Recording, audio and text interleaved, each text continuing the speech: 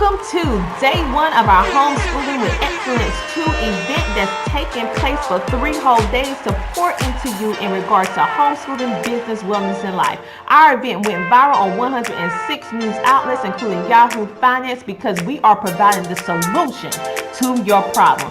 First up, we have 11 powerhouse speakers that's going to pour into you today, starting with Dominique Burgress, Tiffany D Bell, Kendell Myers, Lacey Taylor, Adrienne Brown, Coach Tina Ramsay, which is our visionary, Elle Em, Michelle Marts-Shannon, Dorothy Wilson, Dr. Tekemia Dorsey, and closing with Elle Em Preston. Yes, they are coming here with all of their expertise to pour into you. So without further ado, let's get started and kick off with day one. I know you're ready. Let's get started. See you on the other side. Hey everyone, my name is Dominique Burgress, the CEO and founder of Barbella LLC, an education organization designed to enhance the quality of education for children from preschool all the way to grade 8. During the conference, I will be speaking about how to create a custom curriculum using your child's interest, learning style, and a multitude of different curriculum resources. You can definitely benefit from this presentation because I am giving you tips and tricks and resources that I've actually implemented as a homeschooling mom, educator, and opportunities that I've had to collaborate with other homeschoolers that use my coaching and training specifically with those skills. I am excited for you to learn to create your own custom curriculum to make your homeschooling process a lot easier, especially when it comes to curriculum. So go to CoachTinaRamsay.com today and register for the free conference. That's right, it's free. CoachTinaRamsay.com. Hope to see you there.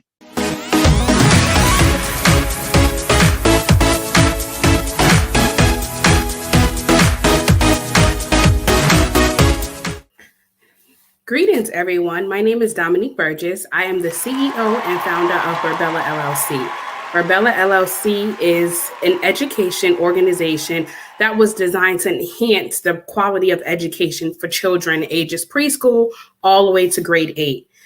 In my work as an urban educator, I found that many school teachers, homeschooling parents, and parents of children who attended traditional school settings, we all had something in common, but yet there was that missing collaborative piece. And what I found is that we all wanted our kids to learn and be successful based on their individual needs, but it was just the how that was missing. So that how is where I started to brainstorm as a homeschooling mom. What can I do to not only support my students working as a teacher, but also support my own children? Then I started looking at my materials. What materials and resources am I putting in front of my children as a homeschooling mom? But also, what curriculum materials am I being asked to implement from my school community as an educator? And one common thing that I found is that there was a disconnect between urban kids, materials that was specific to Black and Brown kids in the material that was being put in front of them. So we had all these education gaps. We had all these different homeschooling families that was asking for resources to enhance reading or to teach math, but not from the Common Core way. And one thing that I found was that all of these curriculum materials that we have access to weren't really designed for us. So what do you do in that moment? You start to think about, okay, I want to make sure I'm teaching my child what they need as a homeschooling parent, but also as an educator, me being directly in the school community, what am I doing to differentiate and implement things that were specifically helping my students? So I started to design curriculums on my own. I pulled in all the curriculum materials I was being asked to implement. I also was taking some things home and reviewing it and looking it over and thinking about, what can I do with this curriculum? How can I unpack it and pull it apart, but also make sure it was geared towards my child's individual needs or geared towards my students' individual needs? And what I started to do was look at my data and look at what my oldest son could and could not do. And then I said, wait a minute, I need to sit back and I need to really spend time pulling this curriculum apart because I need to put something in front of him that he can connect with. it makes sense why he's bored, or why he gets sad when it's time to read, or he act like he doesn't want to read certain words, because it's not aligned to the way that he learned. So I started creating my own custom curriculum as a parent first for my son, and pulling those resources together and integrating what he likes. My 6-year-old is really into gaming. Everything is video games, Minecraft, Roblox, all of those games. So I realized that I needed to find out who he was as an individual and connect that to his learning style. He's a very visual and hands-on learner. So I thought about different ways that I can incorporate gaming and Minecraft and Roblox into our curriculum in order for him to actually be excited about learning. And I started to think during that process, well, how is this a skill that I can bring back to my career? How is this a skill that I can bring back to my school community and school district and say, hey, this is why all these gaps exist. What are we doing to make sure that we are specifically not following the curriculum to a T, but redesigning the curriculum to meet the needs of the child? And what I found that when I was able to pull that back into my specific own classroom, I had more kids engaged in math than ever before. I have 4th graders who were bringing me questions every day in the morning time because they realized what areas they needed to work on. I had one student who struggled with fractions. It just didn't make sense to her. We tried so many different manipulatives, small group instruction, everything. She just could not get it. Until one day I told her, I said, I want you to take the story problem from class today and go home and see if you can implement it. The story problem was about a family was baking a cake and they had to cut the cake and divide it amongst the members of the family. I believe it was like 7 family members or something. And I told her, if you can bring me back 3 fractions based off of that story problem, I think I know what's happening. That next day, she came back to school with 6 different fractions that she was able to make using that story problem. And she told me, she said, my mom said we can make a cake for me to understand the story problem. And don't you know, sure enough, she actually came back, showed me her phone, the pictures of her and her mom baking the cake, the process, them slicing it, putting it on a tray for each family member, connecting the fraction to it. And I was amazed. Here I was, following the curriculum to a T, like I was asked from my school district, ensuring that all of my students got the skills that they needed, right? To specifically understand and learn fractions from the standards and Common Core and all of that. But yet she was not able to get that. No matter what we did as a school community to support her, it just wasn't the connection. And of course, we don't have stoves in our classroom, so I couldn't bring in the baking materials and start making a cake for her to be able to understand what she was being asked in the story problem. But her taking that learning experience home to her own environment and educating herself with the support of her family, she was then able to make the connection to understand what she's being asked to do and get an understanding of what a fraction is. And that instantly opened my eyes to something, that there are more than one spaces that students can use as educational and learning areas.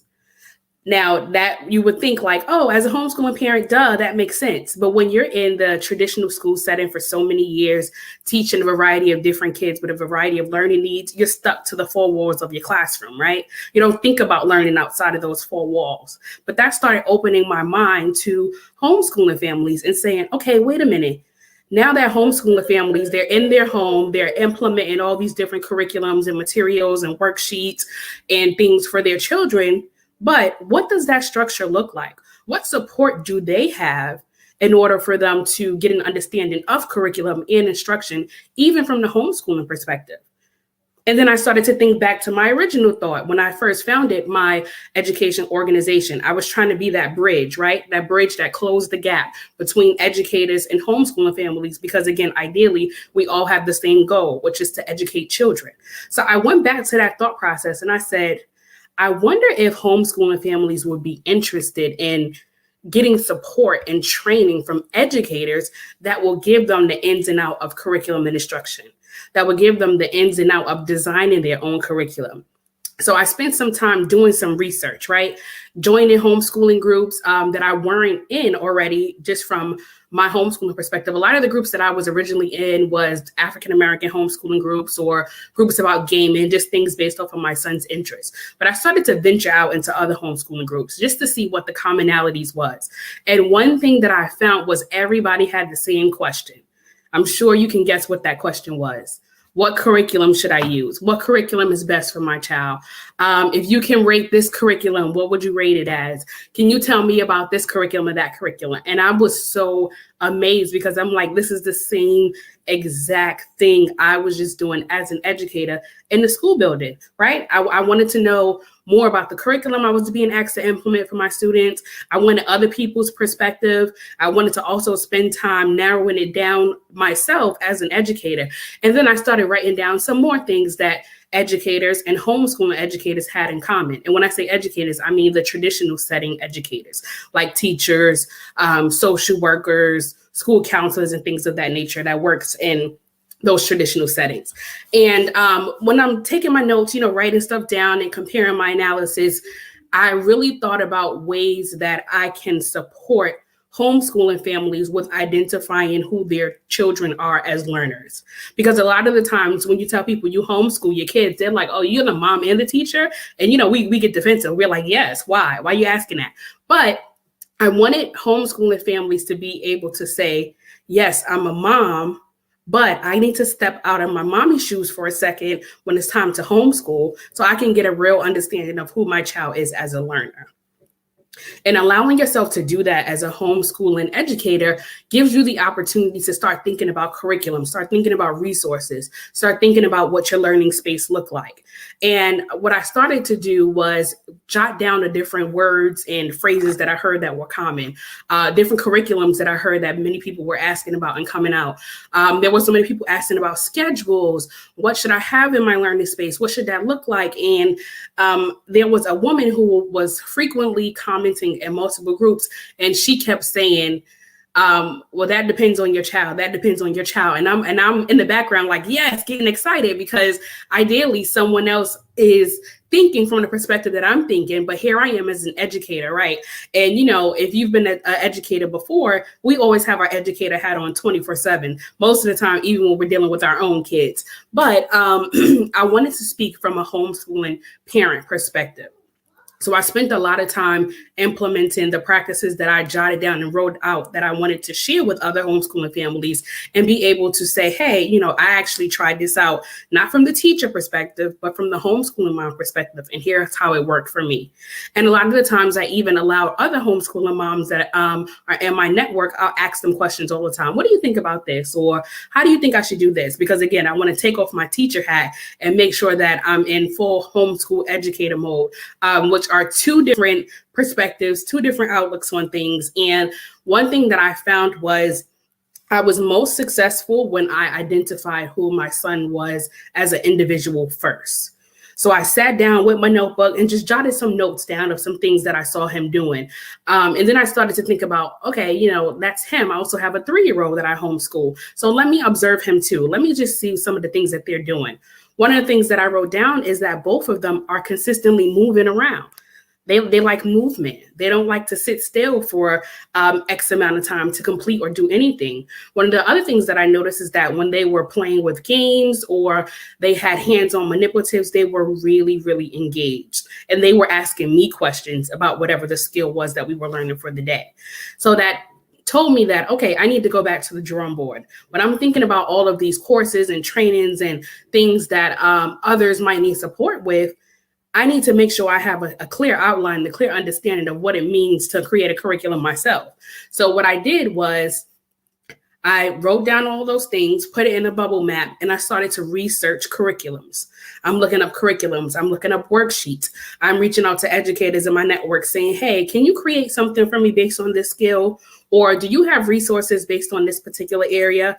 Phonics is a big thing that I always push for homeschooling families to focus on for reading, in addition to other things. And I started pulling different phonics resources together first. I went and purchased Hooked on Phonics. I used the HMH Into Reading curriculum. I looked at It was at least 6 or 7 different curriculums that I looked at, and I compared their phonics components individually and collectively. So when I say collectively, I'm looking at the directions, right? Like what do they really want kids to do? And is this diverse or inclusive enough for all kids to be able to do it?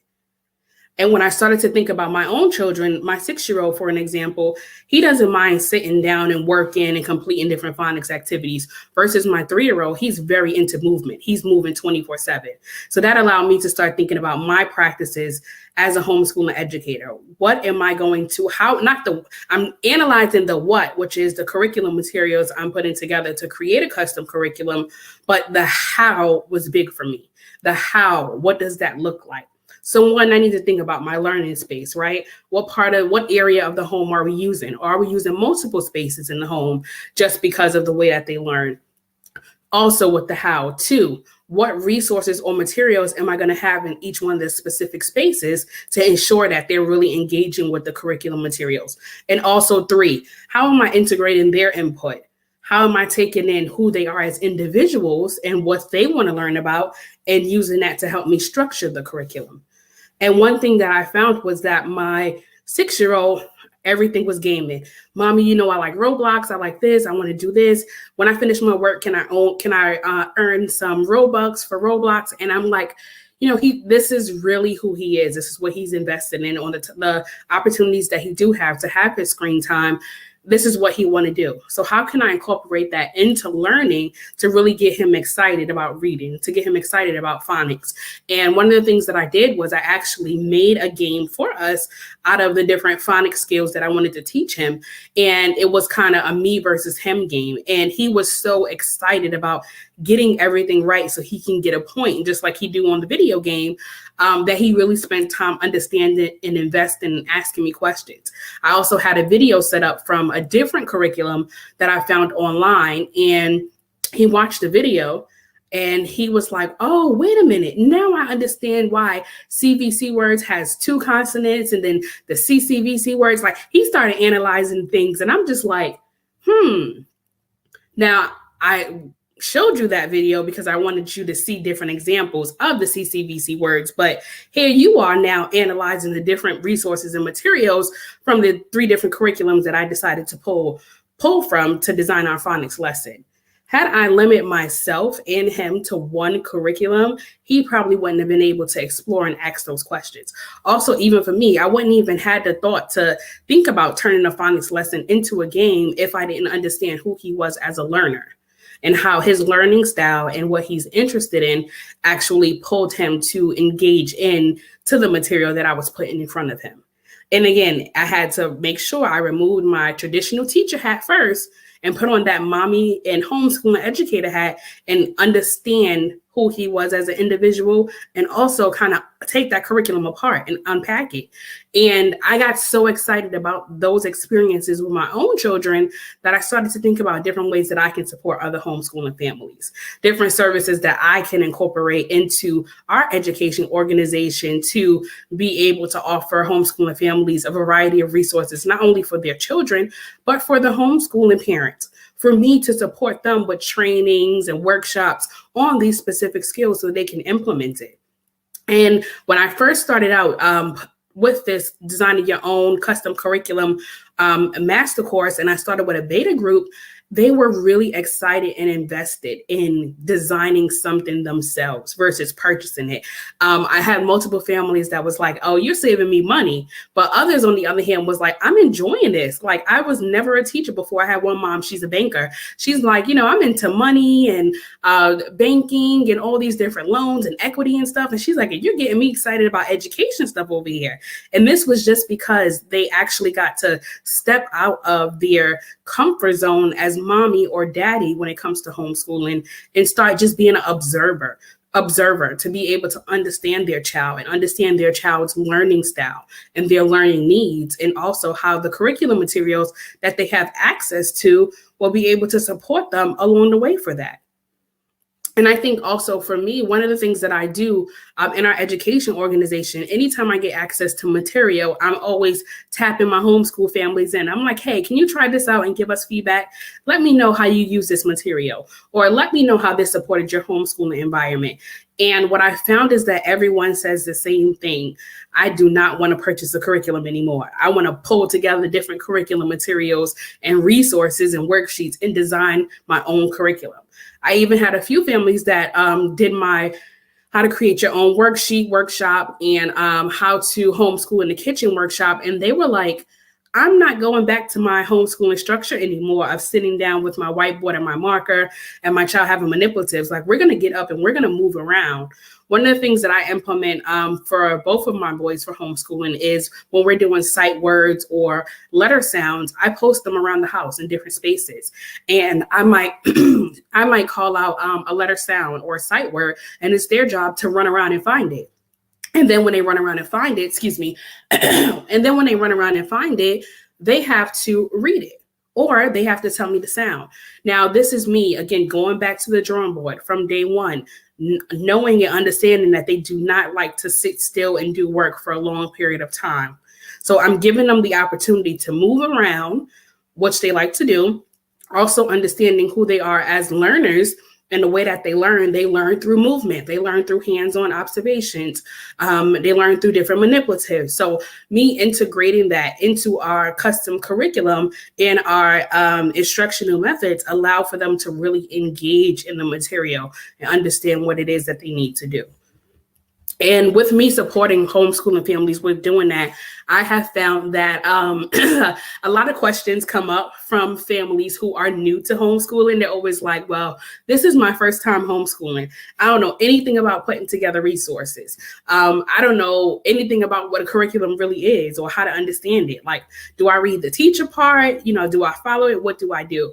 And I always say, when you're at the beginning of your homeschooling journey, no matter who you are or what you think you can and cannot do, it's always good to have a homeschooling buddy who's another mom or dad or organization or someone to support you, especially in your first year, because that is the year that's going to either make you or break you. And if you're in a lot of homeschooling groups, you see all the time, oh, this is my first year, we're a few months in, I'm overwhelmed, this isn't working, I feel like I'm failing my kids. And my point in sharing this is that as first-time homeschoolers, you want to make sure you are going in with a lot of confidence. So when those small things that pop up, and yes, they are small things because there's always a solution.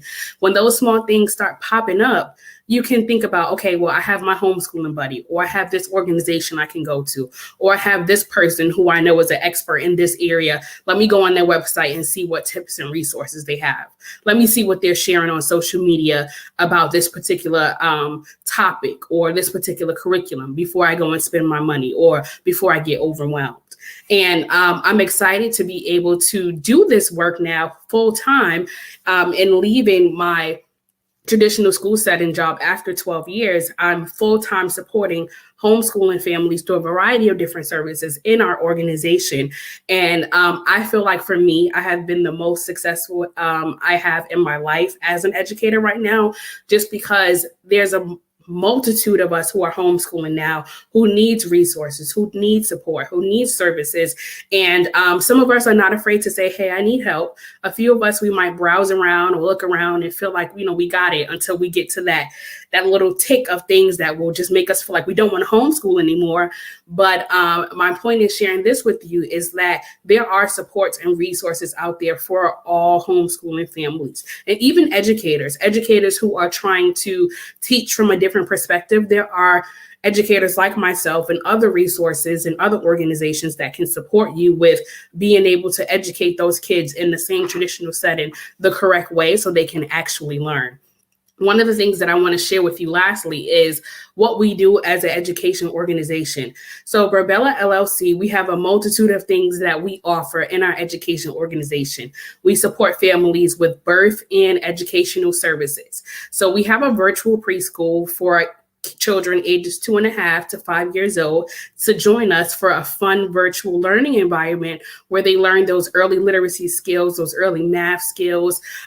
We do play-based learning. We integrate sign language and Spanish into our curriculum to give them exposure to language, but also get them ready for kindergarten, right? No matter if they're going to be homeschooled or they go into a kindergarten class in a traditional setting, we're getting them ready for that through a variety of different games, activities, crafts, and our learning environment for our virtual preschool is so fun and engaging, even for me just being here sometimes, because it allows you to see how great the virtual environment can really be even for younger kids.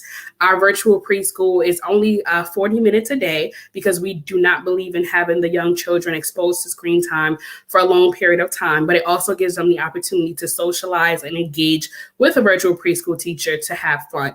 We also have enrichment classes and math, reading, sign language, and Spanish for homeschooling children from kindergarten all the way to middle school to be able to work on those particular skills, get exposure to the languages that they need for whatever your curriculum is, depending on your state. We have a licensed educator that work with the children on their specific skills. We implement assessments to kind of see where they are, analyze the data. We work with you as families to put all these resources together. As you know, many different states have different homeschooling laws and policies. And one of the great things about us as an education organization is that we have the opportunity to put everything together for you. We use learning management systems like Google Classroom, Nearpod, Class Dojo, Seesaw, all these different platforms to have a track record of all the activities and resources and materials that your homeschooling child engaged with. So if there's ever an audit or anything from your state, you can say, my child was enrolled in this enrichment program. I'll put you in contact with them and we can share out with them what we worked on with your child. We also take attendance because I know Florida specifically, they're always the ones that ask for all these different things. And we have a track record of attendance and we monitor all those things for you so you don't have to worry about it. I know many of us are also working from home or we have jobs that we go to daily. So we need opportunities like online platforms for enrichment classes and homeschooling communities for our kids to engage with. But we got you. We give you access to all of that. We also give you access to our curriculum so you can continue homeschooling outside of the school day. So I'm really excited about that because again, I'm able to, one, be myself 24/7 as an educator and educate kids and support them with enhancing their academic and social skills. But also, two, I'm doing it from the homeschooling perspective. And I'm not wearing that traditional teaching hat that I'm so used to, which gives me a way to grow as an educator and a professional. So I'm excited about that. In addition to that, we have social opportunities. We have our Burbella Troops program that is for girls ages 4 to 13, where they come online twice a month and do different interactive activities and they earn badges. So they get to earn the yoga badges, fire safety badges, nutrition badges, and they engage with different activities to help them earn that badge. Specifically, our girls had a virtual field trip to the largest fire station on the East Coast, which is in Maryland, and they got to meet some firefighters. They got to have a tour of the fire station. They got to ask some questions. But after that virtual interaction, now it was their job to create a fire safety plan for their home. So now they had an interaction with firefighters, they had a virtual field trip, but now also they're developing something that is specific to their home. If there's ever an emergency in your house, now you have a fire safety plan. So we try to implement life skills, social skills, and things that our girls will need specifically to be successful individuals in our world today and throughout their entire life. So that's our Burbella Troops program. In addition to that, we have courses and training specifically for homeschooling families. We have trainings that train you on how to create worksheets. We have trainings on teaching you how to create your own curriculum. All these things are listed on our website, which is www.burbella.com. I'll repeat that for you again, www.burbella.com. You can log on to our website at any time. Our website is always up, and search through different resources and materials that we have there. Our website, our email is at the bottom of our website. If you have any specific questions, we have a rollover enrollment for our preschool and enrichment classes, so you can enroll your learners at any time.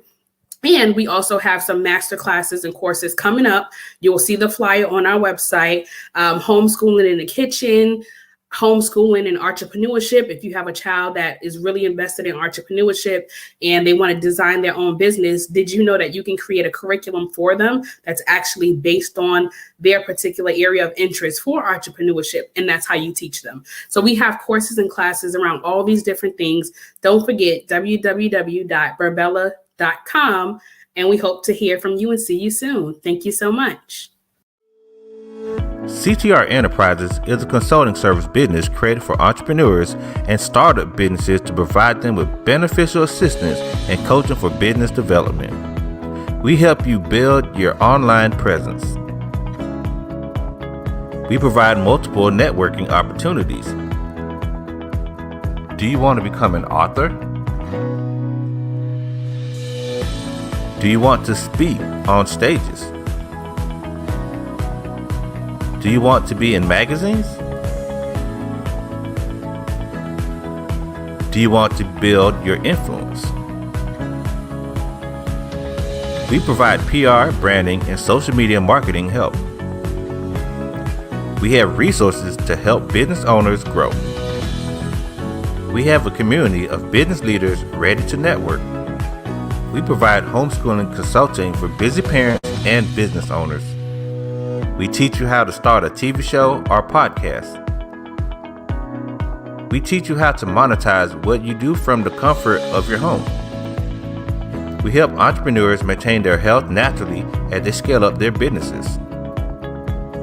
CTR Enterprises is the one-stop shop for the wants and needs of today's entrepreneur. Visit our website today at www.coachtinaramsay.com. We are here to service you.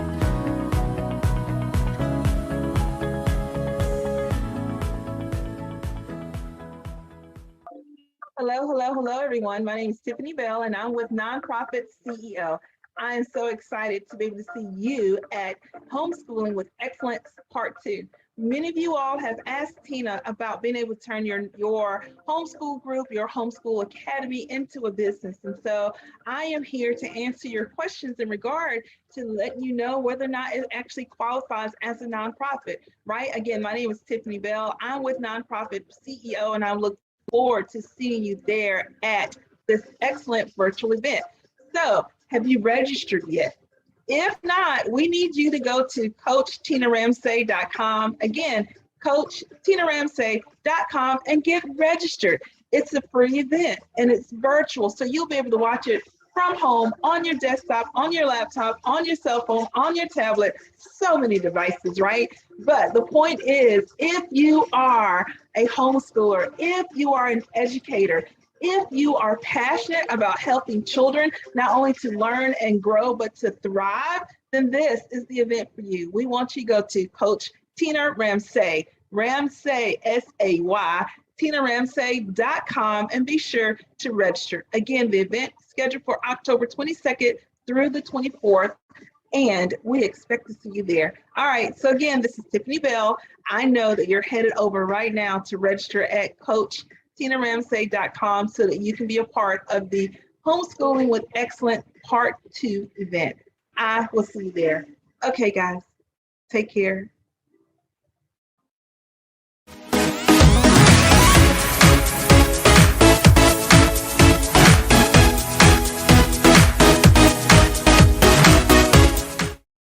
Hello, everyone. My name is Tiffany Bell, and I am with Nonprofit CEO.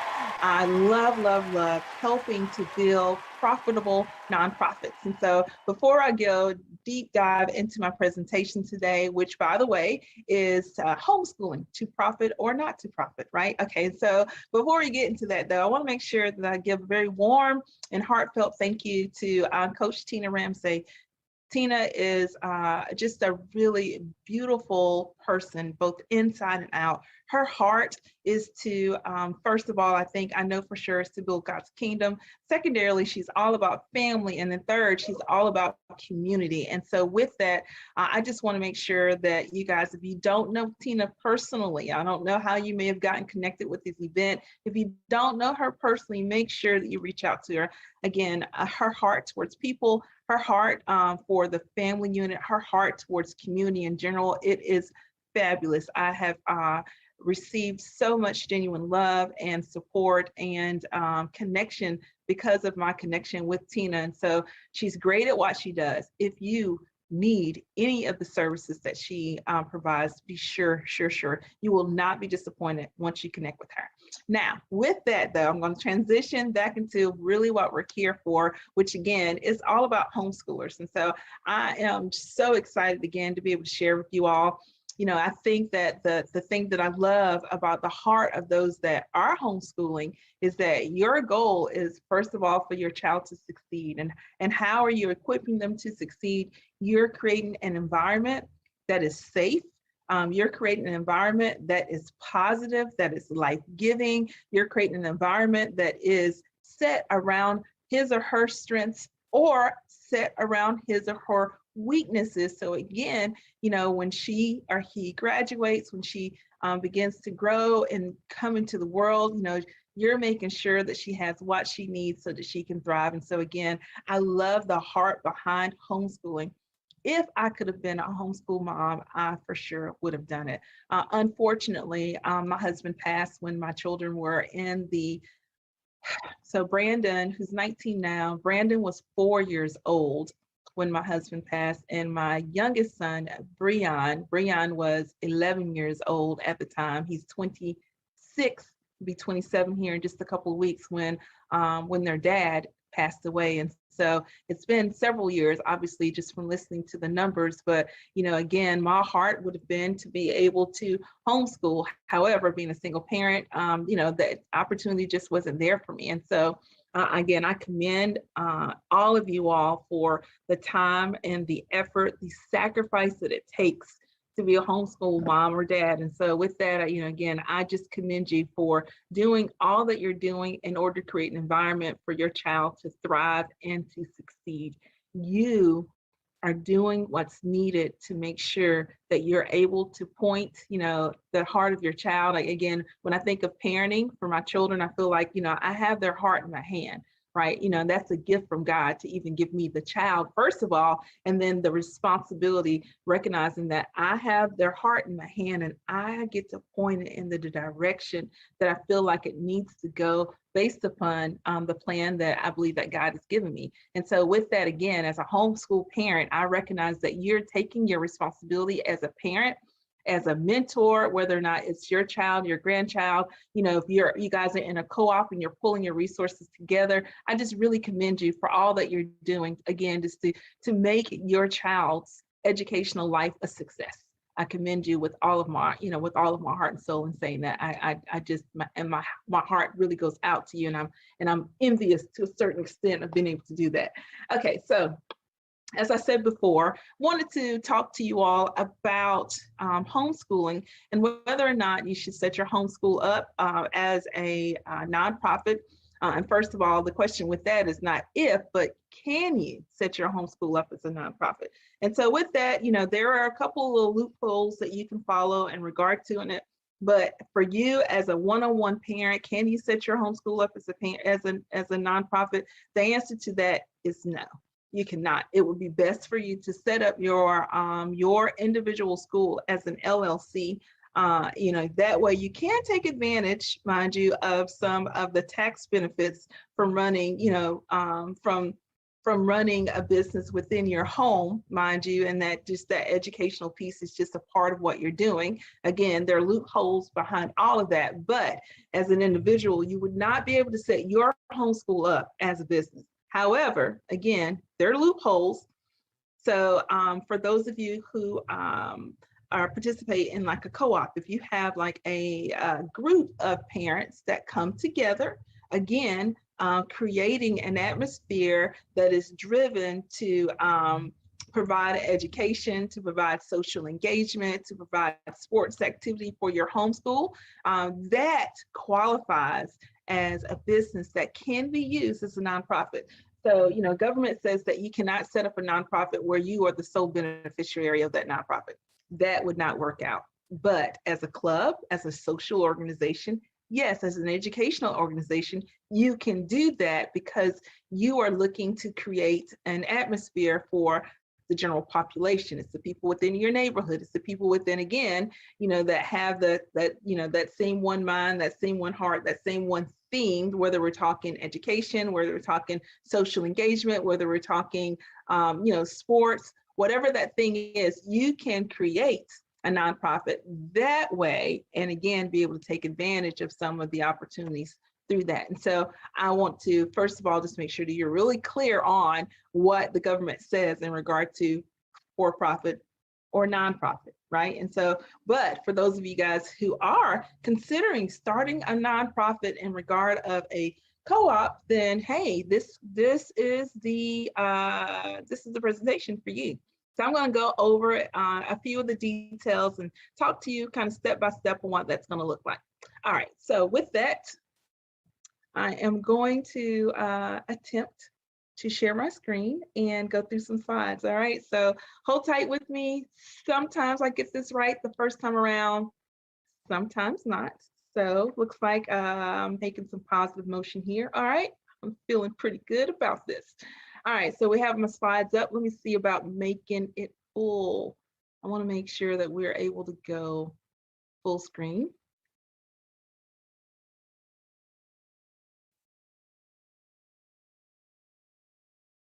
There we go. All right. So again, Tiffany Bell with Nonprofit CEO. And so I help nonprofits become profitable. And so when I think profitable, it really depends upon what the theme of the organization is. Do not just think money. We profit really by the impact that we make on the world, right? That's what makes a nonprofit profitable. It is by making a positive impact on the world. And so that is what I love to do.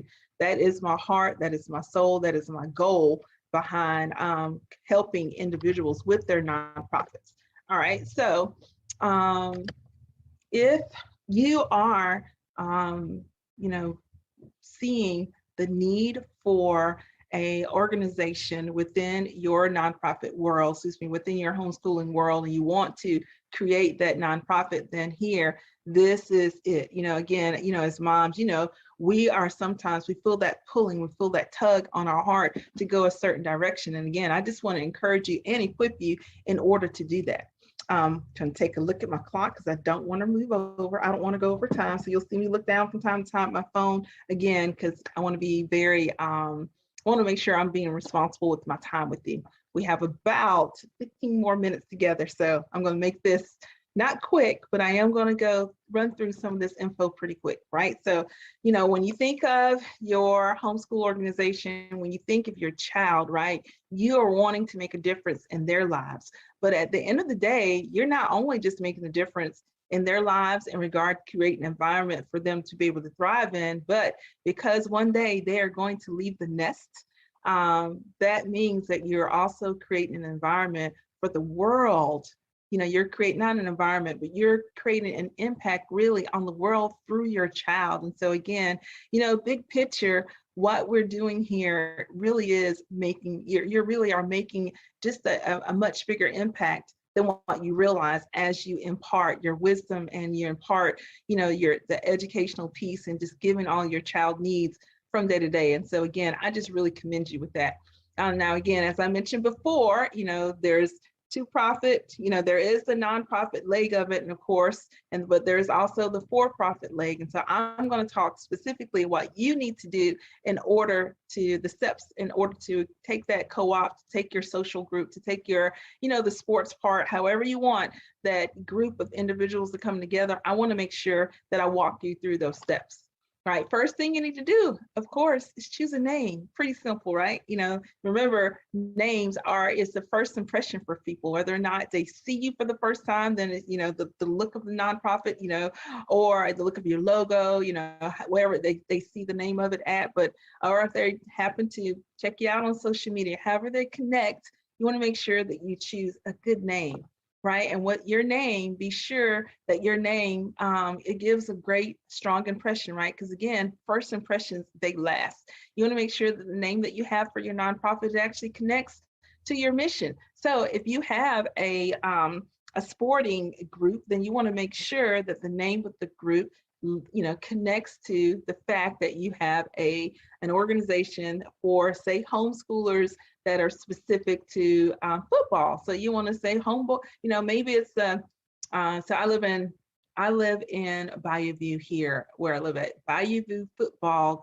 Maybe your name could be, I don't know, Bayou View Homeschool Football League, whatever that is, mind you. Just want to make sure that it makes that the individuals, that when they see and hear that name, that they know immediately what it is, so they can connect to it.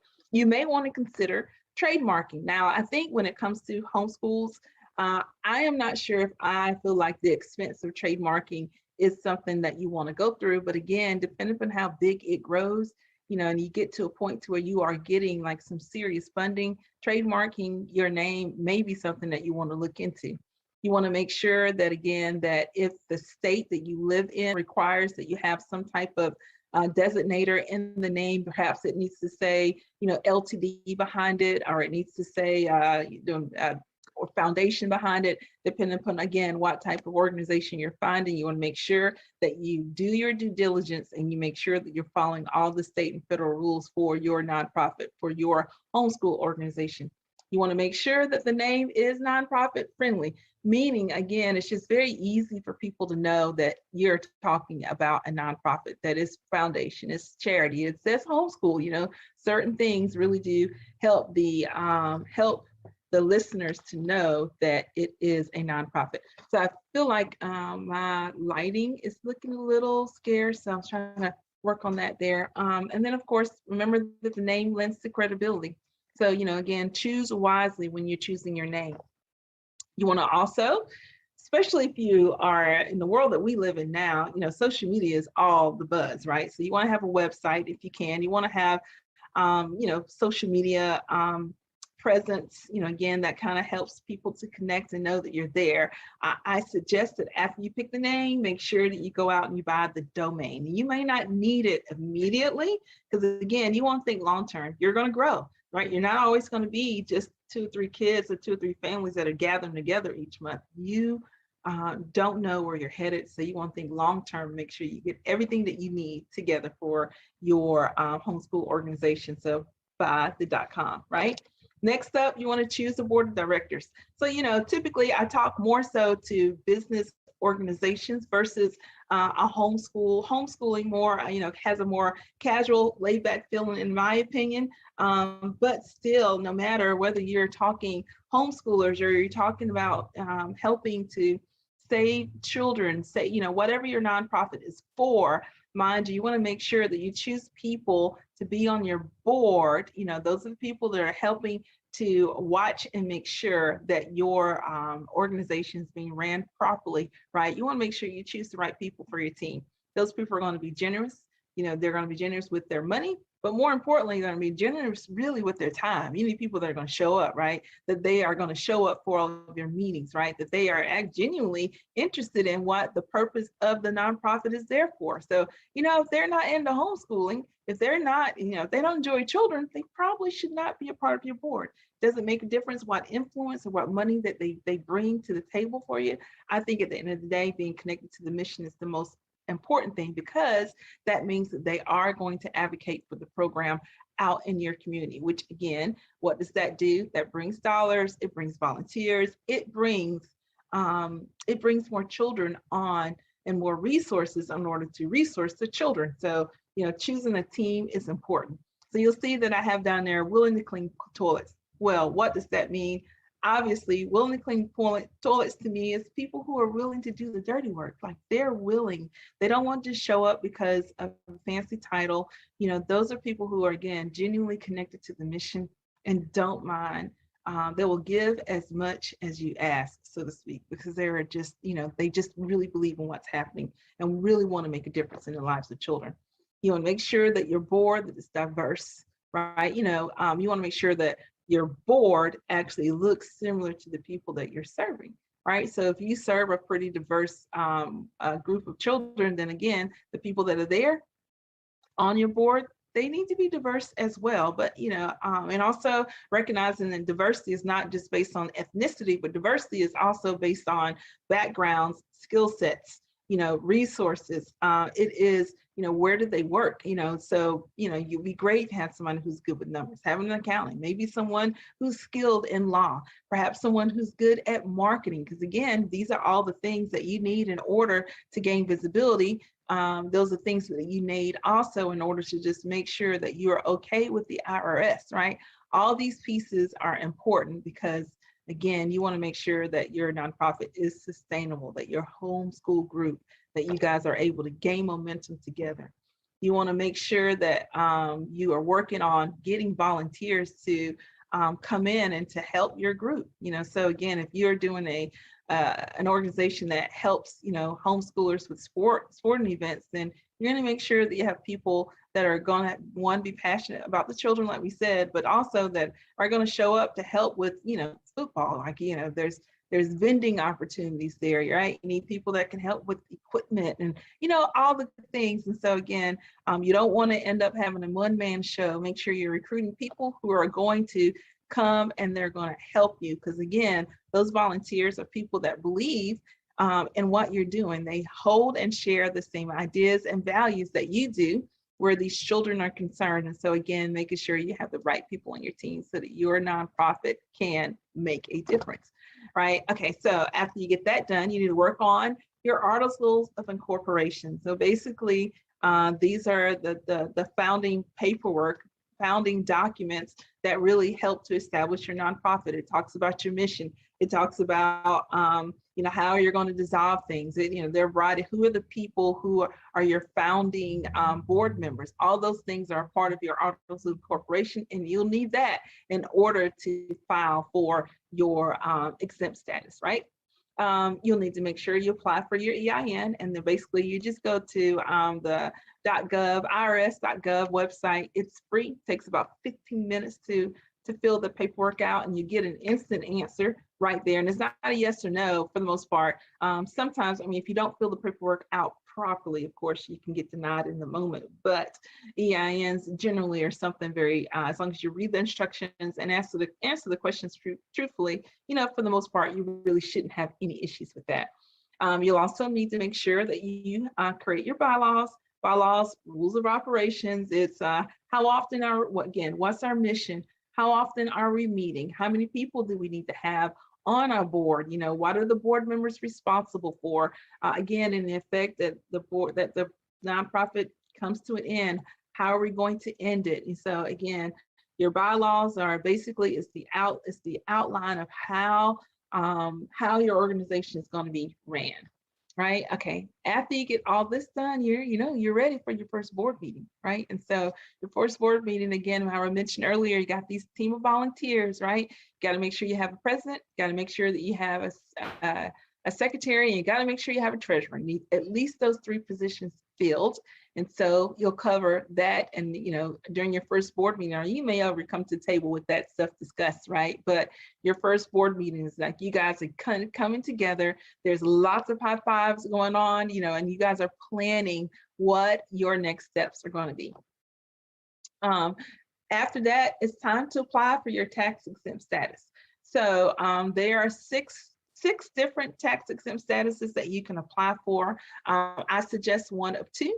You want to either do a C3, right? And so 501c3, you've heard that, I'm sure, lots of times. Well, that basically means that you are able to give a taxable donation receipt to your donors, right? That means that if I decide that I want to donate $1,000 to your sports league, I'm able to claim that on my taxes for the 2021 tax year, next year in 2022, of course, which is a benefit to me. And I guess that, ends up being an incentive for people to want to give, right? But you could also apply for a C7. Now with the C7, again, especially when it comes to homeschoolers in regard to it being like, more based around a social gathering, or your nonprofit being based upon being able to provide sporting events and different things like that, that's more like a C7. You don't necessarily get the, you can't give the donor receipt out for them at the end of the year, but still, you're still qualified as a nonprofit. With the C3, if your primary purpose is to provide, say, the educational benefits to the people within your group, then that would be the route that you want to apply for. So again, let me check my time here. Where are we at on time? All right, time is clicking quickly. So here, now is this time to hurry up and wait. You sent your information in to the IRS.gov. They are waiting. You're waiting for an answer. Again, so we're post-COVID. At this point, it only takes like 3 to 4 months, unfortunately, for you to get an answer with on your tax exempt status, right? But once that answer comes in, then you're gonna go back to your state and you're gonna file your state charity registration. So that basically is telling, your state that, hey, the IRS has qualified me as a tax exempt organization, or a C7, depending again, which of those two designations you decided to go for. And so with that, you're really able to get up and start making some really, you're really able to get up and start making change. Now, I do want to make sure that I take some time out and just explain a little bit about Nonprofit CEO. Again, we're here to help people who want to make a change in their community. We're here to make nonprofits profitable. We will help you with your volunteer recruitment, help you establish your community programs. We're going to help you with fundraising strategies, your board recruitment and engagement.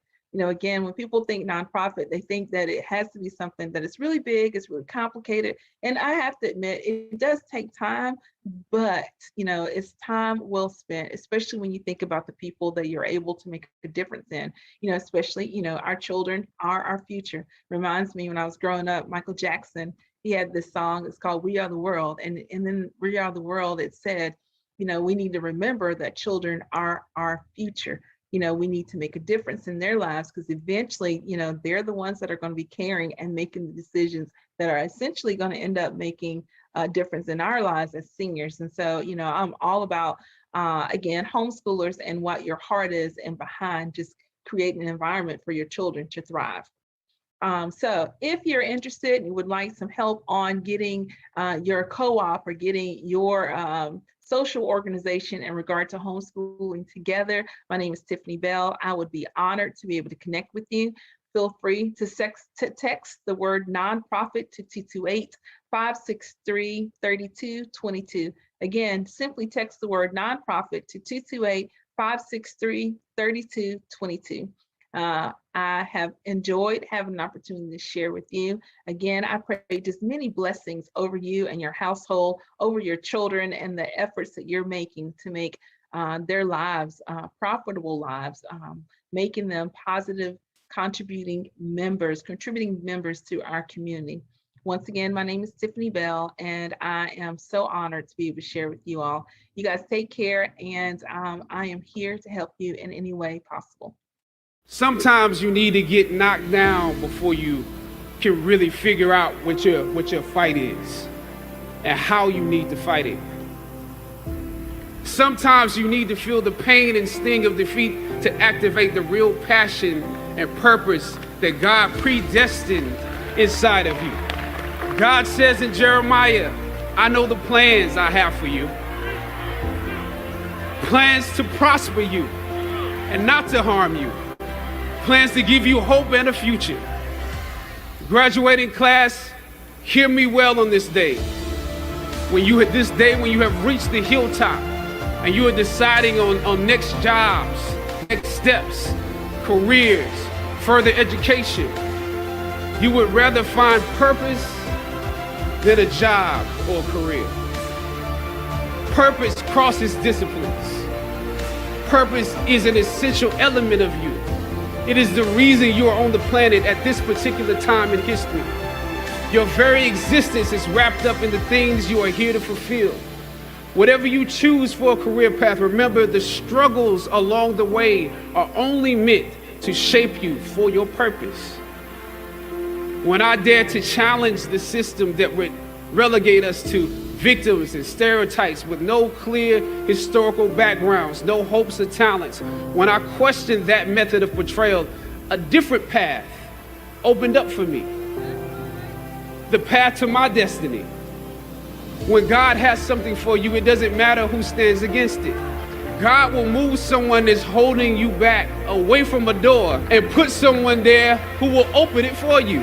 If it's meant for you, I don't know what your future is, but if you're willing to take the harder way, the more complicated one, the one with more failures at first than successes, the one that has ultimately proven to have more meaning, more victory, more glory, then you will not regret it.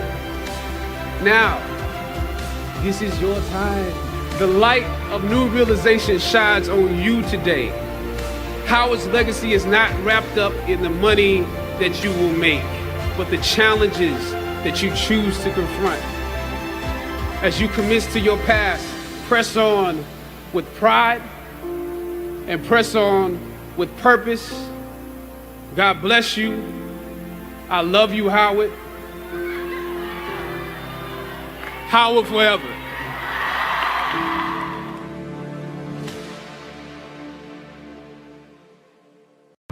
Hi, my name is Tom Anderson, and I'm the owner of the Potter's Computer System. What we do is we build computers, repair computers, and upgrade computers. Where? In Lugoff, Camden, Elgin, and in Richland County. Now, since we're going through the COVID epidemic right now, our goal is to pick up your computers, repair them, upgrade them, and return them back to you. Sometimes you don't like us coming into your house, so we can meet you at a separate location and get your computer from you and get it done for you. My telephone number is 803-667-5348, and we've been serving the community out here in Lugoff, Camden, and Elgin for about 7 years, and Richland County for about another 7 years. So, if you have any needs, please give us a call. Once again, my name is Tom Anderson, Potter's Computer Systems. My website is www.potters, P-O-T-T-E-R-S, computers, computers.com.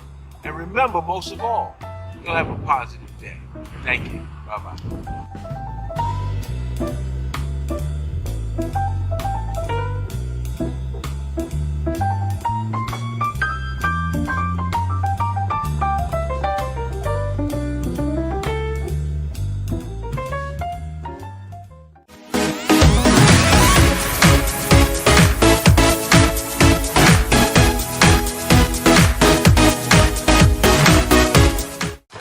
Good evening, everyone. My name is Kendell Myers, also known as Mr. Overcomer. I am an empowerment speaker, growth development coach, CEO of It's Time to Step Up LLC.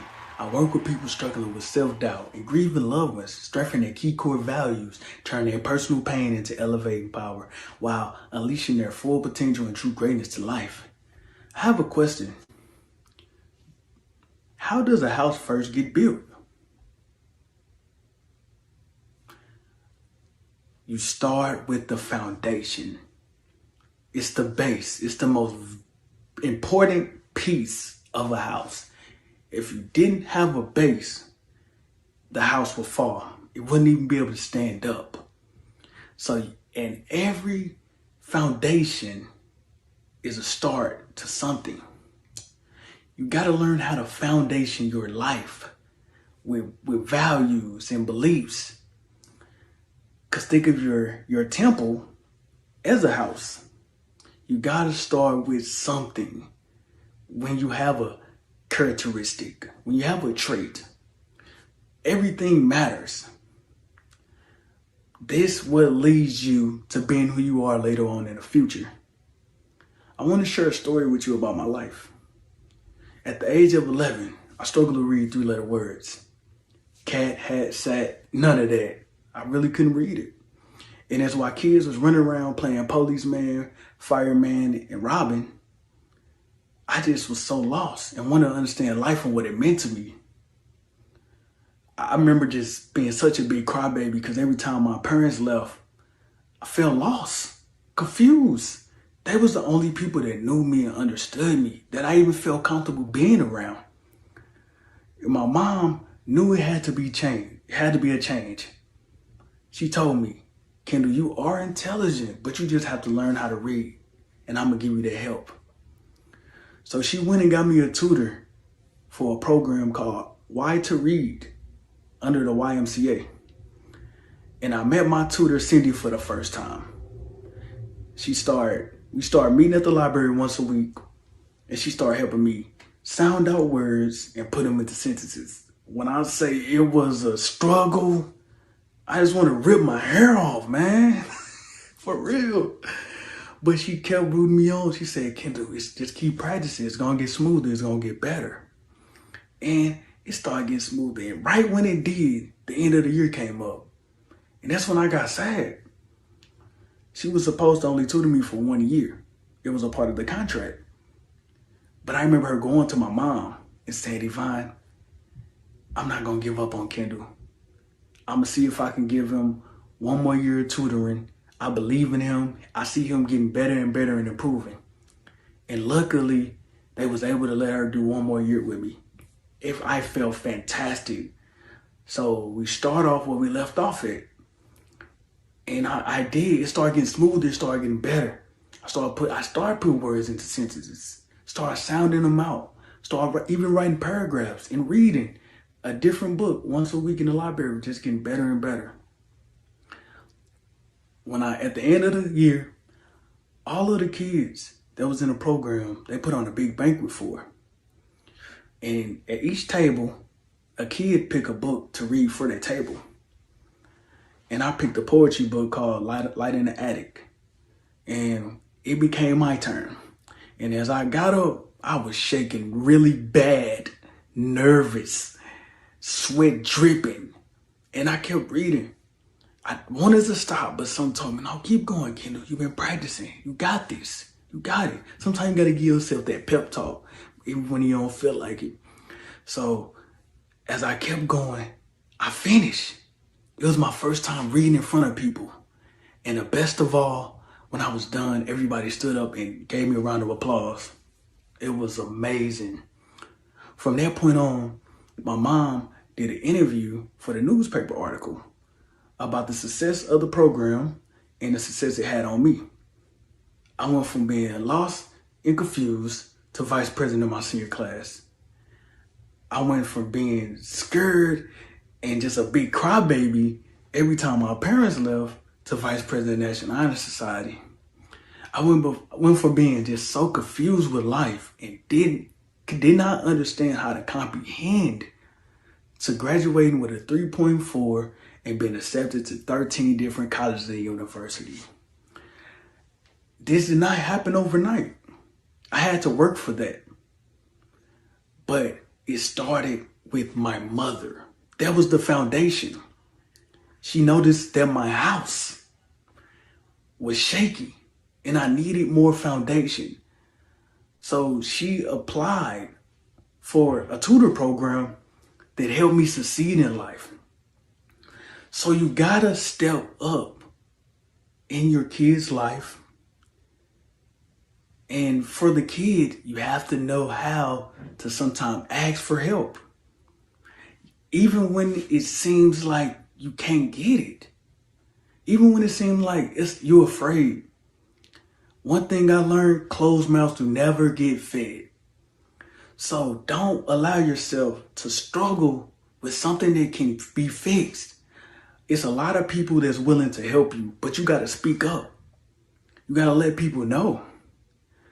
And I was lucky to have a mother like I did that knew my foundation needed structure. So I'm coming to you to talk to you about where the foundation starts at. Number one, it starts with the parent. your kid is important to you. You want to make sure he or she is on the right track.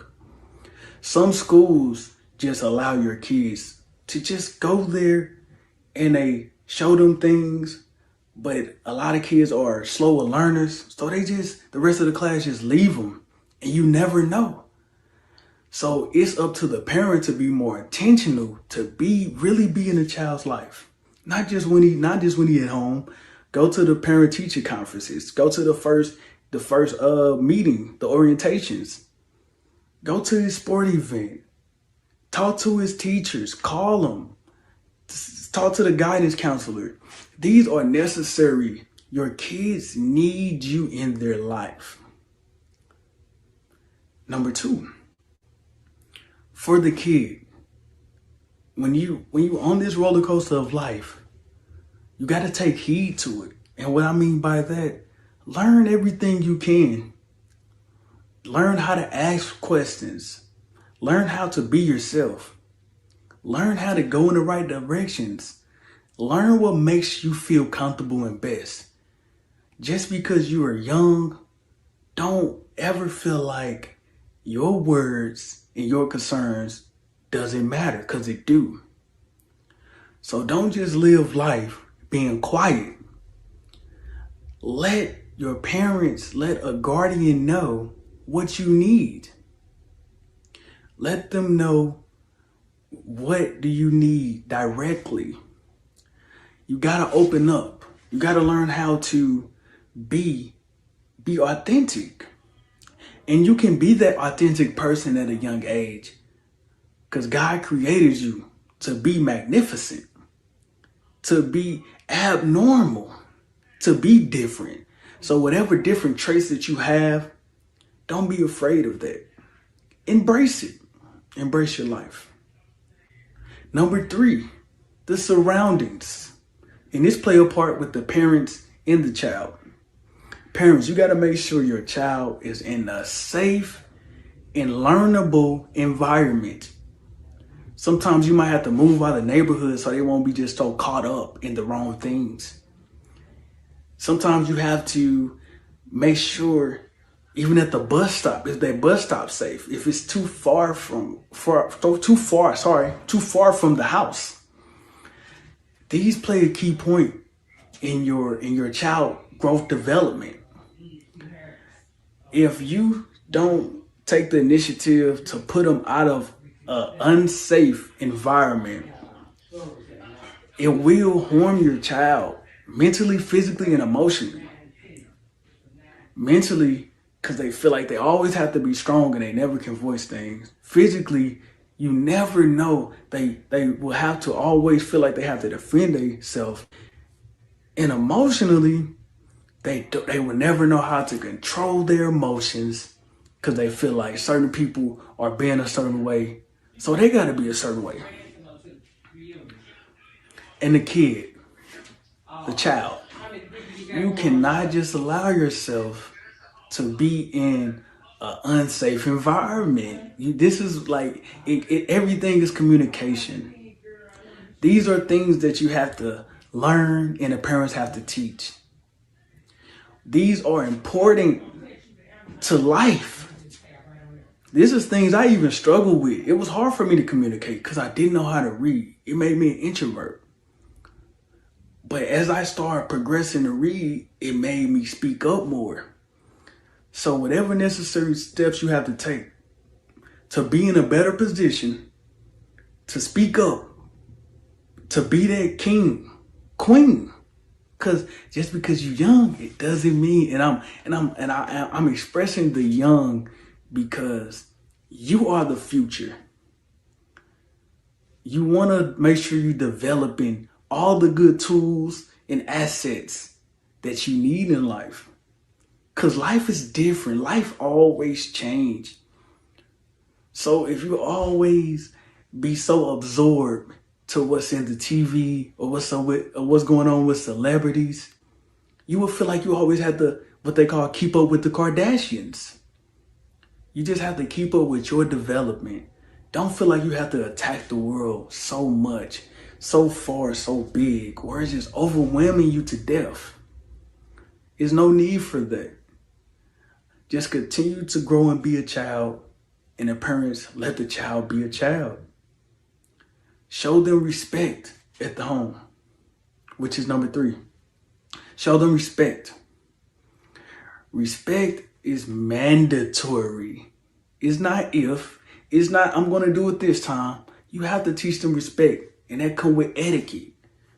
If it's teach your young man how to hold the door for women, how to hold the car door for you, how to take the trash out, how to cut the grass, how to wash the dishes. And also pull your pants up. That's not a good thing. It's really not. Even the symbolism of it is not good. It doesn't mean anything good. Don't make that a fashion. This all comes down to respect. Like, honestly, who do you think want to see your underwear? I just have to say this. Who do you think wants to see your underwear? I just got to be honest.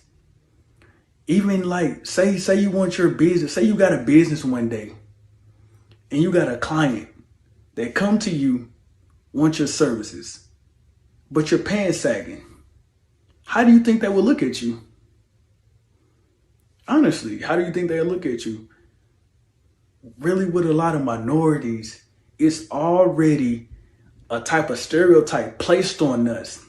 So we have to hold ourselves to a certain accountability, so we can have respect to us as well. If you carry yourself a certain way, people are going to treat you a certain way. That's why you carry yourself fine. You carry yourself nice. You carry yourself clean. There's nothing wrong with that. There's nothing wrong with tucking your shirt in sometimes. These are all credible things to good traits. Because when you practice these while you're young, you're gonna be right on track when you get older. And you can be able to pass these good traits down to your kids. And for the young ladies, learn how to wear the proper garments, the right clothing. You know, let your child, let your princess be a princess. Like, don't dye her hair. You don't gotta dye her hair so fast. You don't gotta give her a perm so fast. You know, all of these things. You don't have to do that. You don't have to decide to lock her hair when she don't have a choice.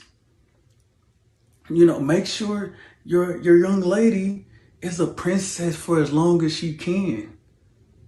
Let her be baby girl. Honestly, make sure she wearing the proper things. Make sure you keep her hair right, so people won't look at her like she's crazy.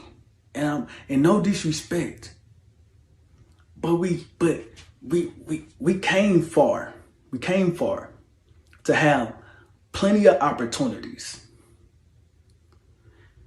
But if you don't look a certain way, or give the right teachings to your child, and this is important.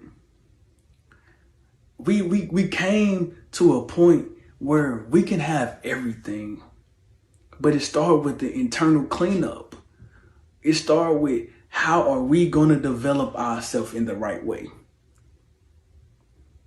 The foundation starts at home.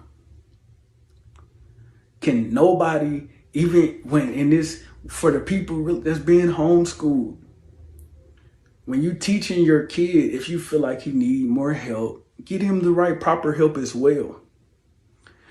But sometimes you can't just be yelling at a kid and think they're gonna understand. You know, because sometimes some children, like me, learn a little slower than others. So you gotta be patient with them. They're just a child. So I just wanted to share all of these great qualities of how we need to start presenting ourselves, how we need to start recognizing certain things. even mental health, mental health awareness. Got to make sure everything is going on right. If your car start going down or check engine light comes on, you're going to go get it checked. So when you notice certain signs, be more intentional about seeing what's going on. How could you change things? How could you make things better? What assistance that you can use to help your kid, your child out? And also be more intentional with other people's kids. When you see them struggling, we gotta help. We gotta help our youth as a whole. And I'm 28 years old. So I'm a young adult. And I was blessed to have the parents that I have. So when we have the resources growing up, right, we got to pass the resources down. So this is all experience things that I'm sharing with you. Like, I also consider myself a stereotype killer. I'm young, African American, I got dreadlocks, but I'm not out here in the streets. I'm not out here, selling these drugs, killing nobody. I'm not doing none of that. I'm trying to continue to educate myself. I'm trying to share my story so I can uplift people and share with the youth that your past doesn't equal your future. You always have a bright future. You always have a clean slate when it comes to the next day. All these things matter. All these things matter. And if we don't address certain things, kids gonna continue to grow with bad traits, and it's gonna hinder them and hurt them in the future. So let's start by being intentional, by educating ourselves, educating our kid, and educating the things around you. Sometimes you gotta take the first step to be a leader. Take the first step to be great. I am Mr. Overcomer. Every mountain that I come across, I get over. And I also show people the path over the mountain. And I also want to leave you with a quote. One of my favorite quotes from Dr. Martin Luther King once said, "Have deep belief in your own dignity, in your own worth, and your own somebodyness. Don't let anybody make you feel like you nobody." So the children, the adults, the young adults, anybody that's listening to this and heard that means you do have greatness in you, and continue to use it. Have a good day. I love y'all and stay blessed. If you are a business owner or entrepreneur and you're looking for a way to share your mission, your purpose, your products and services literally with the world faster, safer, and easier, making your brand accessible to millions from the comfort of your home, well, I want to encourage you to join our Learn How to Start a Podcast and Monetize It class. Why? Is because this was designed for entrepreneurs like yourself as a platform to provide you with the knowledge in order to not only start a podcast, but successfully launch it. And then the third key, which is helping you to understand how you can monetize your podcast. As you are impacting the world with good, you can also build multiple streams of income from this one podcast and share your story, mission, and purpose literally with the world. So on today, I want you to go ahead and click CoachTinaRamsay.com to join our podcast class today. There is a better way to get you and your company in the hands of potential clients 24/7. This is IntelliCard, today's digital business card. It is the ultimate sales, branding, and marketing tool. With IntelliCard, all of your information is in one place, making it easier to share and recall. IntelliCard is different. You get all of this in a highly secure web-based solution designed to get you results.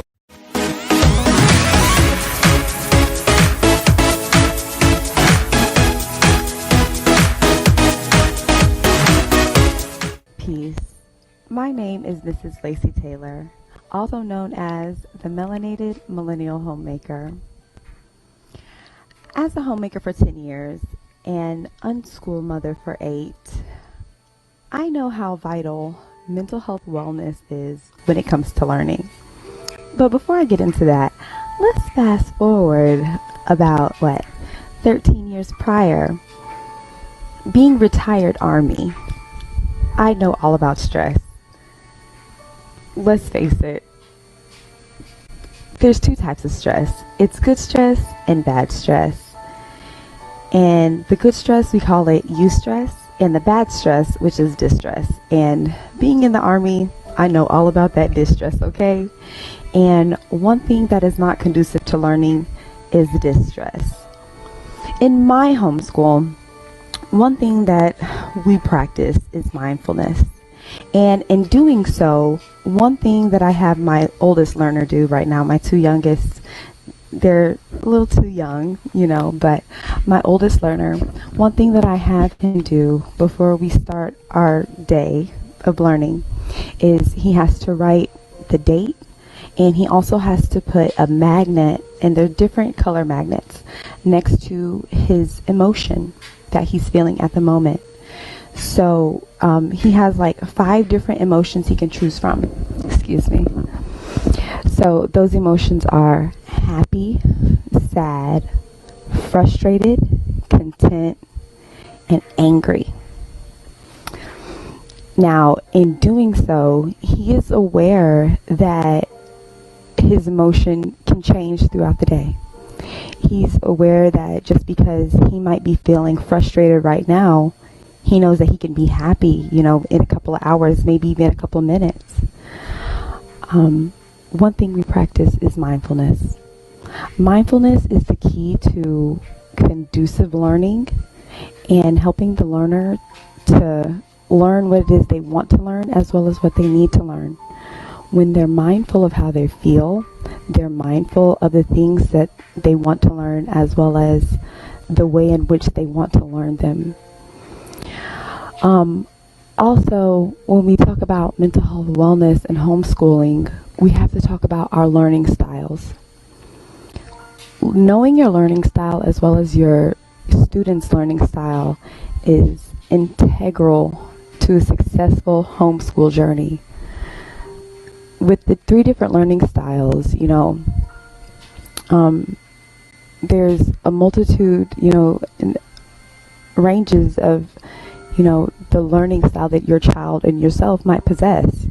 And sometimes, an individual might be, a combination of learning styles.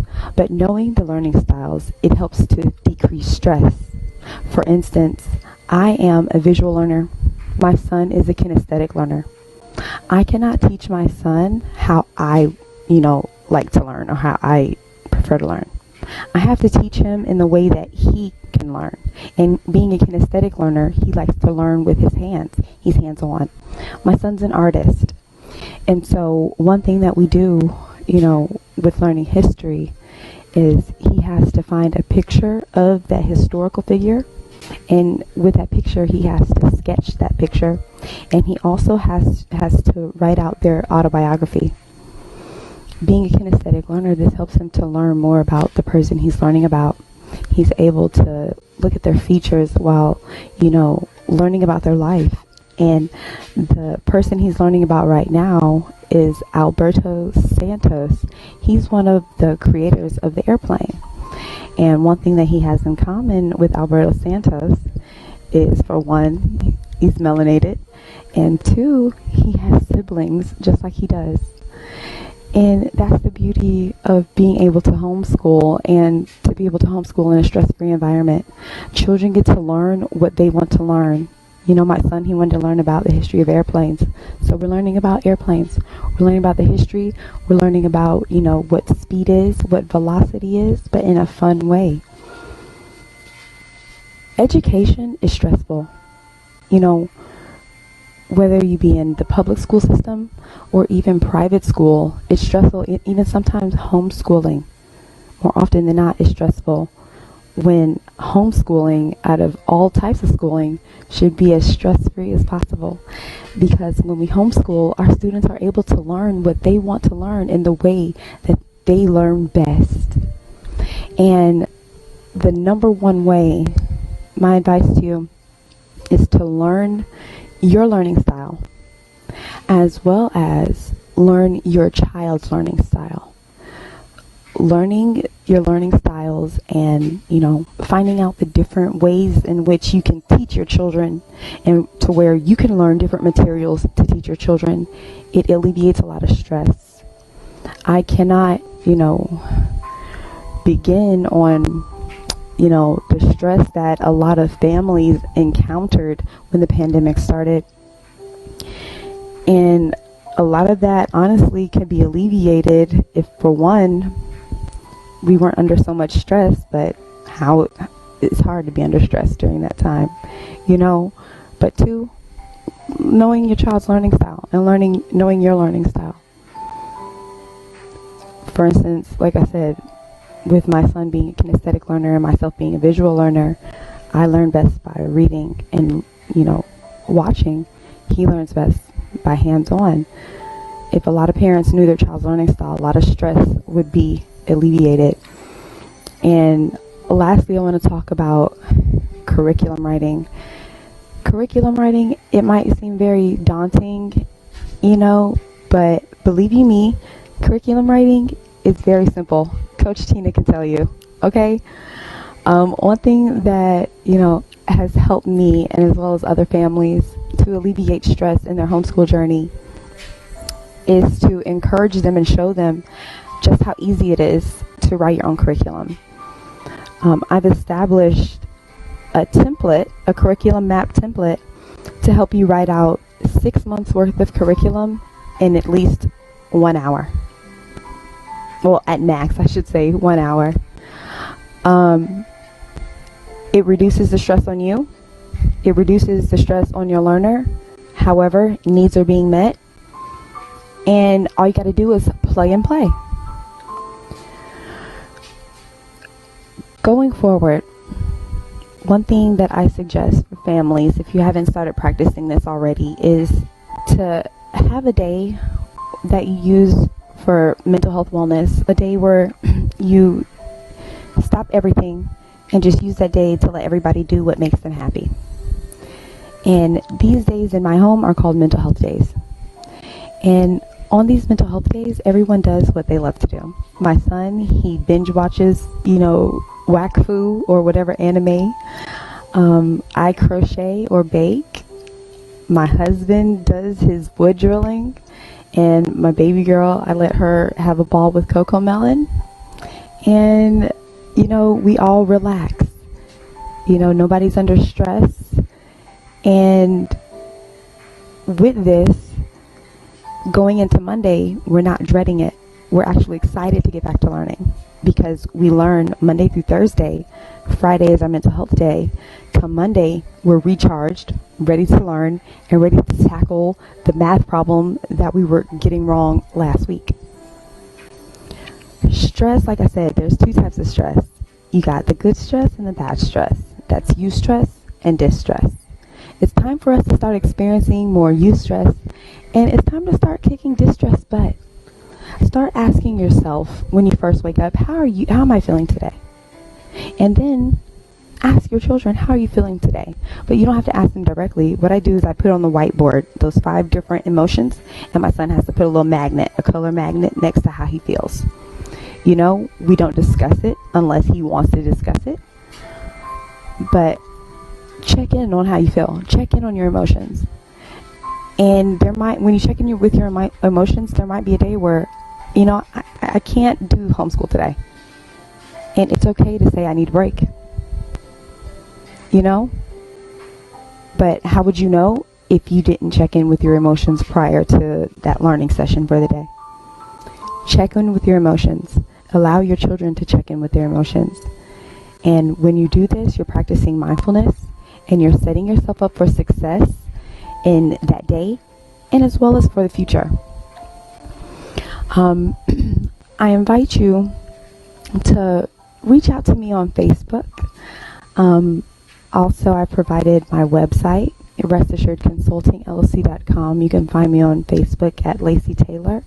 And also for the melanated homemakers, I have a community called the Melanated Millennial Homemaker, Embracing Femininity, where we embrace everything about homemaking, being melanated, and family servitude. We cover homeschooling, we cover mental health wellness, recipes, parenting, love, relationships, you name it. If it has to do with homemaking, we cover it. I also have the Melanated Homemaker University. It's amazing. We just celebrated our first graduation. Listen, these ladies, I'm so proud of them. They're better with their homeschooling journey. They've written 6 months of curriculum in an hour and 30 minutes. And honestly, these ladies, they have set themselves up for success. And I couldn't be more proud of them. They've learned how to minimize the stress, not only in their homeschooling, but in their everyday life, as well as in their families' lives. And, I'm excited. And if you're looking to better your homemaking journey, or looking for some ways to, increase, your homemaking skills, I invite you to come on over and slide into my DM, and I'd be more than happy to, help you on your journey. So remember, in closing, there's 2 kinds of stress.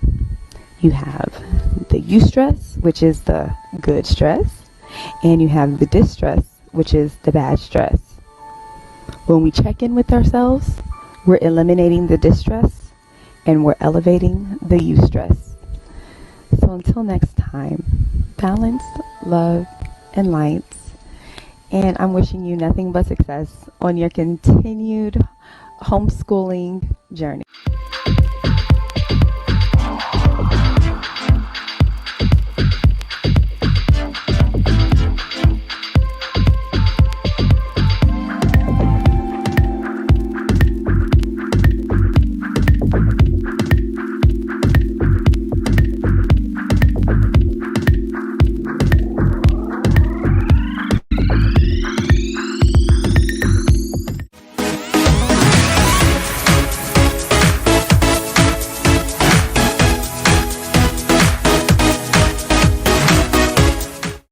Today, I want to talk to you about the easy, fun stage of homeschooling, the littles.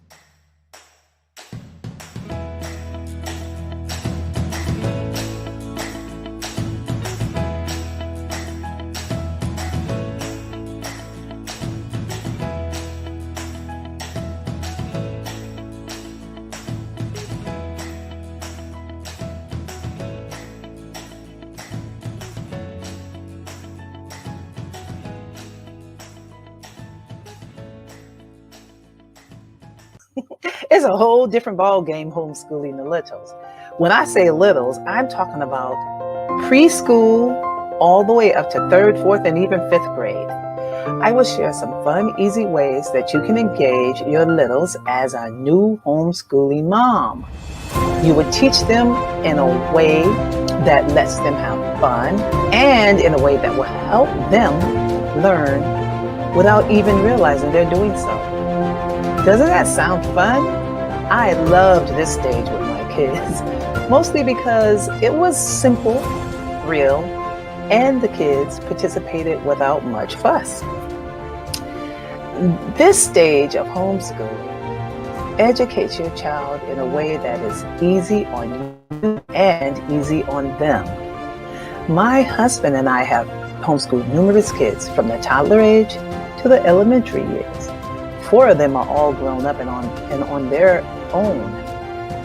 What I have learned since I've been homeschooling for over 26 years is that homeschooling doesn't have to be as hard as we make it out to be. And especially not at this stage. This is the fun explorer stage, when the eyes and ears of your littles are wide open for information. Also, as a newbie homeschooler, you have to learn to just relax and just not get so nervous about everything. I have found that many times that nervousness and that fear is due to about homeschooling. Many newbie schooling parents are in a fog of confusion about homeschooling because of one to three reasons. And Number one is they have never been exposed to anyone that homeschools. And that's just the way I was when I first learned about homeschooling. I didn't know anybody. I didn't even know that homeschooling was a thing. And it was like foreign to me. So when I was approached by this strange white lady in a Safeway parking lot one morning, I wasn't buying it, but she was extremely persistent in her pitch to me. She just wanted me to homeschool so badly. But that's a whole different story that I would love you to hear one day. Yet, I did start, and 26 years later, I am still homeschooling. And I totally believe that it is one of the best decisions I have ever made for my children. For my sons, I started homeschooling them way back in 1995, before I adopted my other children. And number two, another reason for new homeschoolers' confusion is due to some of the ignorant views that they have heard about homeschooling. Things like, oh, your kids are going to be awkward. Oh, your kids won't be able to socialize. Or your kids won't be able to have a conversation with normal people. These are mostly false and over-exaggerated. It's just over-exaggerations about homeschooled kids. Okay, me having taught youth Sunday school for so many years, I have interacted with plenty of socially awkward public school kids. All kids go through that stage. It is not just homeschooled kids, but don't misunderstand me. There are some strange individuals in the homeschooling community, but those are few and far between. The kids that tend to be awkward usually have awkward parents. I'll never forget one such family. My kids and I visited a long time ago. We got together with them for what we thought was going to be a fun visit. Well, it was anything but. My children felt out of place with these strange staring kids. As I was talking with the mother and learning something from her, all they did was stare. They very little interaction with my children, just staring at them. Needless to say, we never visited them again. And the third reason people are confused is you have friends or family members who are very negative about your desire to homeschool. They make you feel so ashamed that you are scared to even mention that you intend to homeschool in their presence. Well, this too shall pass. When your friends and family see how well behaved and smart your kids are, they will come to you for advice. I know this from firsthand experience. Trust and believe. You will experience that change in opinion too. So these are some reasons why a lot of people choose not to homeschool. I have experienced all of the above negative vibes, and it hurts. Believe me, I felt all of that. Like I said earlier, homeschooling was new to me. I didn't know anyone who homeschooled, and I had never really spent time with anyone doing it. And because of my past, my childhood, my lifestyle, nothing in my life pointed to me being a homeschooler for 26 years. So I truly believe that my initiation into homeschooling was a divine appointment. But in spite of all of my doubts and fear, I was still able to be successful at homeschooling my children. That's why I am here today, encouraging you to trust that you are fully capable of homeschooling your own children. You don't need to have fear. You don't need to get nervous, and you don't need to worry about what others will say or think.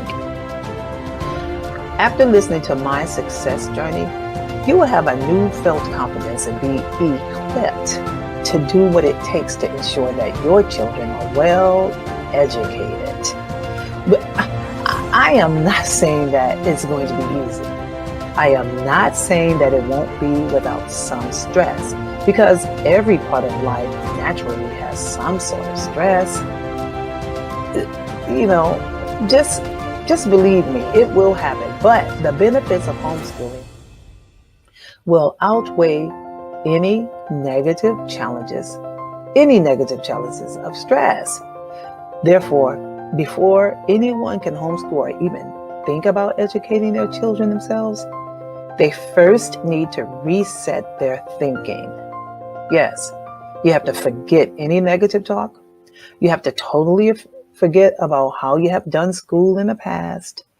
Forget about what you know about public school. Homeschooling is nothing like that. Homeschooling is in a class by itself. And number two, families will homeschool. I mean, there's just not any two families that will homeschool the same way. Homeschooling is truly an individual journey that is in your hands, and it is yours to carve out in a way that is best for your family.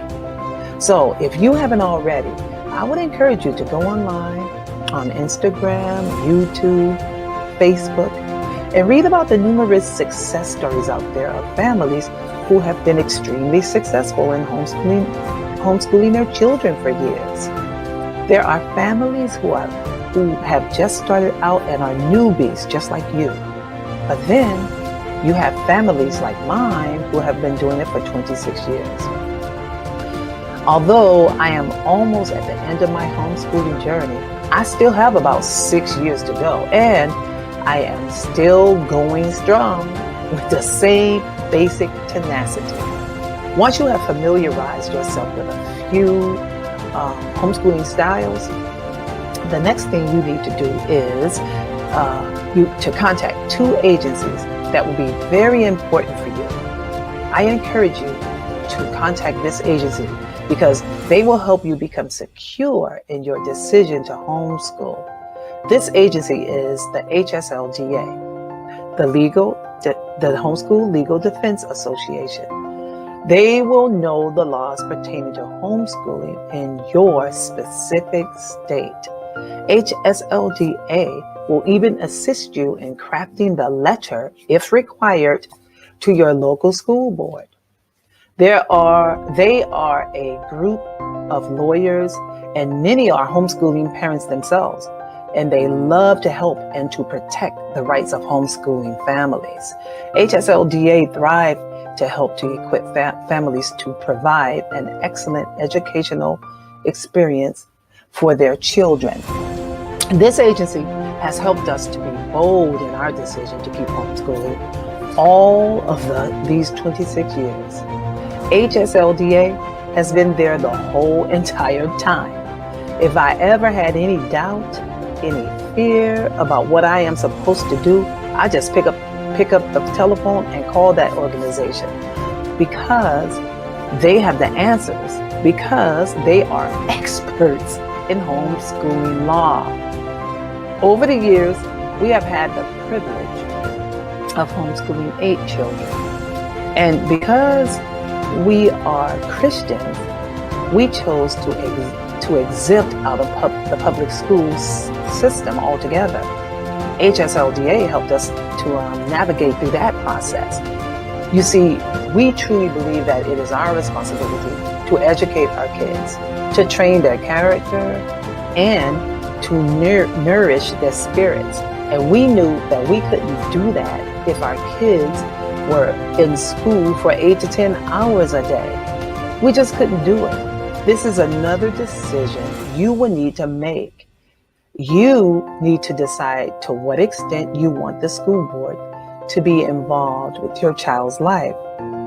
In my state of Virginia, we have 2 main choices. Homeschool with reporting. We can homeschool with reporting yearly progress to the school board, or we can opt out of school systems altogether. So you will have to obtain a copy of your state's laws so that you can make the right judgment. And the third thing you would need to do is to enjoy your children. Now, with your babies being so young and innocent, this is the time for you to fill their minds up with good stories and fantasies and facts. And if you follow the Christian faith, teach them God's word. I can't express this enough. Read to your kids every day. Do this before jumping into any rigorous academic program. As you read, have your little ones color and draw, or buy a huge coloring poster and let them complete it as a family. This activity will give them hours of enjoyment. And when I say you read, I really mean you get the book and you sit there and you read to them. This helps to build their vocabulary.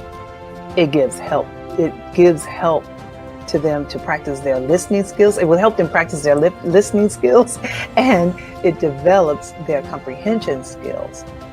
Their imaginations will flourish as you read exciting stories, fun poetry, and biblical stories to them. Your reading to them will encourage a love for the written word, which is so needed today, because everything is so fast, everything is so high speed, and so many things are digital. But we need to remind our children how to love to read. In this way, we model for them how to open any door of interest. And it all starts with you reading to them. For many years, I have sat reading to my boys when they were younger. I still use that method today with my new littles.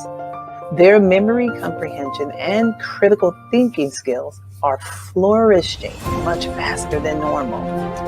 Kindergarten to second grade, that's the age that your littles hang on your every word. Don't miss this point. This is a very important point to understand. If you do these things first, you will be an excellent at homeschooling, and your kids will be well ahead of their peers, because you are giving their education quality time. You will not need to worry whether they are learning or not. Your kids will be at or above grade level. I can remember when my adopted kids were in public school. Not only were they on the bus for hours, they spent so much time transitioning from class to class that the actual time spent on academics was dwindling out over the course of the day. And that's insane. They came home with so much homework that I wondered, what were they doing in school all day long? This is so different from homeschooling. When you're homeschooling, you can focus on academics for fewer hours and still get great results, because all of the busy movement is eliminated from their schedule. So the next thing you want to focus on with your littles is to make sure that they understand letters and sounds. Yes, you can use simple flashcards and repetition to do this. This is how I make certain that my littles are developing a direct correlation between the written word, the sounds that the letters make, and the way the letters look. So it's very important to drill that into their minds and until it becomes a part of their memory. You can create ways to make it fun and natural too. Littles love repeating things anyway, so this is a perfect way to train their memories. I treat this the same way that I would when I am teaching my littles to remember their names, their birthdays. We continue to say it over and over and over again until they memorize it. I know there are some people out there who don't think that this is a good idea to teach kids to just memorize things, but I don't understand that thinking, because we have to memorize things in order to recall it, right? We have to memorize our address, our social security numbers, our schedules, how to read a clock. We have to remember how to read an analog. I'm not talking about a digital clock either. These are things that we must know instantaneously, because if we don't, we will appear stupid and just really slow. And you know that I am not being facetious here, not on this point. As your child ages, things will become very hard for them if they do not have the basics memorized. So just as learning and memorizing the letters and their sounds is important, you have to introduce numbers to your child. You just do. And after introducing numbers to your littles, then you'll have to show them how the numbers correspond to real things. You can accomplish this with everyday items around your home or your yard. Now, with teaching the littles math, you don't even need a curriculum, not just then, not when they're young. You can use simple little things like that you already have in your home. For instance, I used to take things like apples or oranges and line them up on the kitchen table. These were items safe for the littles to handle. My littles could sort them by size and color. You can teach them to add, subtract, and even divide. They can learn textures, taste, and scents. With this method, they can learn to categorize things. You know, like an apple is different from a potato, and lemon is different from an onion, right? Those little simple routines will go such a long way. Another activity is to teach them counting as they go up and down the stairs. Count as you're going up and down the stairs. As you walk outside, count your steps. When my oldest son was about 3 or 4, we lived in an apartment complex and I had to go downstairs to wash clothes. All of the washing machines had huge numbers on them. And guess what we did? We counted them out loud. He loved showing me how well he could count. Well, do matching games with your littles using animal shapes and colors. All these things will also help to build their vocabulary as well as grow their intellect. Let me tell you, these things are just the basics, and that's all they need at this age. You don't have to use a hard curriculum that requires them to sit all day. Go outside and count trees. Place numbers on the ground around different amounts of rocks or something. Count how many birds fly by or how many chirps that they make. Yes, it will be so much fun doing this with your littles, and it is simple and free. This will lead up to learning and memorizing additions, subtractions, multiplying, and dividing. These are processes that your child must have mastered by the time they get to basic math. You don't want to waste time at this level trying to get them to remember that 2 + 2 is 4, right? My littles have enjoyed books and software that have beautiful illustration and lots of colors. So I use these things to keep them excited and interested. Excuse me. You can purchase many of these items from the dollar store.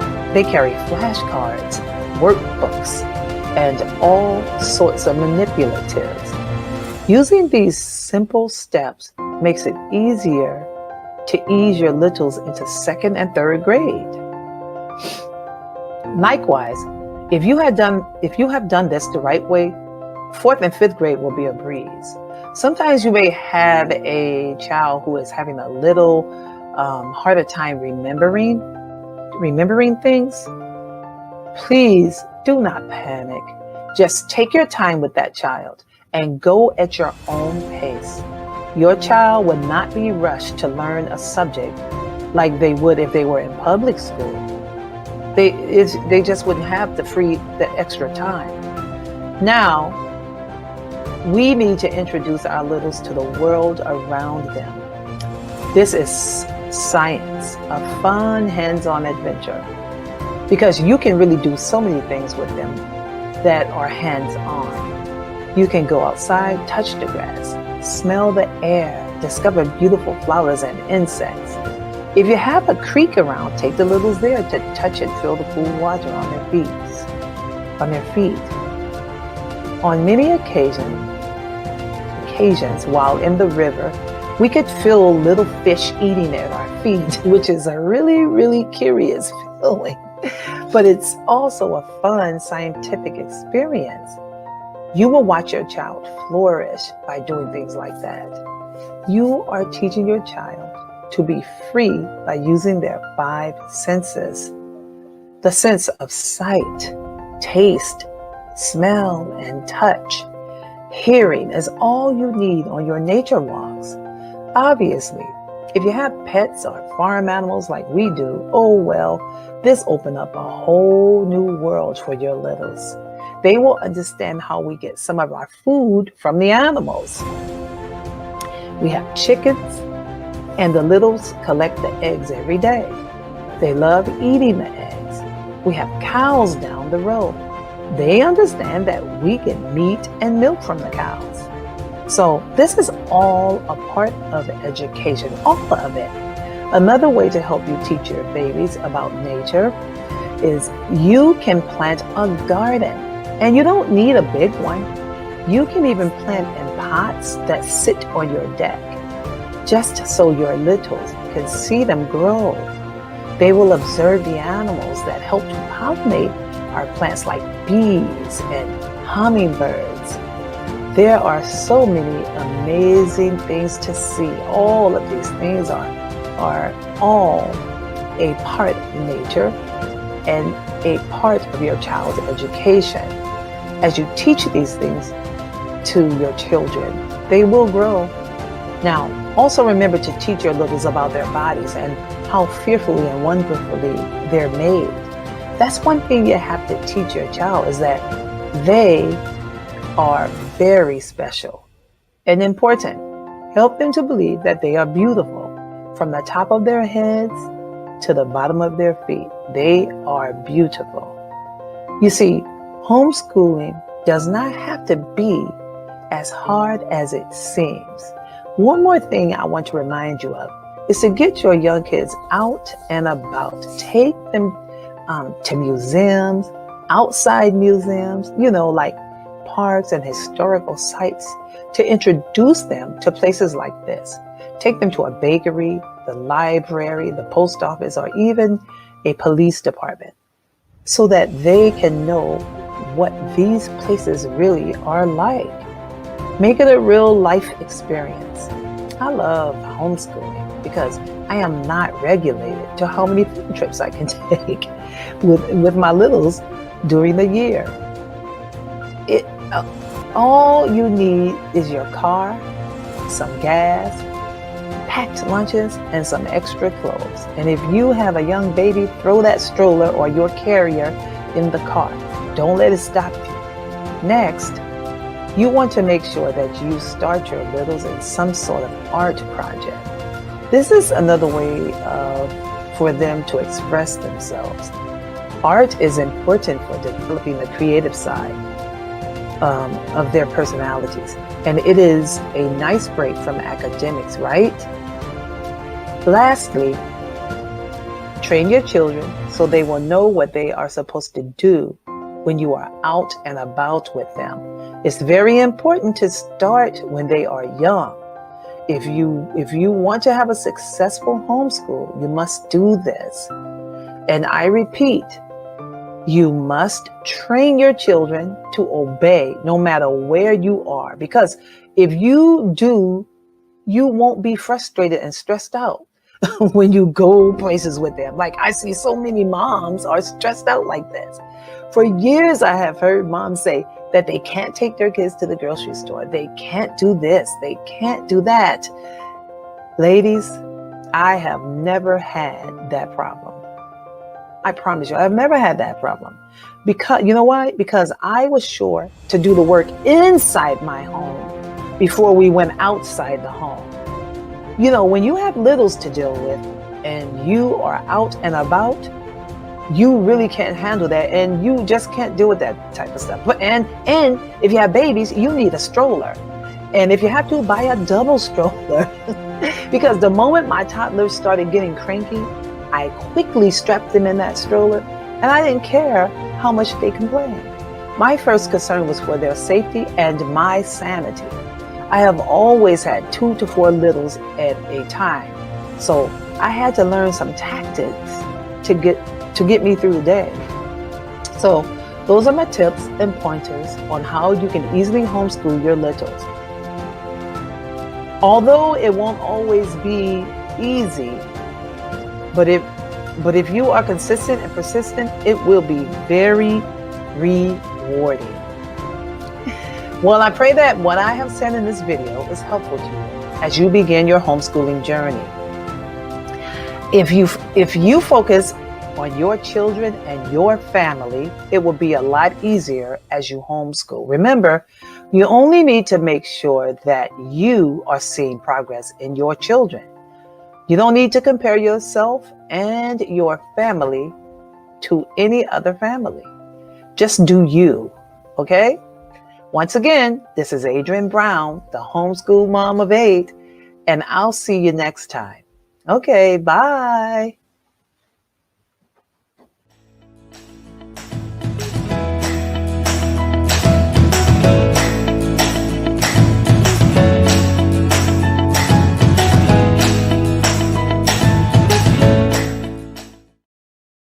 Yo, right now I want to give a huge shout out to Tina Ramsay and the Tina Ramsay Show. I was a guest on her show about 3 months ago, and the response was outstanding. And she continued to support my brand, continued to support everything that I do as an actor, as a singer, and as an author. My book sales have skyrocketed since I did her show, so I just want to give a shout out and a huge thank you to Tina Ramsay. And remember to hit Amazon and type in "this week" and get the book by Mac Wells that will inspire you, that will encourage you to have the best weeks of your life. Tina Ramsay, you're the truth.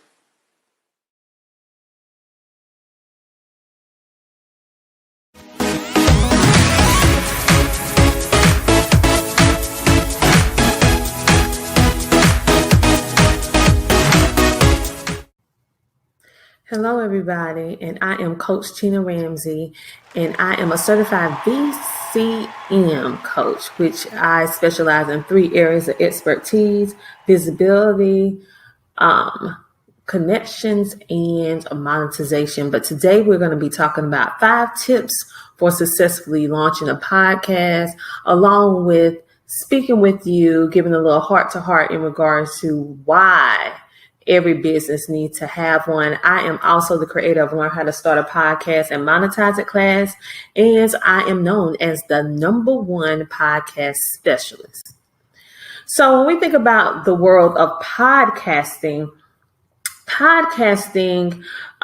is an industry that it has literally been soaring in this past year because of, we can think about the pandemic, we can think about all the different things that are going on. However, podcasting is not anything new. It's very similar to radio. The only difference is that podcasting gives everybody access to the airways, whereas radio is a little bit more pricey and it's a little restricted in who is allowed to have a radio show versus who's can and who can't, But podcasting is way more open. And so if you are a person, a business owner, you have a mission, a purpose, you're a thought leader, a nonprofit, have a business for profit, you're an influencer, a coach, a leader, an expert, a coach, an author, or you simply want to endorse and market your products to a wider audience, meaning worldwide, without spending a lot of your capital to travel, then you definitely need to start a podcast. A podcast is not difficult to start, but you need to know how to build your podcast on a strong foundation in order for it to be successful. Because anybody can start a podcast, but can you make it successful? So tip #1 in order to help you lay your foundation for your podcast on solid ground is that you first need to understand and know your purpose for your podcast. What is your purpose? What is the purpose of why you do what you do? It has to be very much tied into having a solution to someone's problem and providing them with an answer or with a go-to to whatever and it's a way to get out of that particular problem that they're going through.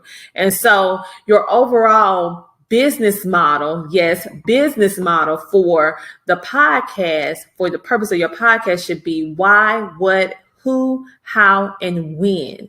Why are you doing this? What are you doing this for? Who are you doing this for? How can you help? And when am I going to be doing this podcast? This is going to be weekly, daily, and I don't recommend anything past weekly. If you get into bi-weekly, I would say you can start that way, but definitely do not continue that way, because in order to build a lasting, loyal audience base, you need to at least be present once a week. Tip number two, your name of your podcast is very important. It should be wrapped up in whatever your mission and purpose is. I would not suggest, if you have just one product that you are selling, to encompass your entire brand, naming your podcast that particular company name brand, because that can fall into policies and procedures and infringement. So make sure that if you are an MLM company, make sure that you're original with your name. And if you're not an MLM, just you are a nonprofit or a business for profit, just make sure that your podcast has a catchy name, something that resonates with you and also describes what it is that you're going to be doing. So the primary best practice for choosing a name for your podcast is to be creative, make it easy to incorporate your current brand. And also, I would suggest making sure that you allow a wiggle room for growth. You don't want to be so closed up in a box with your podcast name that you cannot branch off as your podcast grow. So number one, you need to be creative. You need to stick with your current branding and use a descriptive name, and make sure that you check the key terms. Key terms are the key terms that you use when you're searching on Google and you're looking up things, and when those you type so much on the word and then all the other words pop up, those are key terms. So key terms are basically things that are Googleable, things that the general population is looking up on a regular basis. Tip 3, you need to know your listeners. I cannot say this enough. When you are starting a podcast, you generally start with the idea of what you like, but I want you to change that mindset, and I want you to think about what it is that you do and how you can make a positive impact in the world, and how you should create a podcast for your ideal client, customer, or outreach program that you're creating it for. It should not solely be for you and your experience. It should be using your experience in order to elevate and position others. So knowing your audience is just like anything else with your business, and it's the same thing with podcasting. This is getting down to the rudiments of the business of podcasting. It is more than just simply clicking a button and talking in a mic. It is a strategic marketing advertisement plan used to position and leverage your business on a worldwide scale. So it's very essential that you set it up properly in order for it to grow, because what can happen if you don't set it up correctly is that it will crumble. You will start getting people following and you won't be able to keep up, or you will stop even creating content because you have lost your passion, your zeal, your tenacity for the podcast. So you never want to neglect this part, because if you do neglect this part of not understanding and knowing your listeners, then you will lose them, and then you will lose the motivation to keep on creating content.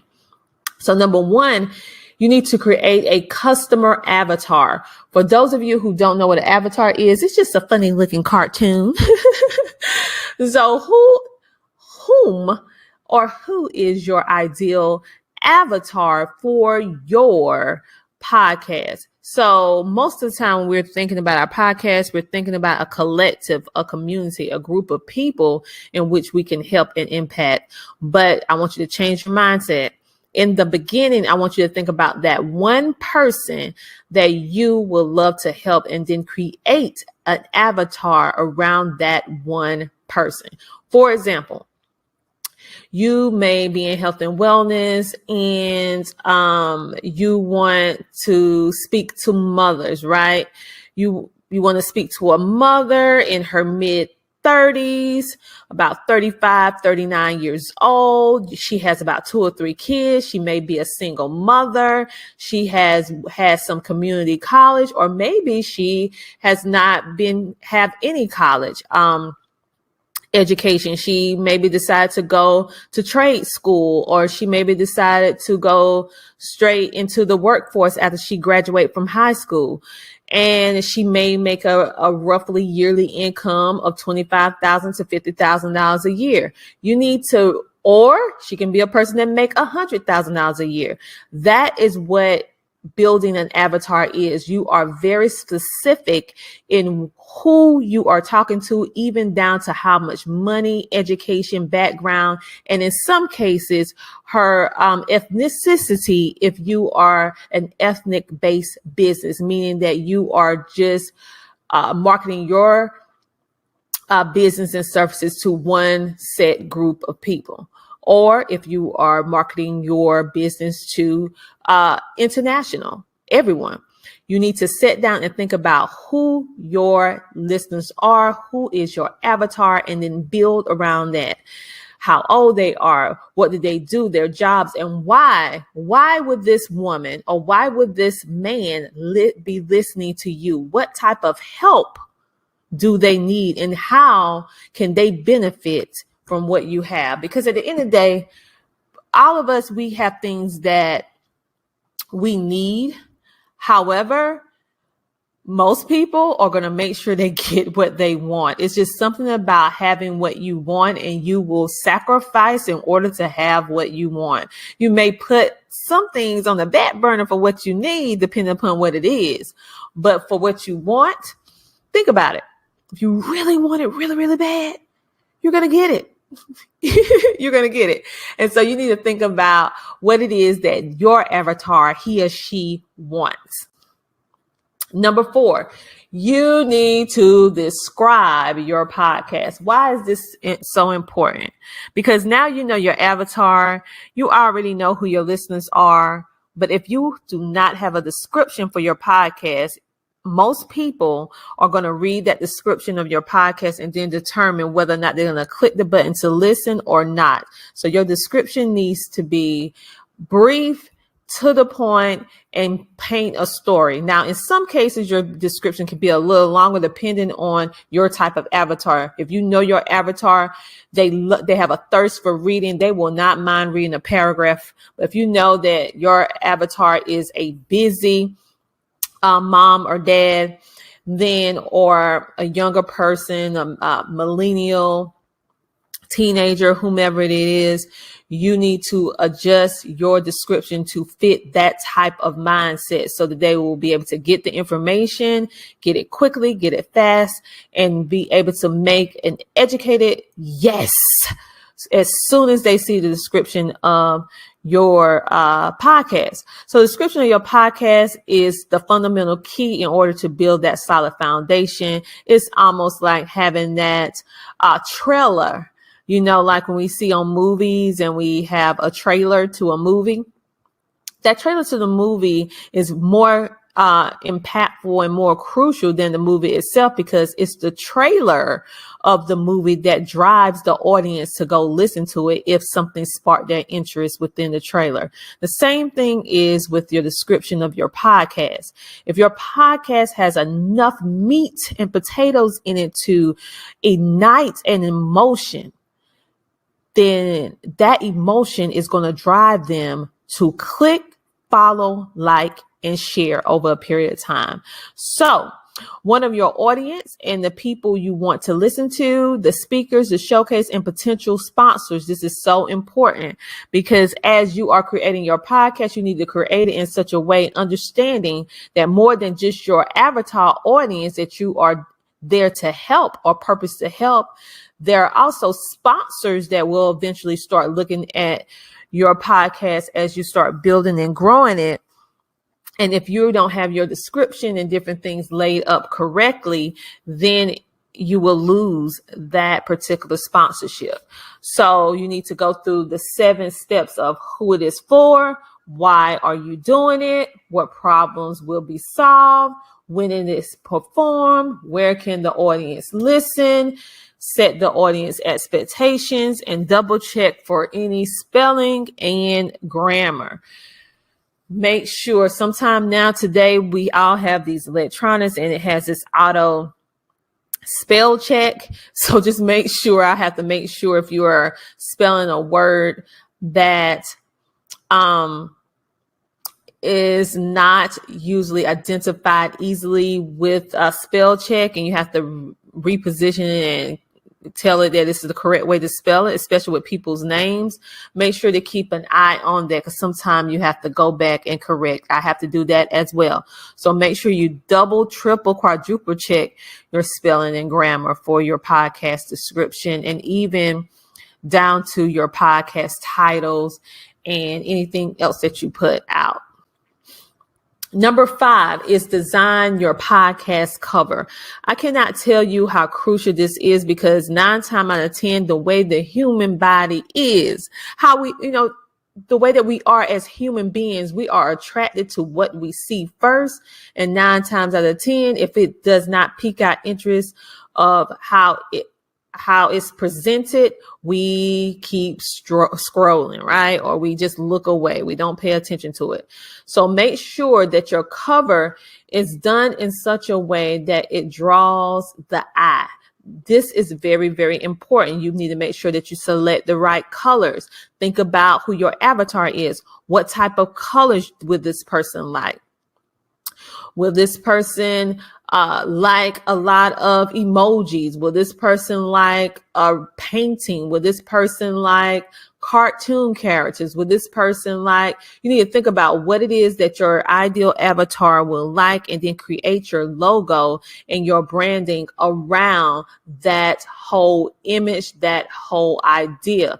Why? Is because the logo is the picture, is the photo, the prelude to what you have to offer.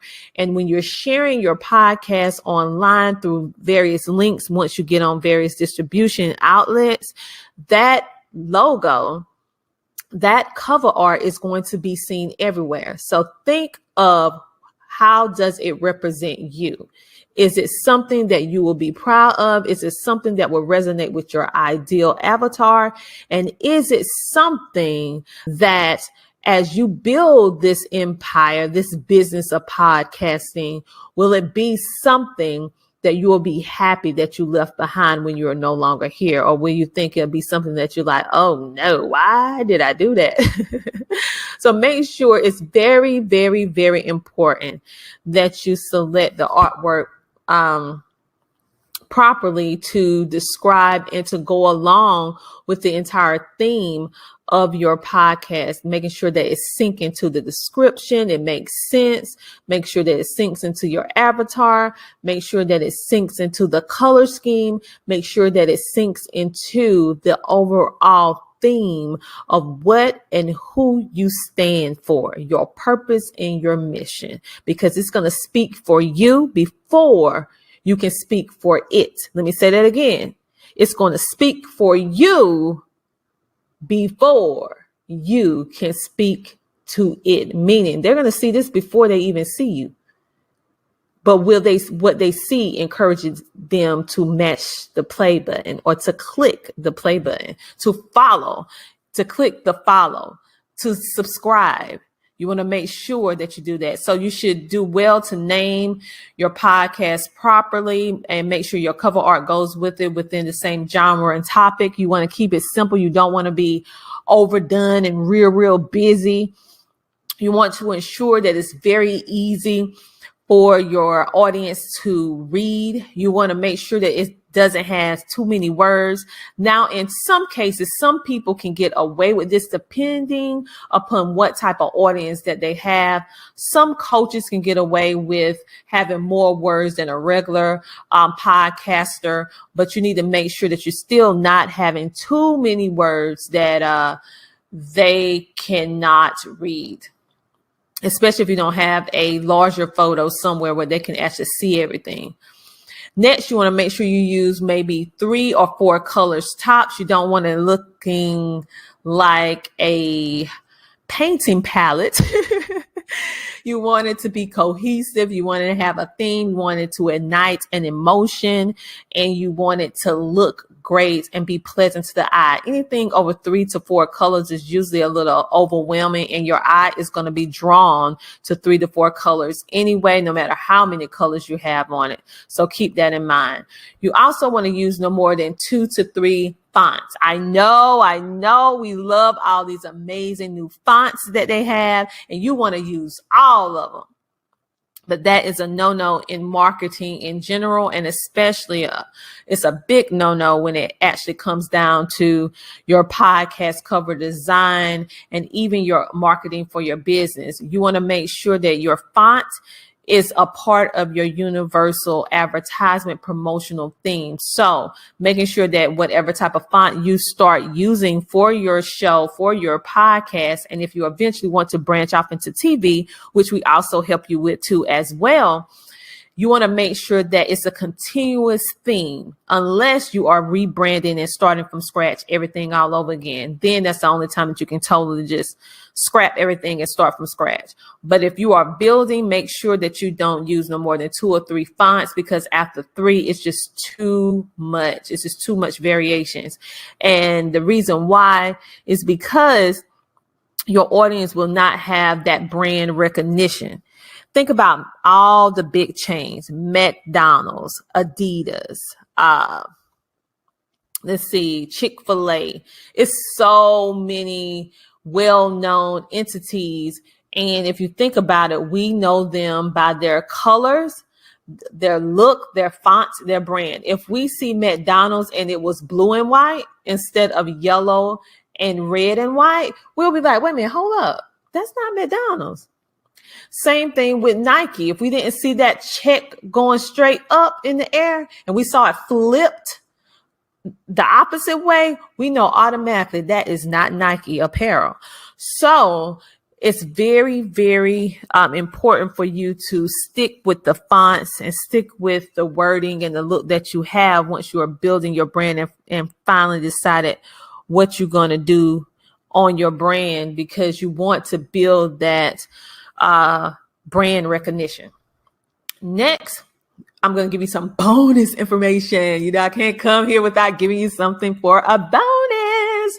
Okay, bonus, you need to choose your technology. At first, you don't really have to worry about this. I teach my students on Learn How to Start a Podcast and Monetize a class, how they can just simply, if they don't have the funds to buy all this at the time, they can simply use their cell phone to start their podcast and have a clean, crisp sound before they're actually able to purchase all this high-end tech.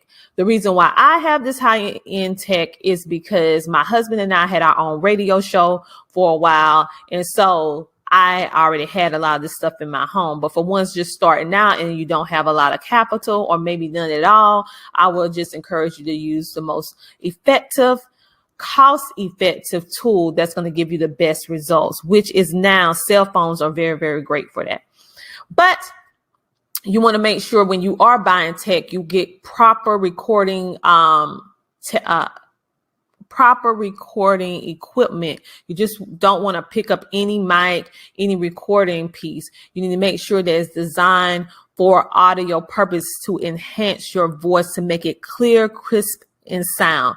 When you are using a camera, you want to make sure that you go no lower than 720. 720 is like SD, but you really want to make sure you go above that, depending on the quality of the camera, so that you're clear if you're also doing a video part of your podcast. You want to make sure that if you're on video, that you are in a well-lit room. You're not in a dark room. You want people to be able to see you with the light shining on your face and making sure that you stand out. And if you are on various hosting websites like I am, you want to make sure that you have a qualified, well-known hosting website so that you won't be wasting your money. You want to make sure that you use it in the proper way to get more bang for your buck. So who should have a podcast? Every single entrepreneur on the face of the earth should have a podcast. If you don't have a podcast, then you need to get one on today. If you're a nonprofit business for profit, influencer, advocate, author, coach, faith-based organization, TV show host, content creator, the list can go on and on. You need to have a podcast. And if you already have a whole lot of content, but you just don't know what to do with it, then you definitely need to talk to me, because I can teach you how to repurpose that content in a way to make it brand new and be able to position it to provide more visibility for what you are doing. And we do something a little special here at CTR Enterprises, Coach Tina Ramsay. For everyone that refers someone to our classes that is already one of our students and they purchase it, we actually give you $25 per person once the funds clear, and it's no limit to that. That is part of our giving back, paying it forward initiative, making sure that we share the capital, okay? We share the growth and the wealth together.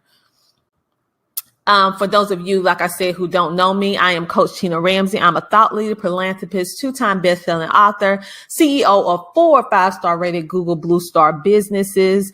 And those businesses are Epic Business Leaders, CTR Enterprises, HealTheHoneyPot.com, and the Tina Ramsay Show and podcast, in which I am the executive TV producer and the host. I am a very sought after public speaker, coach, and podcast instructor that relies heavily on my strong faith with God to direct my steps. I don't do anything now unless he say it's okay. And I use that in order to direct my steps and God for as a businesswoman, a mother, a wife, and a friend. I have been featured in many different articles and news outlets, TV shows, podcasts, some of which is ABC, NBC, CBS, Fox, and the 63rd Grammy Billboards. I am determined, along with my team, is to position as 1,000 entrepreneurs with visibility, connections, monetization, teaching you how to monetize your God-given gifts unapologetically, at the same time while you're making a positive impact in the world. So if you would like to get a free copy of what we just went over just now, the 5 tips to successfully launching a podcast ebook, I will be happy to have my team email this to you by you just simply going to our, what we call our website buddy card. And if you don't have this website buddy that goes along with your website, then I highly recommend it. It has been so beneficial for my business. And so you can just go to it at tinyurl.com/Coach Tina 1. That's tinyurl.com/Coach Tina 1. So that you can get a copy of these slides today, because I know I went pretty fast, but I will be happy, my team and I will be happy to send this to you so that you can have it and take it step by step. Again, I am Coach Tina Ramsay, your certified VCM coach, and I am done speaking. Have a nice day. Bye. If you are a business owner or entrepreneur and you're looking for a way to share your mission, your purpose, your products and services literally with the world faster, safer, and easier, making your brand accessible to millions from the comfort of your home, well, I want to encourage you to join our Learn How to Start a Podcast and Monetize It class. Why? Is because this was designed for entrepreneurs like yourself as a platform to provide you with the knowledge in order to not only start a podcast, but successfully launch it. And then the third key, which is helping you to understand how you can monetize your podcast. As you are impacting the world with good, you can also build multiple streams of income from this one podcast and share your story, mission, and purpose literally with the world. So on today, I want you to go ahead and click CoachTinaRamsay.com to join our podcast class today.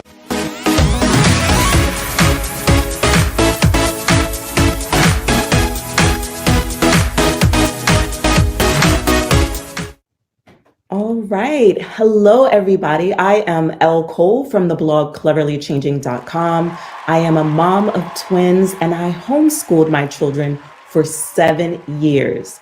For us, it was more than just the academics. It was really teaching our children about life and taking them through a lifestyle of homeschooling. So that's what we're going to talk about today. Reimagining education within the home. So homeschooling, I mentioned that is a lifestyle. It's where you go beyond just book learning and you begin to integrate life in those academic lessons. So when you're teaching your children and you're homeschooling, the very first thing you need to know is that you are capable. Why are you capable? When you give birth to these children, you teach them how to walk.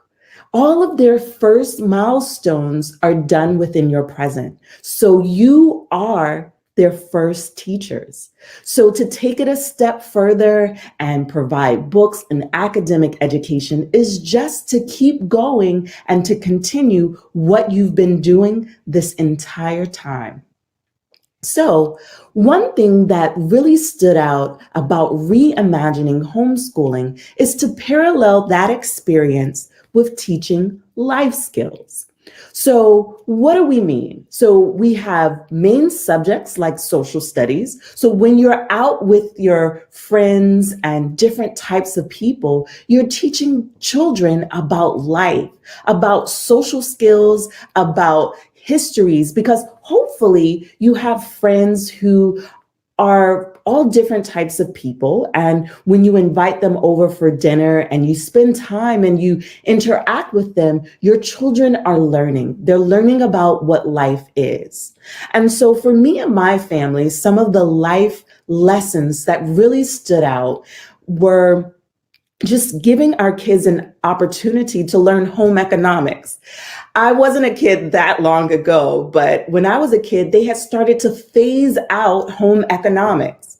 And so by the time I went to college, I had some friends in school, roommates, who did not know how to wash clothes, who did not know how to cook food. They didn't know how to do a lot of things for themselves. And so one of the things that homeschooling allows you to do is to parallel the academic lessons and chores with home economics. And so that could be adding in sewing, adding in mechanical skills, adding in anything that we would typically do around the house that are considered like different domestic jobs, but teaching them, because you actually have to learn how to clean to do it properly. It's not something that just comes innately to everybody. And so homeschooling, it gives you an opportunity to really build and develop a well-rounded person. So that's what we love about teaching life skills. The next thing is personal finance. Now, all of us have bills. We may not all have a lot of bills, but all of us have bills. And homeschooling gives you an opportunity to allow those lessons about paying bills, about getting invoices, and if you're an entrepreneur as well, sending invoices. It really helps when you show your kids how those different things are taken care of. It gives your kids an opportunity to see real life personal finance in action, especially if you are a family that has a family budget, because a lot of homeschoolers often live on one income. And so the family has to learn how to budget properly so that all of the needs get met. So what are some personal finance lessons that have stood out in my house? So one of those lessons is budgeting.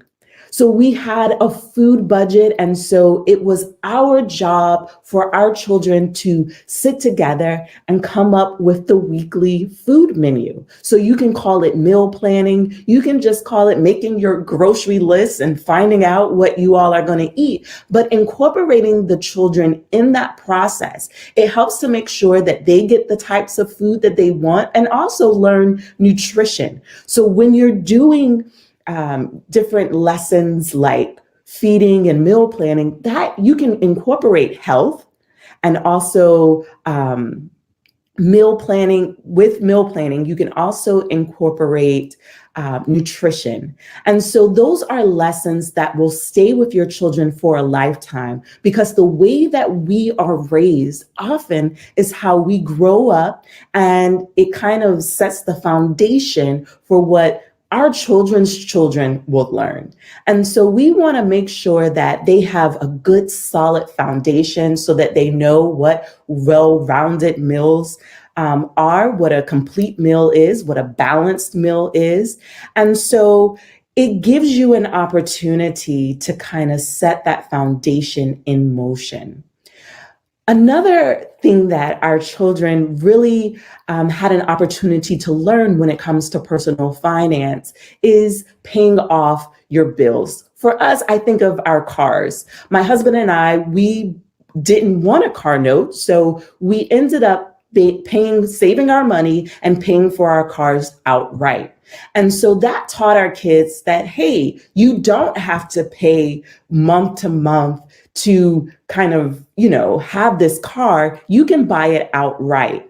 And so it really taught our kids about saving, about just having that discipline, because a lot of learning and a lot of different lessons are all related to discipline.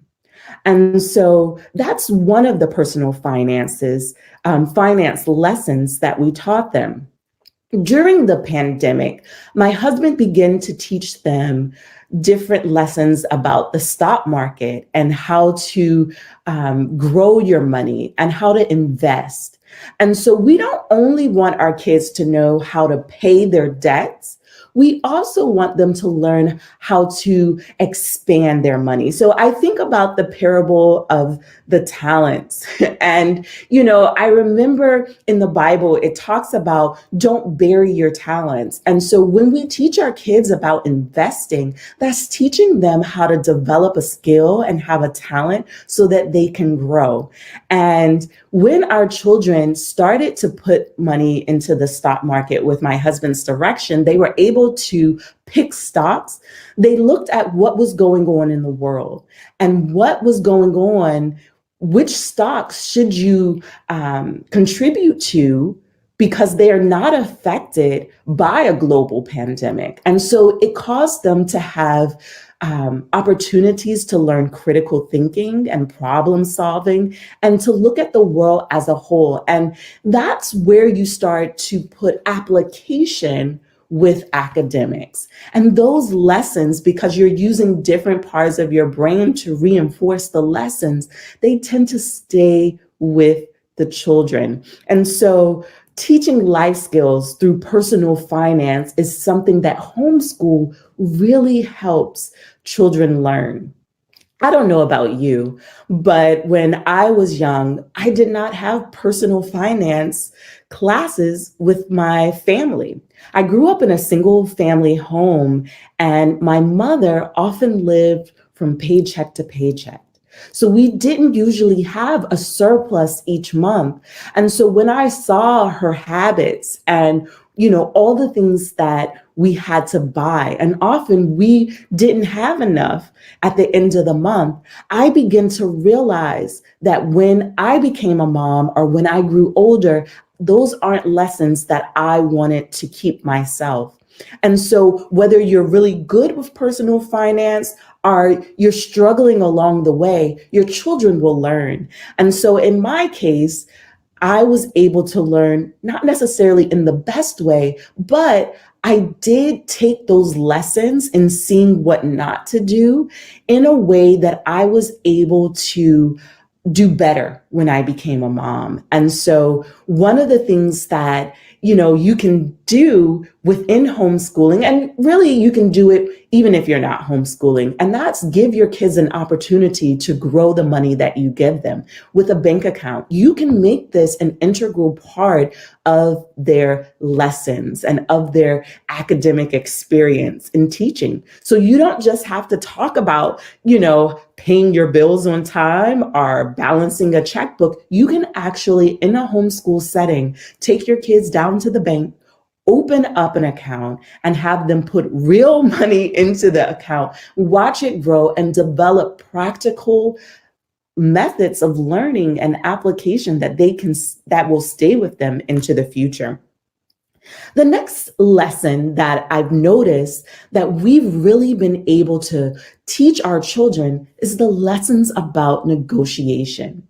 So my husband and I, we own a couple properties, and one of the things that we've been able to learn is when you have contractors come in to do work, you can negotiate with them. So that is something that our children have been able to learn firsthand. And what a wonderful skill to have, negotiation skills. And I gotta be honest with you, when my husband and I first bought our home, I was 24, he was 25. We were very young and we did not have those negotiation skills. They have had to develop over time. And as we learned, our children learned right alongside of us. And so we've had to bring in different contractors to fix different things. And so our kids were able to learn different questions to ask to really validate and make sure that that person, was insured, that they had a good understanding of what the scope of the work is and how to complete it, and that the deadlines were real and they were understood beforehand. And the amounts that needed to be paid were understood prior to the job being done. And these are critical lessons that can be shared with your child in a homeschool setting. That really makes the learning practical, and it's teaching life skills. That's what we want our children to have. The next thing about reimagining homeschool is that you can instill your personal values into your kids as you're teaching them. So when we think about homeschooling, we think about parents being right there alongside of their children every step of the way. But that's really not how it is for everyone. Homeschooling can look many different ways. There is no one way to homeschool. But regardless of whatever method that you choose, because there are different methods, some that come to mind are the classical method. Charlotte Mason comes to mind, Waldorf, and there are definitely others. I've considered myself an eclectic homeschooler because I like to take different lessons from different places and put them into our daily lesson to teach my children. So I consider myself an eclectic homeschooler. So in giving my kids those values, some of my values have been to make sure that I'm teaching my children to be kind to other people, to be compassionate. A lot of the work that I do as an entrepreneur involves advocating for others and advocacy. And it's something that I'm truly passionate about. So naturally, I share my passions with my children. And so in homeschooling, you are, in the way that you interact with other people, that's one way to show your children your values. You can definitely talk to them about your values. And often we think about homeschooling, you may or may not be a Christian person, but sometimes there are homeschool curriculums that do have Christian concepts and books and things like that. And you can easily integrate those lessons in your homeschool. You can have your children learn verses and find different verses that may coincide and teach lessons outside of just those main memory verses. You can really go beyond just the memorization of it all and really make it more practical by providing ways that it comes up in daily life. So that's just one way to share your values. And another way is through faith.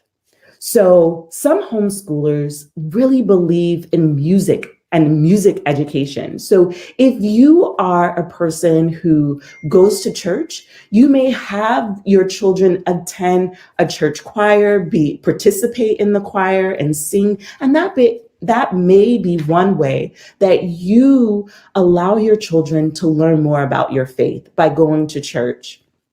It could be through books. The beauty of homeschool, that really it's one of my favorite things about homeschooling, and that's the ability to be able to read what you want. I think reading is really just a skill that everybody should have. And while not all of us are readers, now we have different things like audiobooks that will allow us to read even though somebody else is reading to us. And so that gives us an opportunity to expand what we want to know.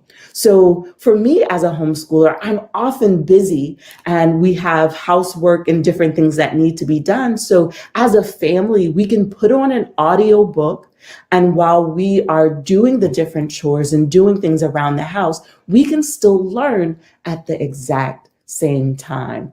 And so it's really a way to help teach our kids how to multitask in a way that is feasible. Because in some ways, you literally can't do a whole lot of things all at once, but there are some things that you can do.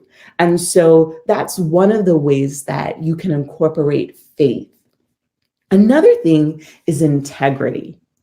Depending on where you live, your homeschooling experience will be a little bit different. I'm in the Maryland area, and they require us to keep a portfolio.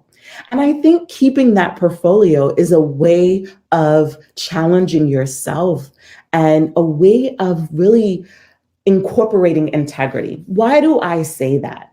Because in our portfolio, we have to date the material, we have to grade the material, and so our children are watching us. So how are we being accountable to our state, accountable to ourselves, and accountable to each other?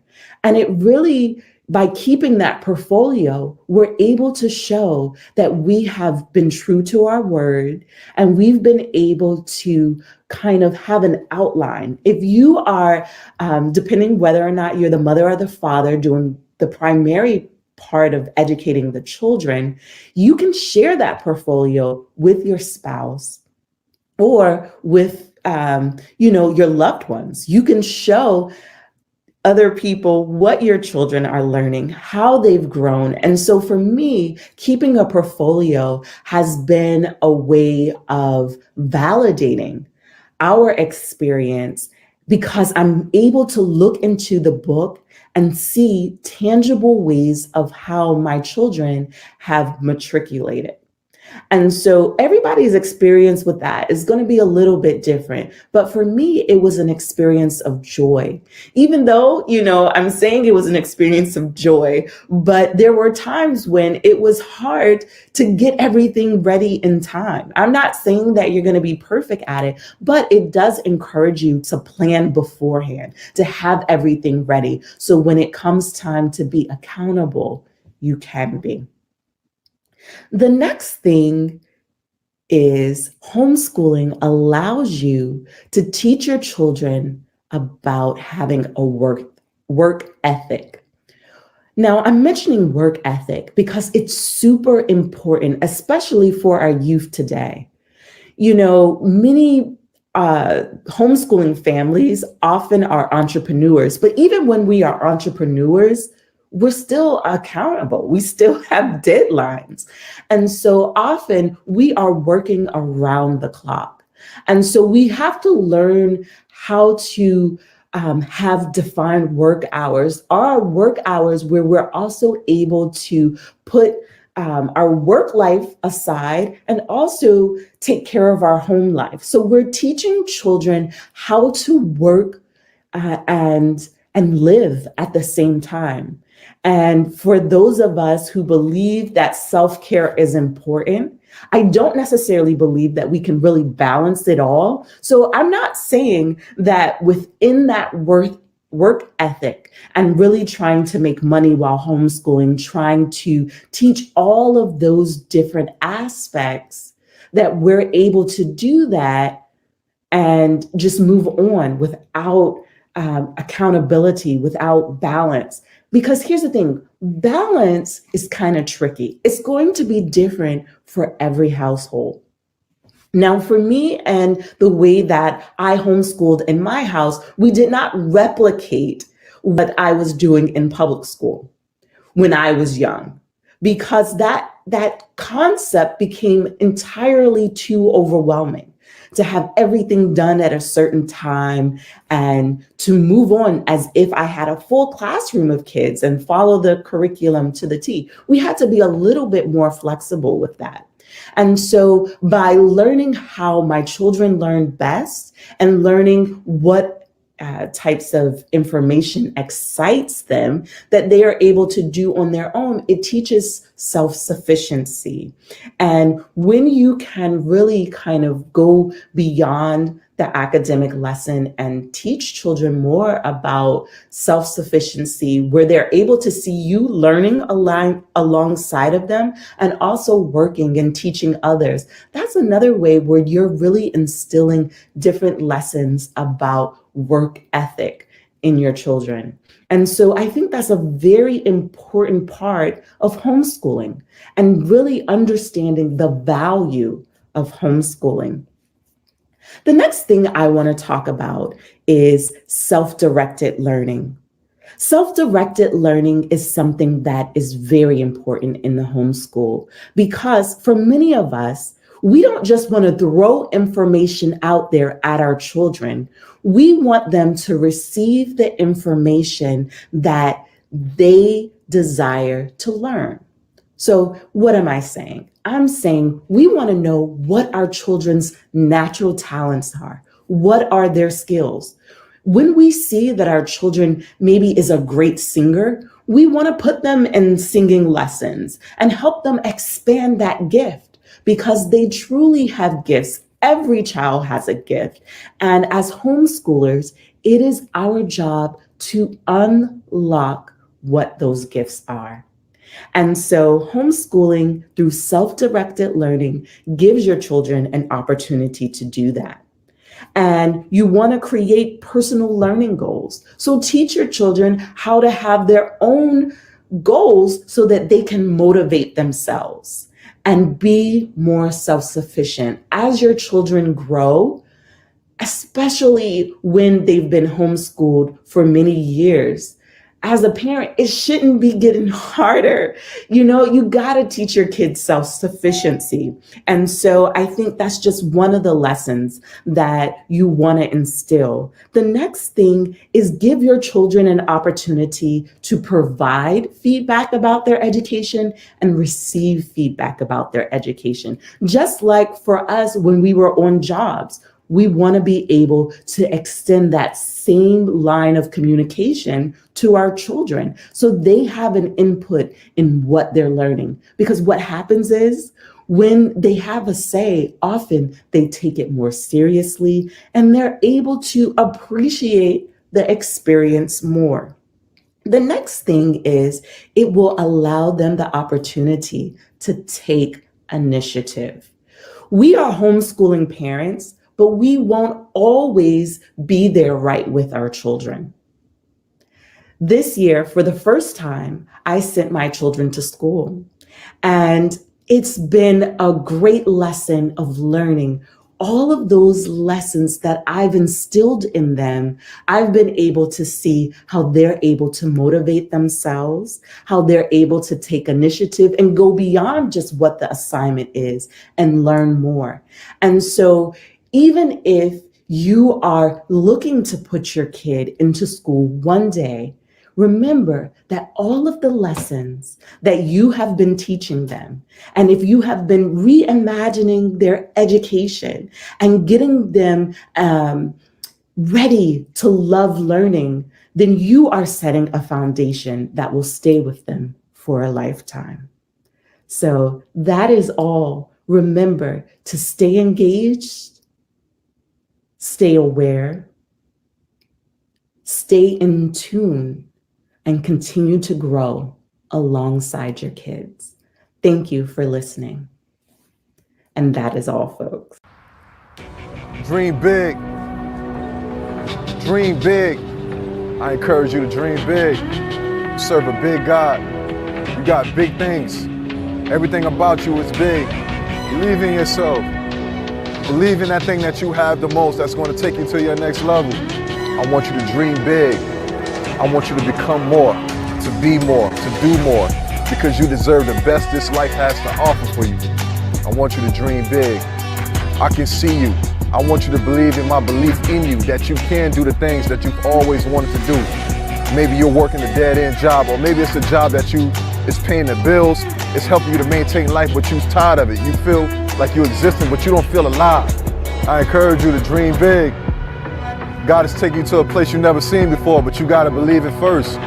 You gotta go after it. You gotta want it more than anything. So dream big. I know what it feels like to take care of your kids, to take care of your family, but you're doing something you might not like doing, but you gotta pay the light bills, but you still gotta dream big. Go after it. You got more than enough. You can do it, you can be it, you can have it, it's yours. Dream big.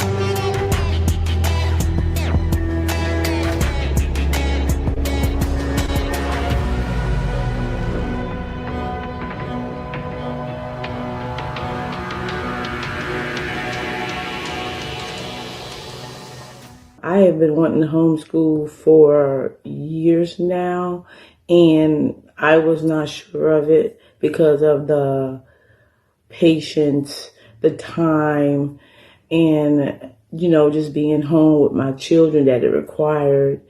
After, going on and moving forward, especially with the COVID-19, I decided that it was time. So luckily, I knew Tina, and I knew that she was great at everything else that she provided to me. So going to her was a no-brainer. I did that, and I don't regret it at all. If you're looking for someone who is going to take their time, be understanding, answer your question, and just support you throughout the process, contact Tina. She is the one for you to get you in the right path and to make you feel confident about homeschooling your children.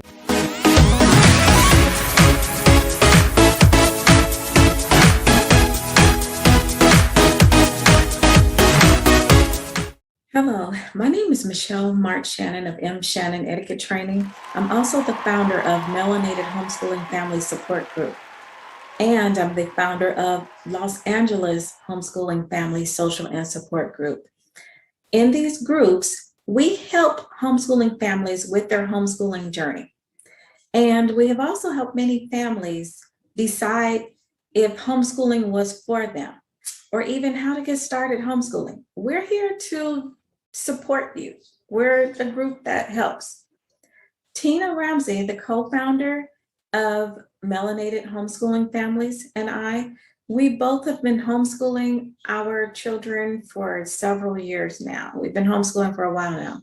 So we're in the group to assist other families with questions that they may have about homeschooling. Also, the families in the group are also really great resources for information. Some of our families have been homeschooling for a very long time, and now they're homeschooling their grandchildren. I'm homeschooling my 16-year-old daughter. I want to share with you how it all started for me. What made me decide to homeschool her? Well, I'm going to tell you, it was the schools. The schools is what pretty much made me decide to homeschool my daughter. We pretty much had her in private school throughout the years. once we found out that the private schools were the more organized schools, and they, kind of had the children that were more well-behaved than the public schools. I had a teacher tell me at back to school night that she had 40 kids in the class, 40 kids to this one teacher. And she didn't have time to focus on one kid, meaning my child couldn't get help if she needed help. If I asked her what was my child doing in class, she couldn't tell me what my child was doing in class. So that was number one. I had another teacher tell me my daughter was behind in math. She was a little behind the rest of the class, and she didn't have time to wait on her to catch up. So that was another. And this was in a private school. I think we were paying over $400 a month for her to go to the school, to be told that my daughter couldn't get help if she needed some help. So I immediately pulled her out of that school. She went to another school and still paying tuition.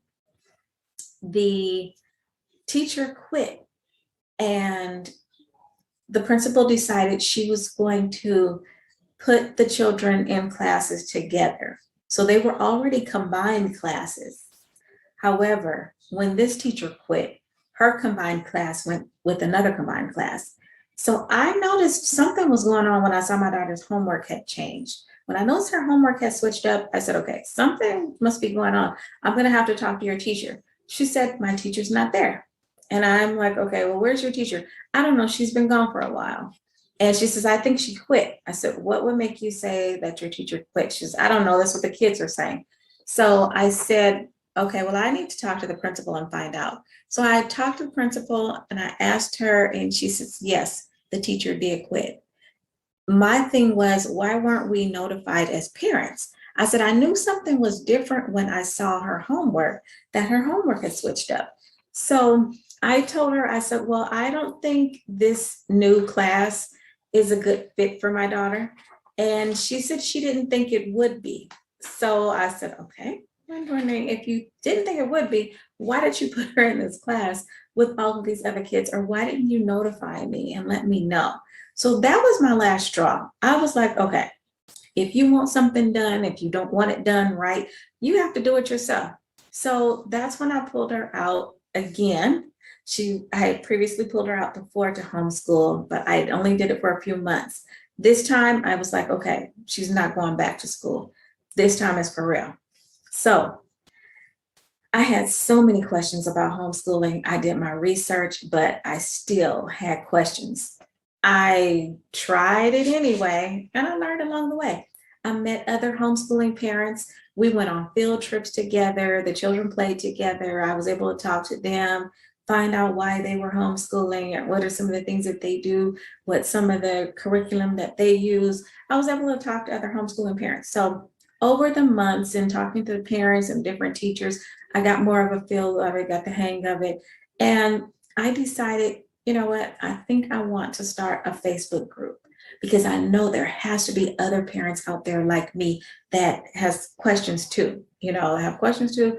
And they, want to find out some information before they decide to do this. They want to find out if homeschooling is right for them, if they have questions about how am I going to do this? What do I teach? So I started these homeschooling groups, and the parents came. I mean, the parents are still joining by the hundreds, okay? So it's actually turned out to be a good thing. We're helping other families. And I think a support group is important, because usually the minute you start telling your friends, your family, and everyone else that you've made the decision to homeschool your child, well, you kind of get the negative feedback and you get some hurtful comments, okay? And I'm not saying not everyone, but usually when you talk to a homeschooling parent, someone has said something to them that made them feel pretty bad. They said something to them, that kind of told them that this is something that they should not do, okay? So it happens to all of us. So usually people are so used to the same thing, doing the same thing, to the idea that children should leave every day, put their backpack on and go to school. They should go to the same kind of school. They should go every day until they graduate. These are usually the people that have been on the same job forever. They don't try to have change in their life. They don't usually step out of their comfort zone. It's okay for you to step out of your comfort zone and homeschool your child. It's okay for you to step out of your comfort zone and even think about homeschooling your child. We as parents, well, we know our children better than anyone else. So the best thing about homeschooling is we can meet our children where they are.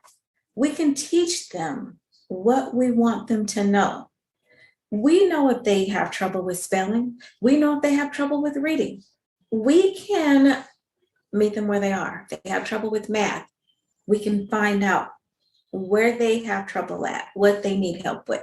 If we can't do it ourselves, there are people out there that will help them. There are people out there that will give them assessments. We can find the help for them. But we know our children, and we're with our children every day. So we know what they need help with. We just need to find out if we will be the ones to help them or if we need to get help for them. Sometimes you have to get help for your child, and it's nothing wrong with it. There's so many ways to homeschool. I started out homeschooling my daughter when I first started teaching my daughter. It was great. She was ready to learn from mom, but I made the decision to put her back in school. When I took her out again, I enrolled her in a charter school. She was enrolled in an online charter school. And I found out that the online charter school worked for us. That was the way to go for us. My daughter has an amazing teacher. She's had this same teacher for several years now.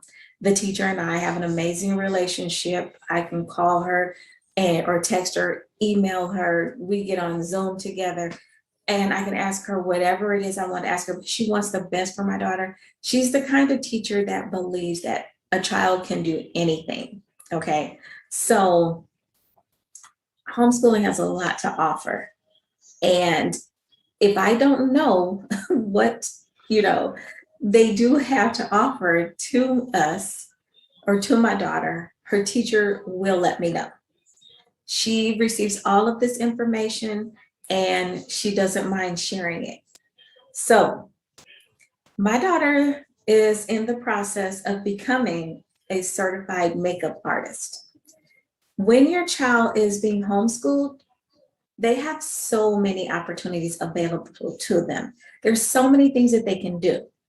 You can go to a trade school and you can receive your certificate and your diploma while you're homeschooling. You can also go to college. You can take college classes. You can get a head start on your college classes, or you can even graduate with a degree. There's so many things that you can do while you're homeschooling. So now I have said so much about homeschooling, what you can do when you're homeschooling, how great it is to homeschool your child, but let's be real about it. There's something we haven't discussed, and that's the fact that sometimes, you have to leave your job in order to stay home with your children. You may be working, but when you're working, you're trying to juggle it all. You're trying to juggle homeschooling, taking care of the kids, taking care of your home, taking care of your spouse if you have one.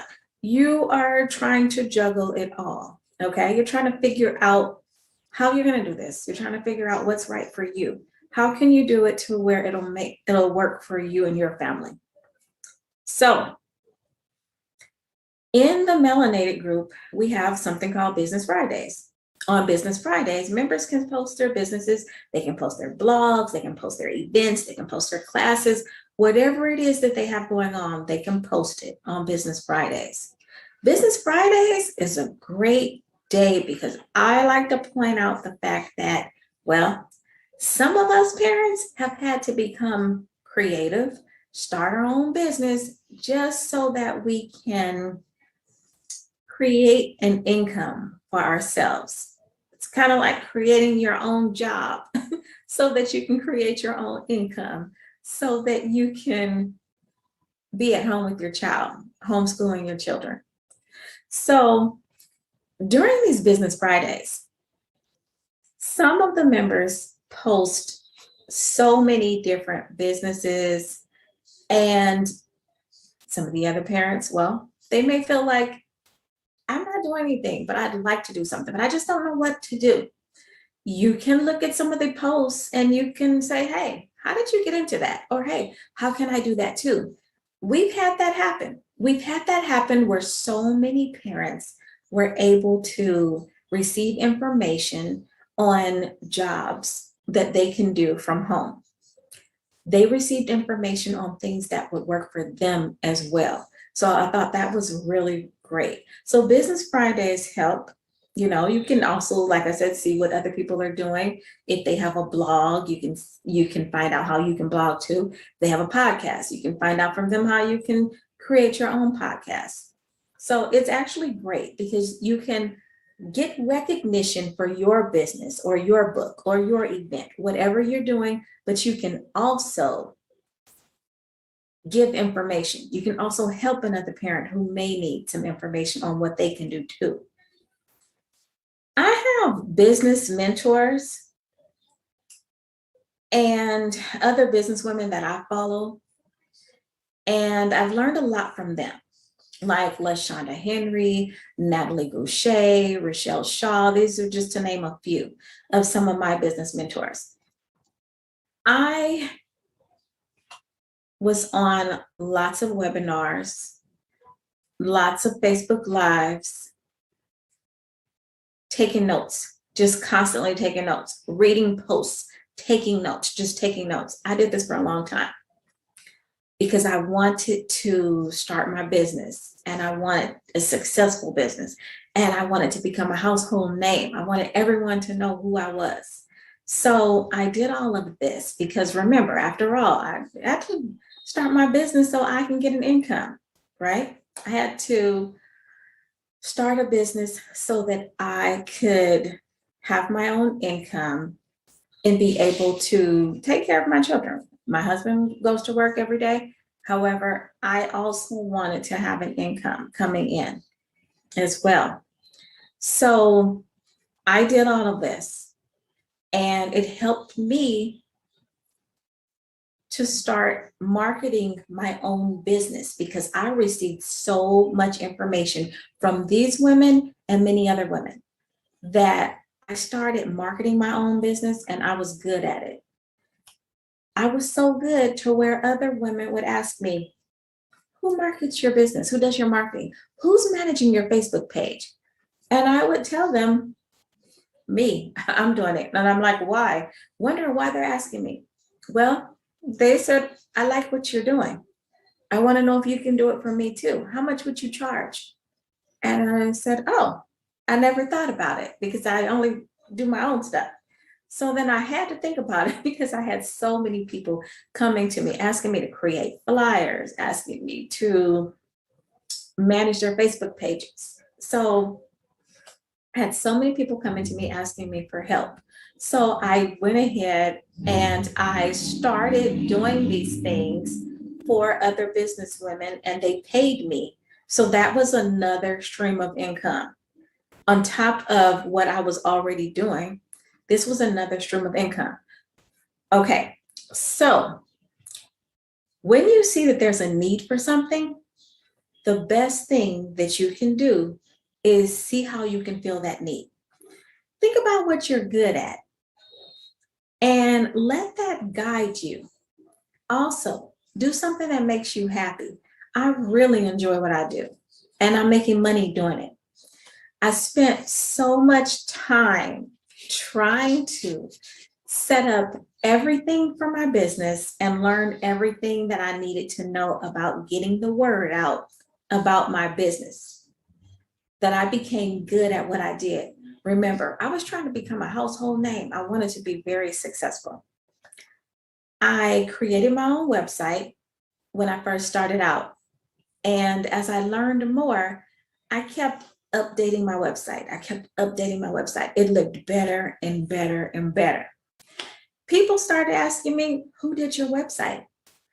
I started getting paid to create websites too, because everyone wanted to know who did my website. So I started telling them, me, why are you asking? Oh, I need a website, that's why. So I would create that person's website and someone else would ask them, who created your website? And they would tell them, oh, I have this woman that creates websites. She can create a website for you too. So I started creating websites. That was another stream of income, creating websites. Remember, I wanted to create multiple streams of income. So I started selling clothes on eBay too. I also started selling jewelry because I love jewelry so much. So I started selling jewelry too. I also started writing books. I've helped so many people write a book. I can honestly say that I could have become a book consultant and got paid for it, but I didn't. I believe that when you do good and you help other people, you do receive your blessings. With me, it's not always about getting paid and trying to get money for everything that I do. Now, it would be different if this were something that I offered as a, within my business. If this was something, a service that I offer to other people, then I would expect to get paid. But I feel like there's nothing wrong with helping other people. And if they have questions, giving them answers, So I wrote a book and the book did very well. No one knew who I was, but I had a line. I had so many people that people were getting out of line because they didn't want to wait on me. Okay, so I had a long line of people. I was signing books, I spoke, and I wrote another book. So I actually wrote a few books. I wrote 2 cookbooks and a few etiquette books. Becoming an author is another great way of making money. I make money in my sleep. I often wake up in the morning and I check my phone and I have a notification saying that I sold a book, that I got paid. So writing a book is actually a great thing. What do you have that you can write your book about? Also, when you write a book, it helps you establish yourself as a professional. Okay, so writing a book is actually a great thing. And you don't actually always have to write a book. It could be a workbook, or it could be a journal. It could be something, like a planner that you write as well. Okay, it could be something that can help people with their health and wellness as well. Some of you are working parents, and I get it. I work full-time too. Now I do. I work full-time too. So working full-time and homeschooling is what you make it. I'm just going to put it that way. It's what you make of it. You have to find your way. I work from home, so it works for me.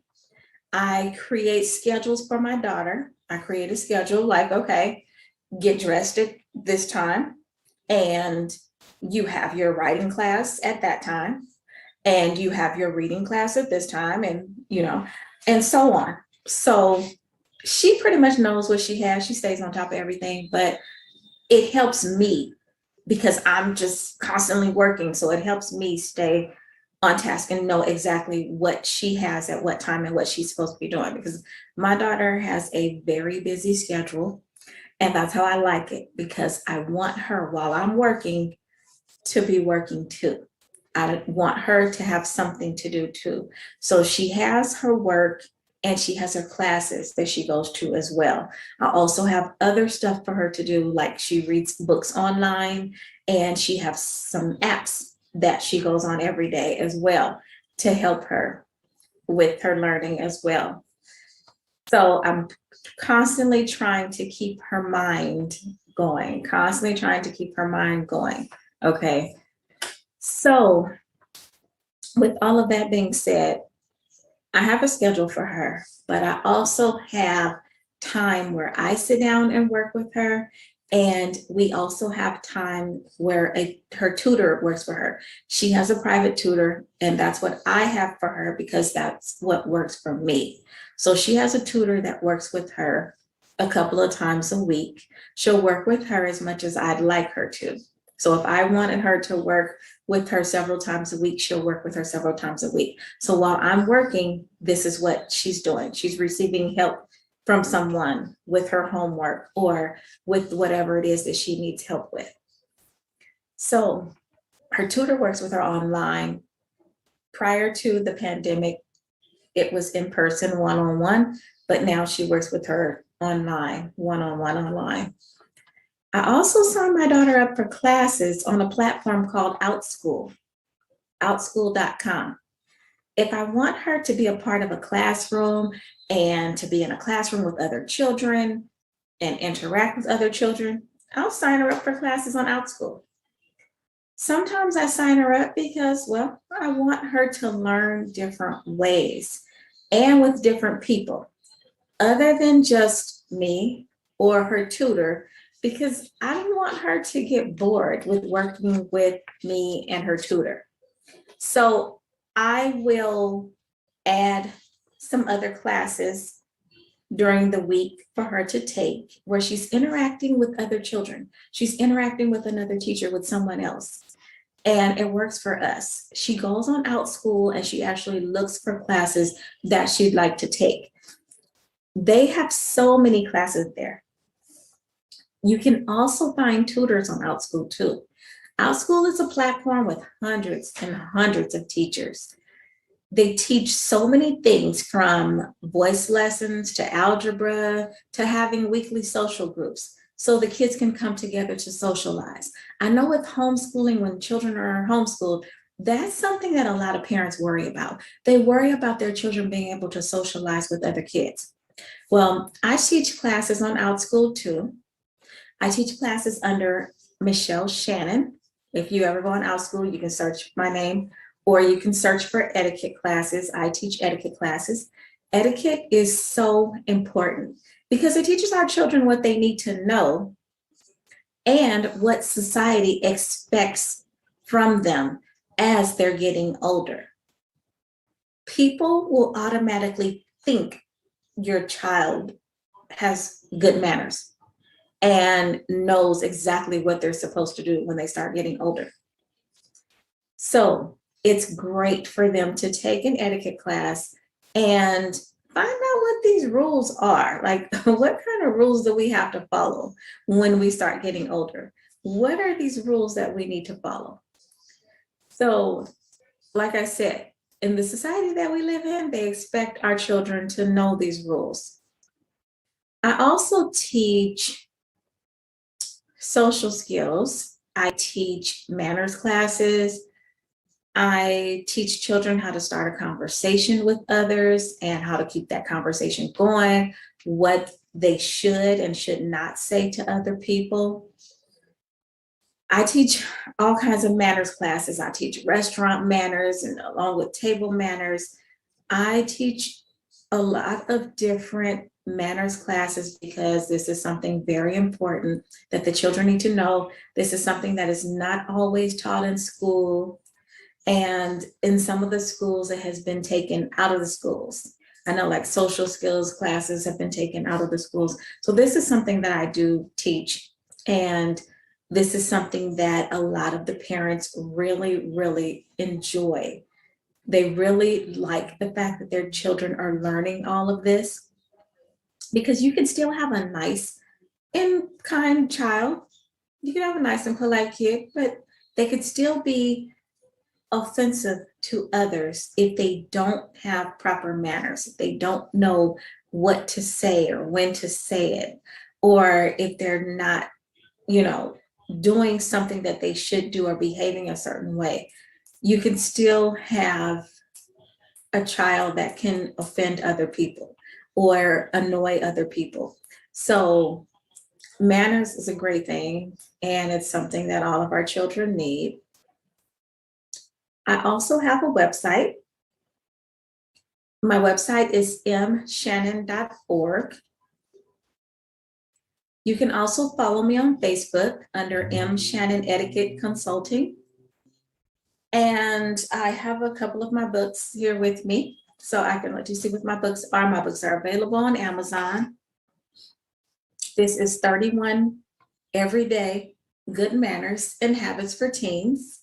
And there are 31 manners in here where you can kind of go over a manner a day just to get an understanding of what you need to know, like I said, as you're getting older.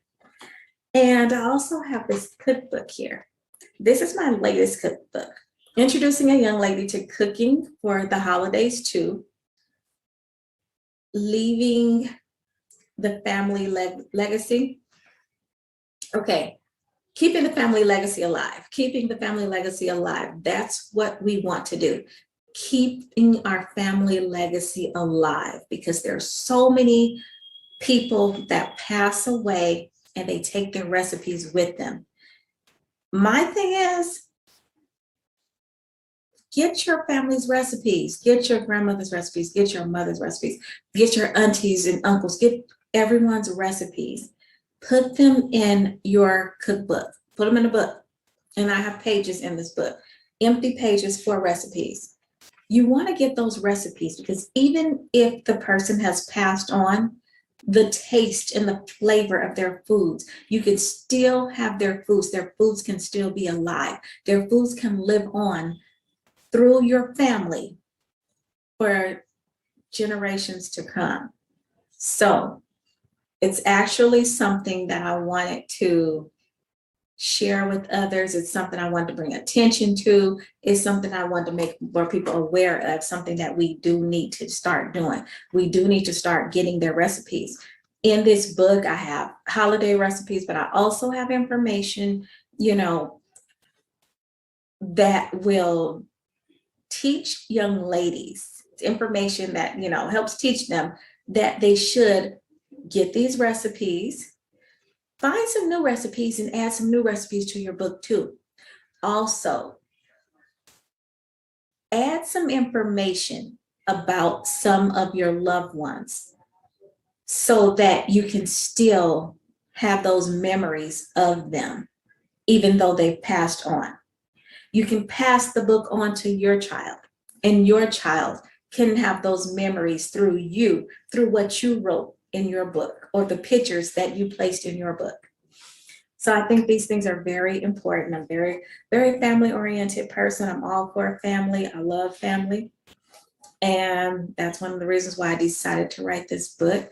And it's one of the reasons why I thought it was a great idea to start a homeschooling group for families, a support group for families. If you don't get your support from your family and your friends, you can always join our homeschooling groups and you can get your support there. Thank you. It's been very nice speaking with you. And I hope you take a look at my website, visit my website, and find out a little more about what I do and what I have to offer. Thank you. CTR Enterprises is a consulting service business created for entrepreneurs and startup businesses to provide them with beneficial assistance and coaching for business development. We help you build your online presence. We provide multiple networking opportunities. Do you want to become an author? Do you want to speak on stages? Do you want to be in magazines?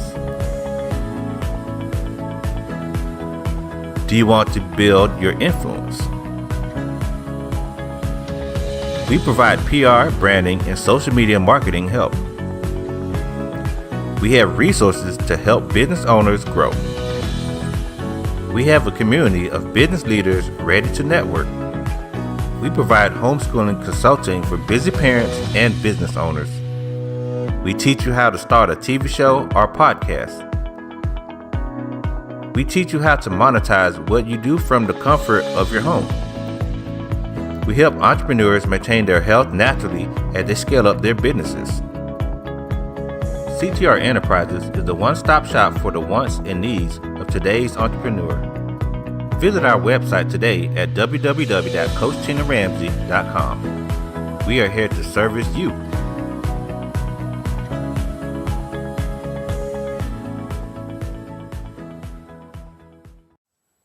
Hi, I'm Vera Thomas, and talk about the Homeschooling for Excellence conference that's coming up this weekend.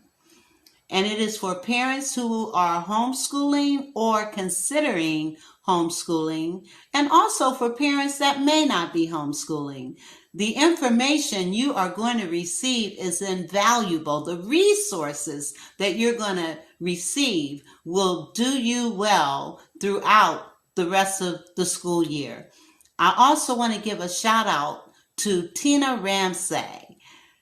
The love that she has poured into this conference just for you is without question.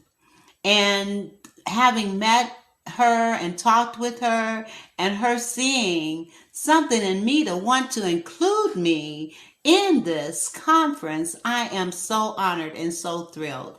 Children are so important, and how we address them, how we teach them is so important. And I just appreciate she's seeing that in me. So I just want to encourage you to sign up. It's free. It's free. It is free. So sign up for this conference. If you are homeschooling, planning to homeschool, or not homeschooling at all, there's something in this conference for each parent. I'm telling you, it's awesome. Go to CoachTinaRamsay.com. CoachTinaRamsay.com and register today. Do it today. Don't put it off. This is one of the best things that you could do for you and your children. Thank you, and I'll see you at the conference. Children are people too. Show them the good inside of you. Give them praise for tasks they do. See their light as it shines through the light which comes from inside of you. Children need all we desire so much: the love, the hug, the kiss, the tender touch. The attitudes we express to them are the messages they learn to send. From examples like you and me, our children grow to be what they see. Do you show hatred, indifference, or love? Do you yell and scream no matter what, in spite of? Have you shared kind words with your child today? Have you truly listened to what they had to say? Or did you just ignore and continue on your way, hoping they get the message and go somewhere and play? Children are an extension of all that we are, and the most valued God-given gift by far. There are so many things they must grow to understand. We must guide and lead them with loving outstretched hands. Teach and treat children as people too. See their light shine bright through the light which comes from inside of you.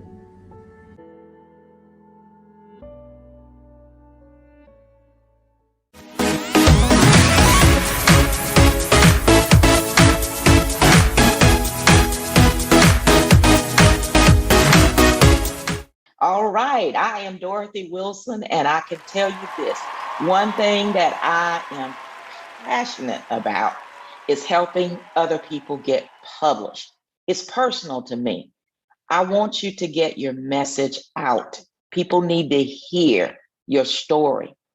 When you share your story, you help someone else, but you also heal yourself. I know that from experience. So we're going to get started. I have been helping others publish for 30 some years.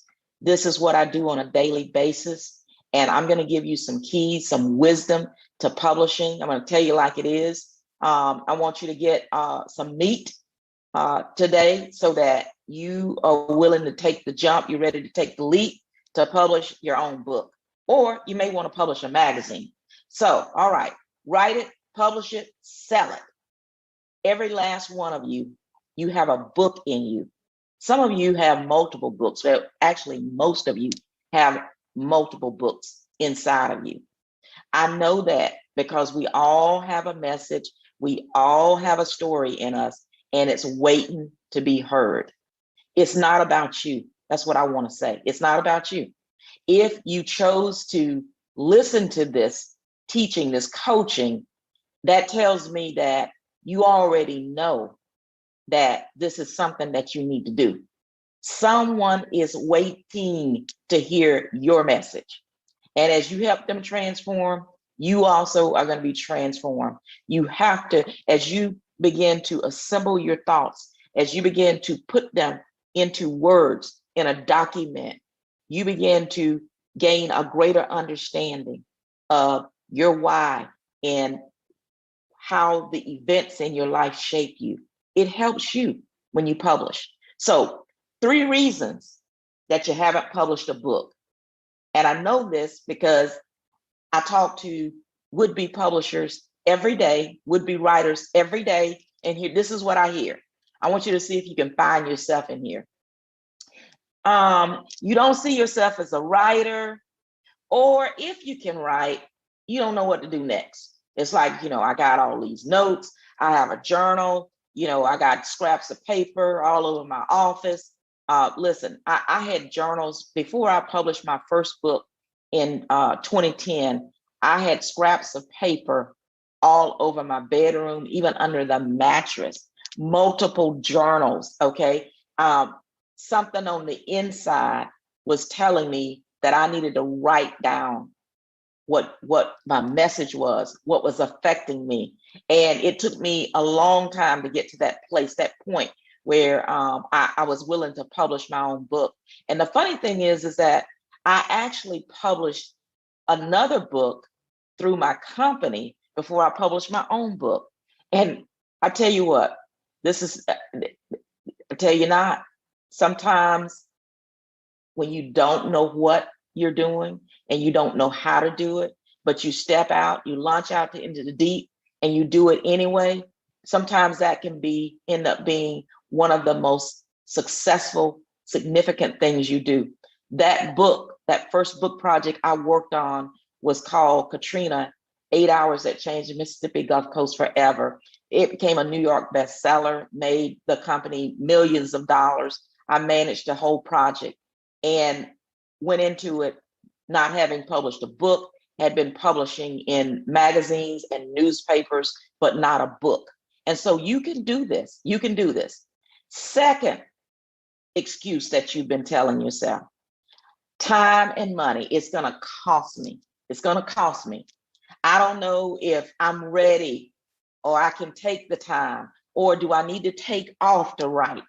Or I think I can get it written, but it's going to cost money. And so without even knowing how much time it's going to cost, how much money you need to invest, you park this dream over to the side. If this is something that you're meant to do, you have to decide that you're willing to do it by any means necessary. You will find a way to get done that thing that is driving on the inside of you. So what you have to do is, number 3, and this is the 3rd reason you haven't published that book, fear. You have to push fear out of the way. I like to say, eat fear for breakfast, okay? Eat it for breakfast, chew it up really well. And you have to decide that this is worth it, that the price of it, of publishing a book is worth it because of the results that it's going to get. Fear is one of the greatest weapons working against you. It will keep you inside a box that you just for years live inside of. And as Les Brown says, each one of you have greatness within you. But for some of you, the world will never know about it.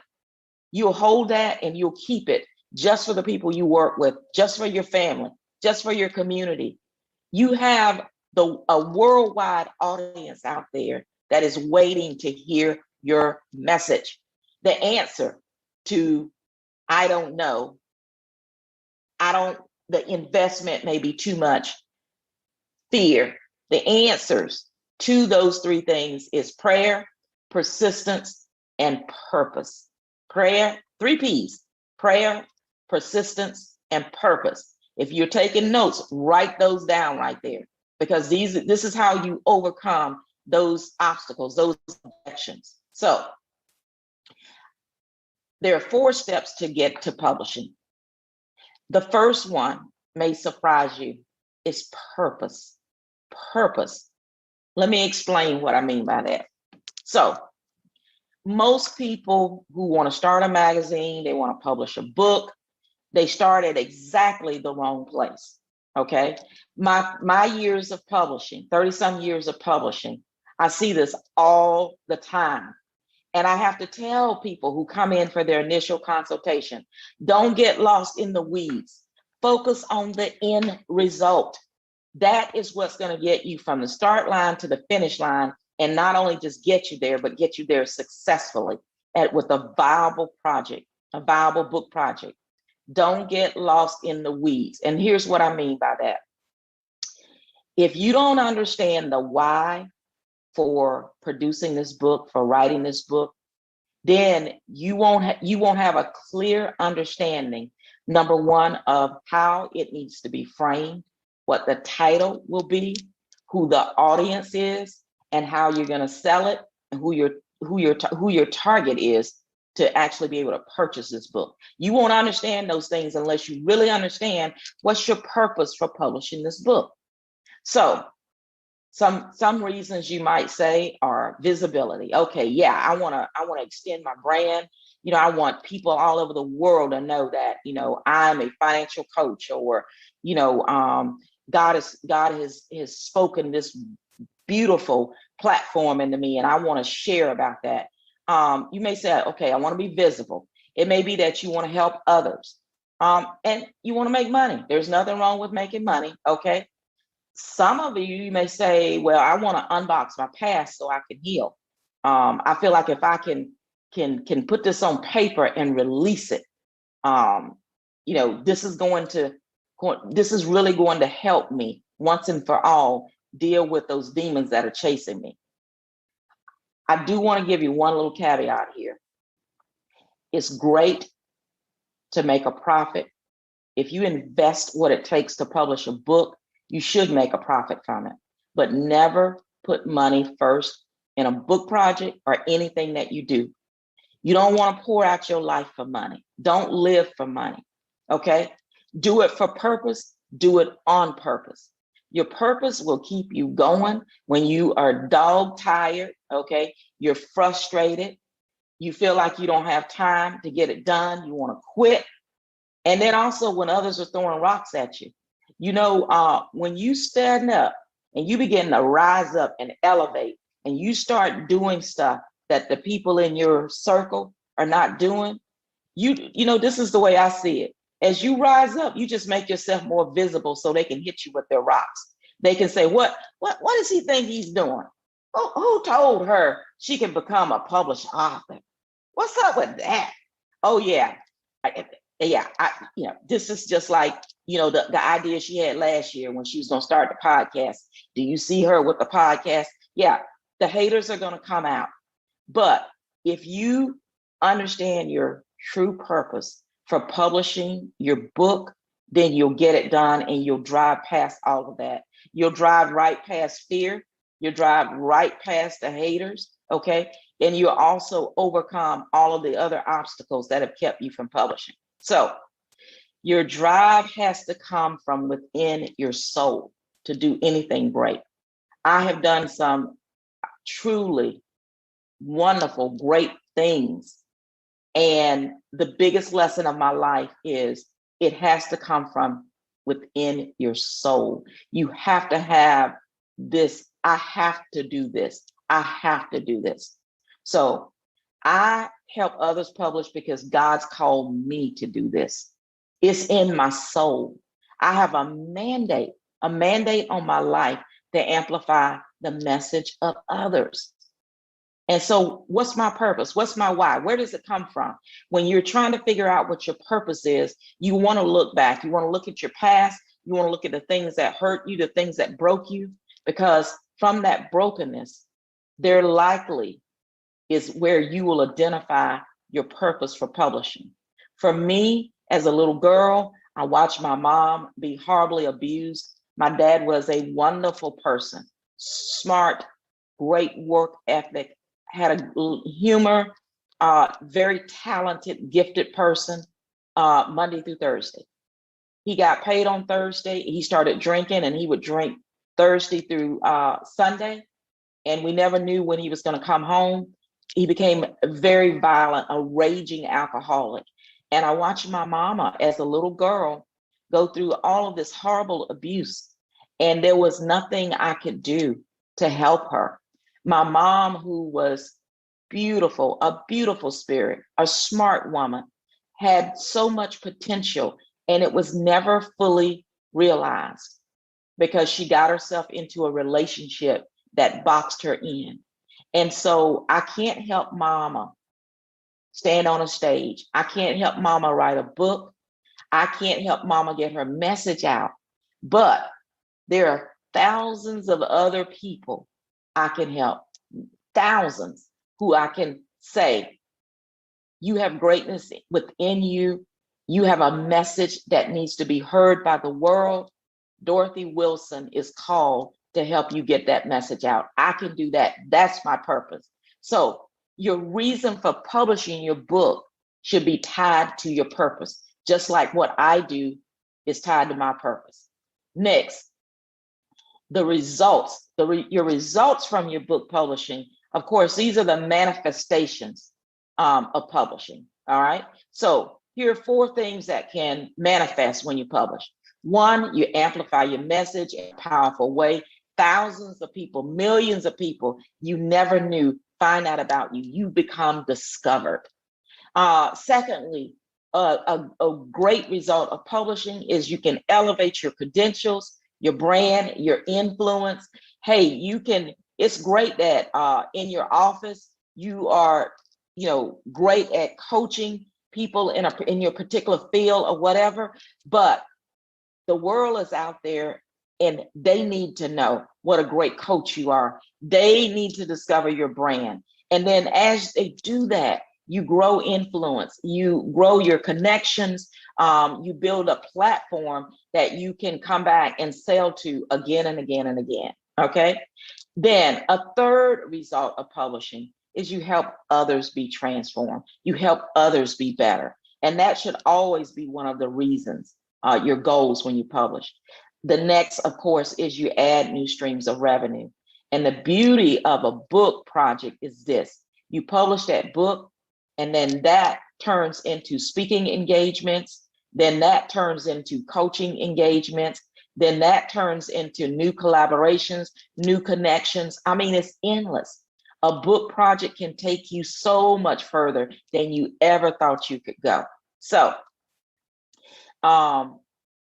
brand indoctrination is a big reason that you want to publish, okay? It's first, people have to see you. And then secondly, they have to know or experience you.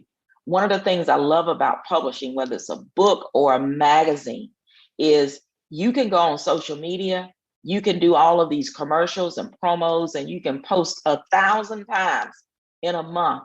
But if you don't take someone from that social media post to something else that gives them a meaningful experience, the only thing you did was just wink at them. Do you want to date them? Do you want a relationship with them? Do you want to be able to go on a journey with them? A book is a powerful way to do that. You can take them from that quote on social to a book that allows them to really see your expertise, to be able to see the power of your story. And so first, you want to understand purpose. Next, number 2, frame your book. You frame, okay. Some people think, okay, well, I'm just going to write in chronological order. I'm going to say this happened first, this happened next. Most first-time writers start that way. Well, guess what? Most people, if they don't, it's like asking people to go on a journey with you across the US, but you don't tell them anything about where you're going to stop, what you're going to do along the way. You have nothing that hooks them into the trip, that gets them excited. But when you start framing that and you say, we're going to see the 10 wonders of the US. Okay, now you're starting to get me excited about going on this journey with you, about reading about this journey. So you need a hook, something that will ensure that the person who is reading or listening to your book gets past that first chapter. There's so many books out there. People publish their first book, they get all excited about it, they sell it to their friends, their family, their coworkers, and then they have boxes of books sitting in their garage. And the reason for that is you set that book up on Amazon and you don't have any reviews, or the reviews aren't really compelling. Well, you got to get people past the first chapter. You have to get them excited about reading to the end. You need skill writing techniques like foreshadowing, a vivid scenery, adrenaline rushing incidents that start that book where that reader is like, I have to see what happens next. I have to know why this person is the way they are when you open that scene up, okay? So purpose, 1. Number 2, framing. Number 3, production. You have to get the cover design. You need editing, page design. You need marketing promos. This is one of these areas that a lot of people misstep. They may be able to get that book pinned down, okay? They may be able to come up with the chapters. They get all that done, but they choke when they don't have someone to really work with them on a title of that book. The title of your book is like a billboard. If that title is not compelling, why should they even read about your credentials? Why do they even need to read the back cover? The cover look, the cover design, it needs to evoke emotion. It needs to say something all on its own before the person ever even opens the book. And you need to make sure you get this right. It's not a matter of just putting your photo on the cover. I was doing some research. Books that don't have the author's photo on the cover actually don't do as well as other books that have a different type of cover to it. So you want to make sure that you get some professional help with the cover and the look of the cover. That's your brand. That is like looking into the window of your soul when they look at that cover. Okay, so purpose, framing, production. 4, sell it. I just mentioned before, I know plenty of people who have boxes of books sitting in the garage. Some of the first books I published, I have boxes sitting in my office, okay? Still waiting to be read, still waiting for someone to see them. One of the things that I like to teach clients, coach them when I'm working with them, consulting with them, is pre-sales is one of the most important and profitable phases of publishing. Yet so many people really don't understand how much effort they need to put into it, and they don't get help on the pre-sales. They think if I can get that book to the finish line, if I can get it loaded up on Amazon, if I can get it printed copy in a bookstore, then I have arrived. You have not arrived. Here's the thing. If you're going to invest time, money, and effort into this, you need a monetization plan. And the pre-sales is a big part of the monetization, okay?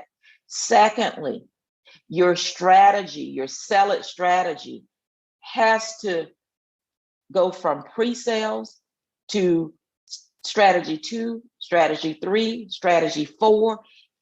You need a written marketing plan to ensure that you're not only able to sell copies of the book, but you're able to manifest the results from publishing that we talked about earlier. So all 4 of these steps, in most people's case, is going to require that you get help. You can do it on your own. It's just like with anything. You can do it on your own. Hey, do it yourself. I love it. You can go on social media. You can read. You can watch videos. You can do all of that. You can educate yourself. You can invest that time to get it done. But for some of you, the main reason you haven't published a book is time constraints. You don't have that time, or you don't want to take that time. And if that's you need to get a coach or a consultant to help you define and solidify first your purpose and what results you want to get out of that book. That is the first thing you want to nail down. Most clients who come to me for publishing, they're all over the place. They're excited. They know they want to write a book. They even sometimes feel like God has kind of been nudging them, pushing them to write a book, or they know that if they want to grow their brand, that this is the next step, but they have not really clearly defined what the purpose is for that book and how they want to manifest the results they need. You need an experienced publisher to help you frame, or a writing coach to help you frame your story. You can do it on your own, but if you have somebody to at least go over it with you, make some pointers, show you where your weaknesses are in your thinking about your book, that'll save you a lot of time on the back end. I've seen people take 2-3 years to write a book because it's not framed right. You need a roadmap. You need to create that roadmap on the front end. You need professionals to edit, design, and proofread your book, and to also make sure that it is set up correctly. Some people think if I can just get it uploaded on Amazon, I've done it. No, you need to think about SEO on your website. You need to think about making sure you select the right categories on Amazon so people can find your book. All of those things are really important. One of the things that I hate, I just read a book last week. It was a great book. It had a great plot. I was just reading for pleasure, but the misspellings in it drove me insane. So if you're trying to elevate your influence, you just tore it down with the 4 misspelled words, or the grammatical errors, or the poor sentence structure, or the fact that you didn't have a transition, or you wrote this book and you wrote it from your heart. You poured your soul out, but you didn't realize that you left the reader up on a cliff hanging because you know it so well that you didn't feel you needed further. You didn't need further explanation of something. Well, you may need somebody to really take a hard look at your manuscript to ensure that it's being read, it's being viewed as a reader would see it or a listener would see it. Marketing guru. You need a marketing guru that makes sure you make money before your book releases and also after your money releases. You need a marketing person who's going to create a funnel that will take you from getting that book set from pre-sales to getting that book published to getting on media outlets, shows, to getting the right press releases and making sure those press releases are released in the right places. You know, you can write anybody can find emails and send press releases out, you know, all over the world to different people. It's a different story to know how to write that press release in such a way that news media will pick it up so that you're not having to pay for all your marketing. Okay. So those are the things that you need to think about as far as getting your book published successful. Again, focus on the results that you want. You may need to hire, okay? Why invest all of this effort into publishing your book and then you don't manifest the results because you didn't have a good plan and you didn't get the right help? So I'm gonna leave you with 3 key pieces of wisdom. Number 1, if you do choose to select a publisher or a publishing company to work with you, make sure that company allows you the flexibility of choosing how much help you want or need. There are some things that you may already feel comfortable about. You need to be able to have a menu where you can say, I'm not going to spend $1 gazillion to publish this book. You know, I want to get it done. I want it to be done well, but I know that I'm a good writer. I also am really good at storytelling. I may not need as much help. You may need to just write that manuscript and present it to a professional team to take it from that point. Or you may need an initial 1 or 2 hour consultation with a publisher or writing coach to help you with framing your book. And then after that, you may have marketing experience. You already may have a marketing team. So choose a publisher who allows you to pick a package that fits your budget and fits your needs. Secondly, focus on your strengths. Know what your strengths are. So many times when we're doing something new, we invest so much time in talking to 9, 10 people before we get started. We go online, we listen in on these podcasts, we take these master classes, we do all of this stuff to figure out how to get published. And then we try to do it ourselves. And the stress of getting it done steals all of the joy. You spend more money than you ever thought you would because it was much more involved, much more complicated. Publishing is not an easy process. It's easy if you have people who know what they're doing, helping you with it. Focus on your strength. If you're a good storyteller, be a good storyteller. Don't try to figure out what your cover design has to be, okay? Unless you heard from God on high and he drew it for you, get somebody to help you with that. Get somebody who is skilled, trained to help you with the title of your book, okay? If you don't have any real marketing experience, make sure you get someone who can help you with that. So many people get bogged down, they get lost in the weeds because they're not focusing on your strengths. So I like to say it this way. Spend 70 to 80% of your time and energy, whether you're writing a book, whether you're running a business, whatever it is, spend 70 to 80% of your time focusing on and doing things that you're really good at. These are your gifts. That other 30, 20% of the time, you need to delegate it. You need to give it to someone else who that's what their strength is. That's what their gift is. That's how you get to the top of the heap. That's how you're able to catapult forward and to be able to do things at such a high level of excellence that you blow people away. It is assembling the right people, okay? Focus on your strengths. Assemble a dream team. Do not try to piecemeal a book project, okay? Where you got one person over here who's focusing on editing, one person over here who's coaching you, another person over here who is designing it. In the end, you'll end up spending more money because all of those people are not working together. All of those people are not talking together. You want to assemble a team and you all start at the same time with the same vision. You want to communicate not only what the project is, but you want to communicate your purpose. You want it to be really, really clear. And you also want that team to work together.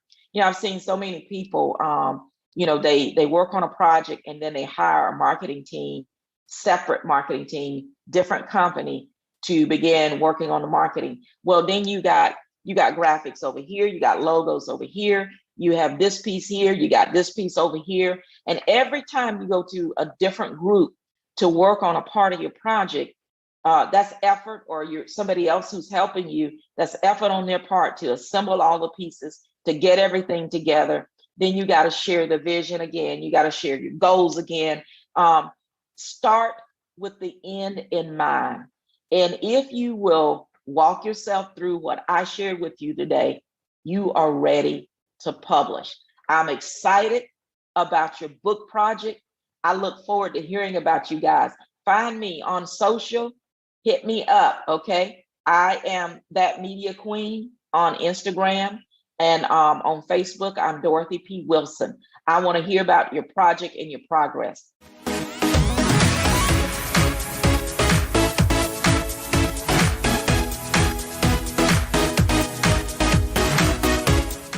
Welcome.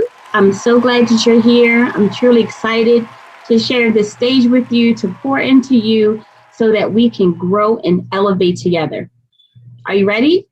No, not yet, because you know what's missing? No, you're not missing because you're here. But what's missing are the instruments that you need to make sure that you're going to be able to craft your blueprint, your framework, or your success by the end of this talk. So I need you to go grab a pencil and piece of paper, or if you're in front of your laptop, I need you to open up a new browser or a new Microsoft Word or Docs file. I need you to grab that iPhone and open up your audio file or your notes section, or if you don't have an iPhone, open up the Android, download the app, whatever you need to take notes, because this is a hands-on interactive workshop in a small amount of time that we have, but it's going to be impactful and engaging. Are you ready? You have it? Great. It is time to go deep. Most preparatory programs today are geared towards students in their latter years versus their formative years. Latter meaning junior and senior year versus middle school. You're wondering why, right? Mainly because it is a theory, and sometimes in most cases true, that students that are older have more intellectual prowess, maturity, and depth to understand the content being thrown at them. We know that to be true and not, because you could very well run into a 16 or 17-year-old that may still have a maturity level of a 9 and 10-year-old, or even worse, younger. And because that is the approach to most programming, and this is where we miss the mark. I want to talk about a topic that's near and dear to me, and it should be you as well. And it is truly regardless of anywhere a person live, or the color of their skin, or their race or religion or gender or affiliation, and that is poverty, right? Poverty is limitless, it's boundless, it's ageless, but it is true, it is real. It is something that we deal with each and every day of our lives. I mean, simply to wake up is a blessing, but what causes some people not to necessarily wake up and thrive is the current situation they're in, not just from a socioeconomic status, but also a mental state. And so if you do a little research in poverty and those living below poverty, you will find a commonality, mainly in the urban market or the urban community. But again, it can be in any community. It's just oftentimes hidden. And those commonalities are 3 categories of individuals that are currently living below the poverty level. You taking notes? Category number 1 are females ages 25 to 34. Yes, females 25 to 34. Category 2 are females ages 18 to 24.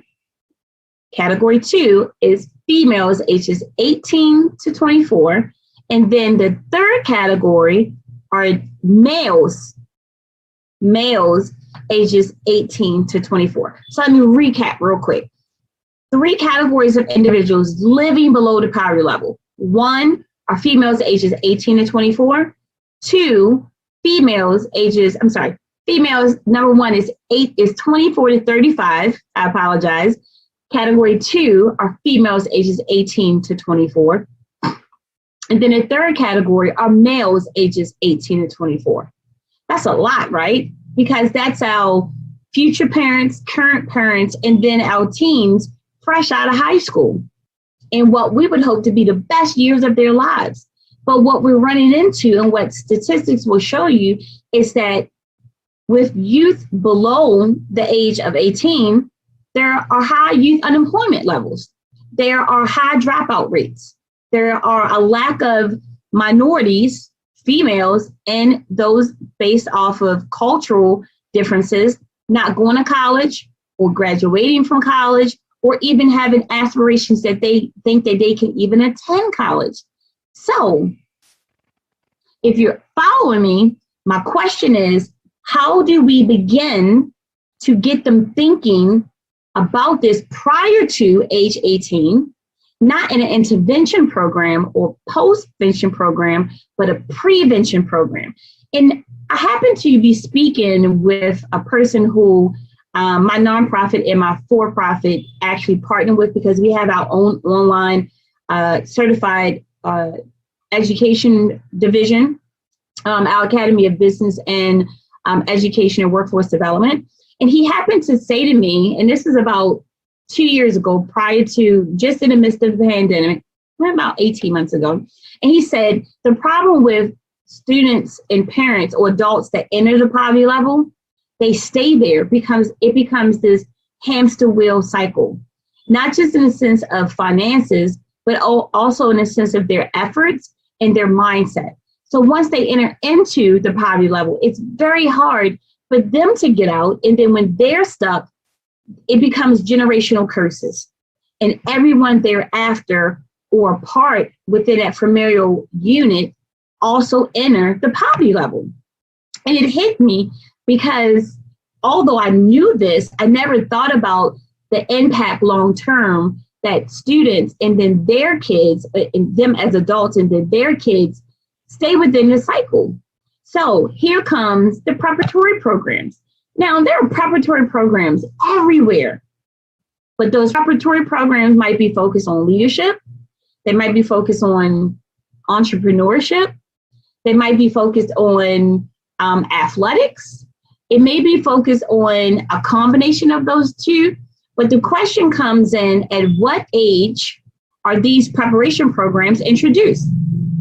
And I can be very honest with you, as a lifelong educator of almost 30 years, working K-12 all the way up to secondary with bachelor's, master's, and PhD programs, and having implemented those programs myself with the formative versus the latter years, those preparation programs are mainly for students that are in their junior and senior years. Well, as a certified school counselor and a leader and an advocate and expert in this area, that age group is too old. Yes, do they need it? Absolutely. But what if I told you, showed you, and demonstrated to you that those preparation programs are really meant to be preparatory versus intervention or postvention? So preparation programs should very well plant the seed, and plant the seed in an area that ties it with current academics, future goals, future aspirations, and creating a blueprint to help not just the parent navigate their life, but the student. And here's part of the problem in the world. Most programs and most individuals that even work with youth programming, it's designed to kind of talk over, work under, or straight through the involvement of the youth. And this is where we go wrong. This is where the school system go wrong. This is where nonprofits go wrong. This is where some for-profits go wrong. This is where a lot of gaps exist. And why? It's because as parents, as coaches, as mentors, as advocates, every youth is different. This is an initiative that school systems and school homeschooling programs want, is for students to be mature, to students to be more responsible, for students to be more disciplined, for students to be more vocal, for students to lead versus always following, to have self-awareness of who they are and what they want. But if we want it, but not teach them, navigate and instruct them, how will they ever break out those shells? How will they ever step into their roles?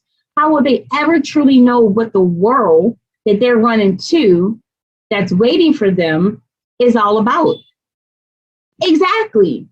But with the time that I have left with you, I want to be able to pour into you and to provide a resource for you that preparatory programs with the formative years are more effective than preparatory programs or intervention programs with students in the latter years of their life. And it really closes and breaks those barriers that we know to be prevalent in the social and real world, academic world, college and career readiness, leadership, health and wellness, and across the gamut. After 27 years, I've decided to share my comprehensive preparatory program that's grounded in theoretical and conceptual framework, and with more than 25 years of experience enmeshed inside of it, centered around my 360-degree leadership of transformation and 9 core concepts. During the COVID-19 pandemic, since we could not really emerge and embrace being outdoors, I decided to teach my course online in a hybrid format with students ages 9 to 15, which are considered to be the formative versus the latter years that we talked about, and to take them through what originally started as an 8-week program that expanded into almost a 4.5-month program. As you can imagine, when we first started out, there are students from various backgrounds, different levels, different angles, different interests, different skill sets, different maturity levels.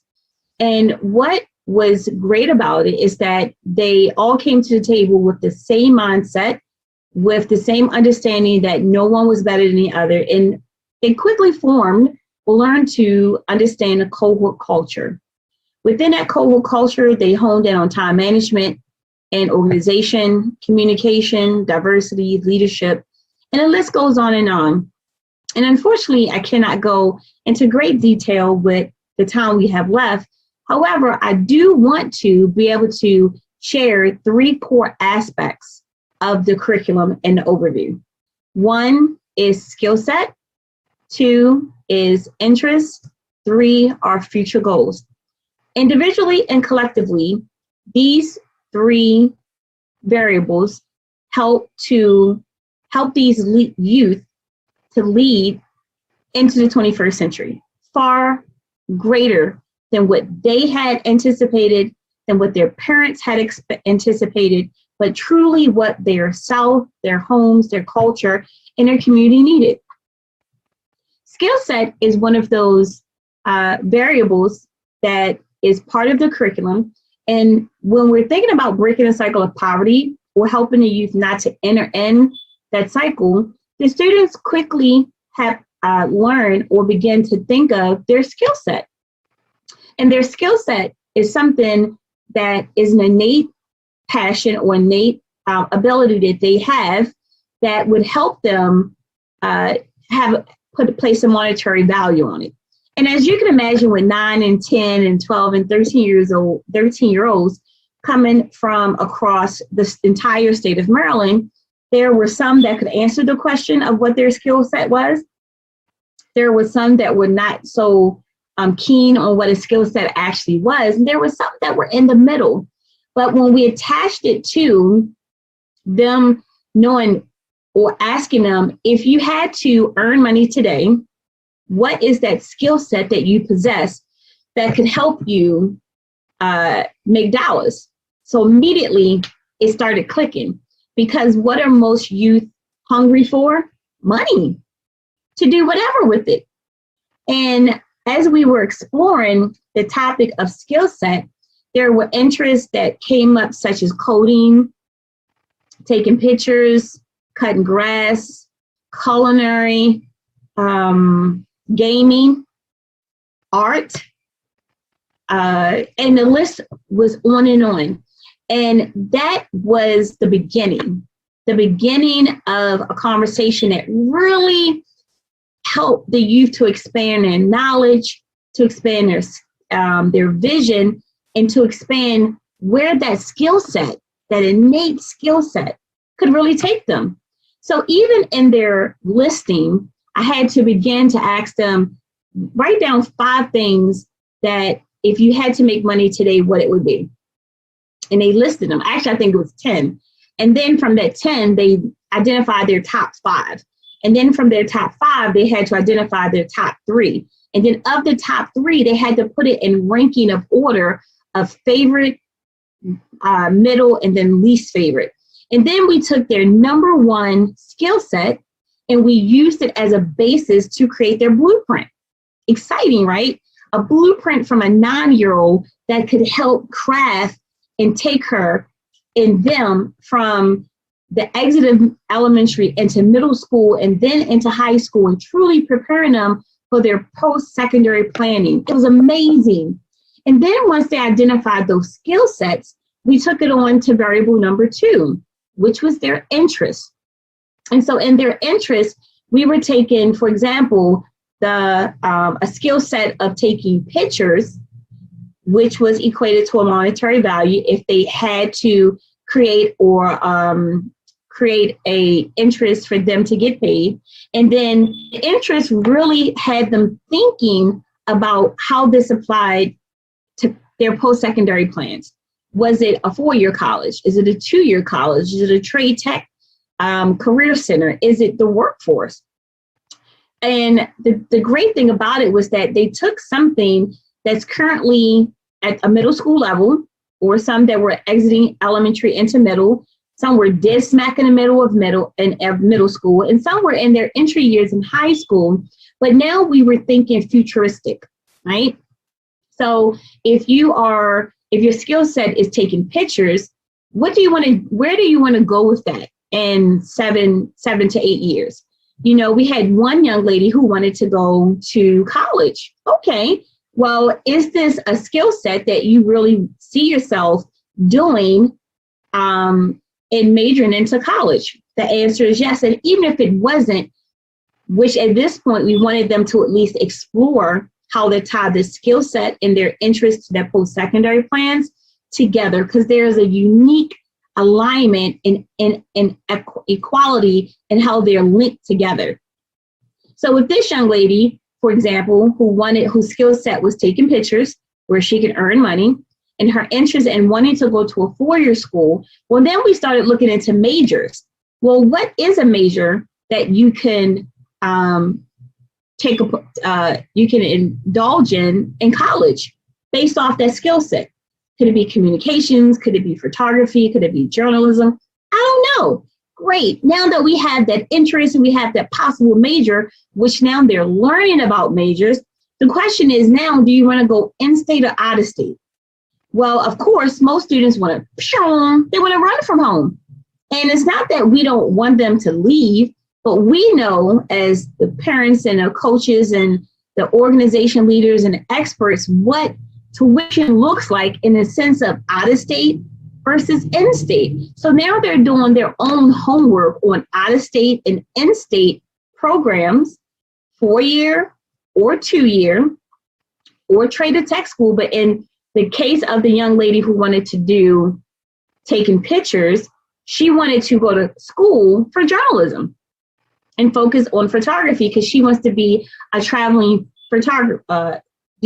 Traveling photography makes sense, but what else could she do without just photography? Because photography isn't a major in college, but she equated it to journalism. Well, guess what? Now we have the skill set, we have the interest on a post-secondary plan. So now we're filling in a gap for her. And in her case, she actually was creating that pipeline. So her interest is photography. Write that down. Photography skill set. Her skill set was photography, taking pictures. Her interest was going to a 4-year college to major in journalism. Now, how do we relate that to their current academic pathway? Well, for this young lady, she was right on target. How, you ask? Because when she exited elementary school, she went into a magnet program for communications and journalism. She's right on target, but she had never equated her skill set with her future goals with her current pathway. So unbeknown to her, she was right on target for what she had a skill set in, what her interest was. What she had what she identified as her skill set and what her interest was in terms of her post-secondary plans. And then at that point, that was in the summer of her 8th and 9th grade year, and she had just got accepted into her high school magnet program, which is Academy of Journalism, Communication, and Multimedia.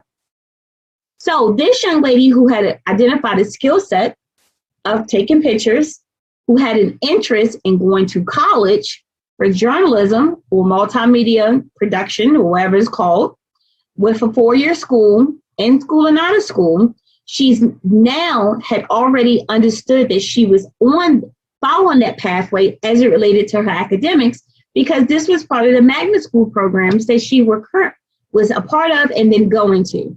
How phenomenal was it for her to connect the dots in this preparatory program? Then variable number 3 are their future goals. Being able to identify her skill set, her interest in her post-secondary plans, closing the gap in the academic, and understanding what's needed, not just in the sense of taking pictures, but in the sense of writing and math and preparing for her SATs and, you know, all of the things needed to actually go to college. We dove into internships, we dove into resumes, we dove into portfolio development, we dove into a multitude of things. And then they started to learn a little more of opportunities that are afforded to them that are typically not talked about as they travel through this progression, doing this blueprint and framework, such as internships, such as volunteerism, such as being a well-rounded student, such as the importance of writing and attendance and, you know, being more than just an academic or an athletic individual. And then we got to a part with most of our youth where we got to the part of the resume, because we know resumes are extremely important, not just for applying for jobs post-high school or post-college, but really understanding what resumes are today and the types of resumes that are needed for scholarships, that are needed for internships, that are needed for regular jobs, that should be a part of the portfolio. And the list goes on and on. But this is where, with this age group, 9 to 15, we ran into roadblocks as expected, because how many 9 to 15-year-olds have an extensive history of volunteerism or working or even in involvement in the community? Not many, but that was okay, because doing our sports academy for urban youth, doing their leadership training and development program, they now had to not just become leaders, but to apply that leadership in their civic engagement program. And this is where the transformation happened, right? These students brainstormed, created, presented, and executed a triad initiative. Number 1, they did a clothes, hat, gloves, and sock drive where they created the flyer, they marketed, they did all of the things and collected 1,000 pieces in less than 5 weeks. Then they learned in the second part of that civic engagement program and was focused on doing a virtual fundraiser that focused on health and wellness, and got people across the U.S. involved in a 5K run and a 1-mile walk. And then their third initiative was this health and wellness community give back event where they adopted a local daycare center, and they had this big community wellness give back activity. And because of that, they receive local, county, and state awards from the mayor, the county executive, and our local sitting governor of the state of Maryland for an award-winning program and award-winning efforts that positively impacted the underserved and underrepresented communities in Baltimore City, Baltimore County, and PG County, Maryland.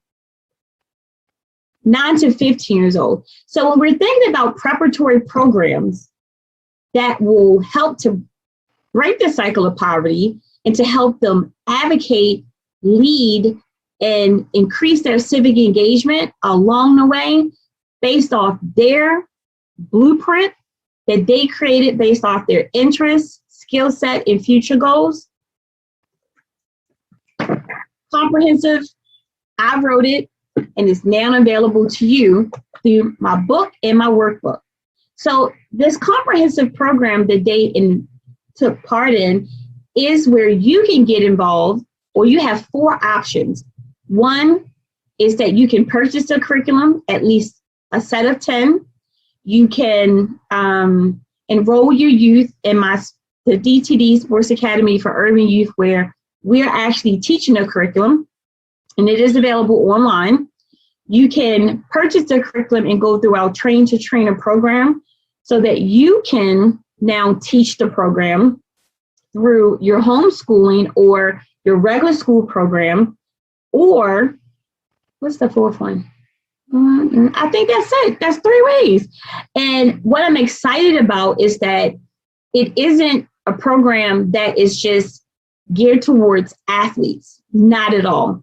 But health and wellness is a component of the program. And we know that in order to combat the health disparities that take part in urban communities, suburban communities, and even rural communities, we need to get youth and adults up and active.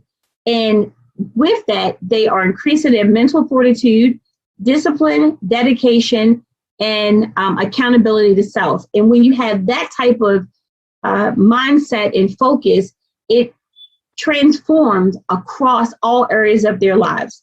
So I'm excited to share this preparatory comprehensive program that's grounded in theoretical and conceptual framework with over 25 years of history to help your youth lead going into the 21st century. To learn more about the programming, the curriculum, or the Train to Trainer sessions, please go to www.urbanmultisportconsulting.com.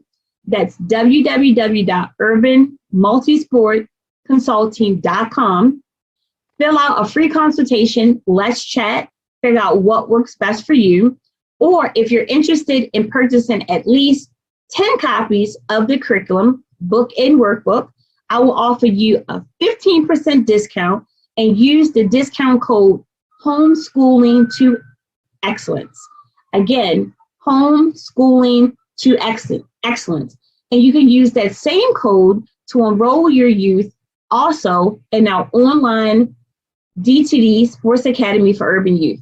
My name is Dr. Tekemia Dorsey, the visionary founder, content, and curriculum developer for the Empowering Triathletes to Lead, Breaking the Cycle of Poverty in Urban Communities, as well as DTD Sports Academy for Urban Youth. I look forward to working with you, enhancing, elevating, and inspiring our current youth to not enter into that cycle of poverty and to ensure that their futures are brighter than their yesteryears. Until we meet again, have a great and fantastic day. Where I teach you how you can effectively homeschool your children regardless of their learning style. My expertise is helping you homeschool our special and unique learners, such as children that has autism, ADHD, ADD.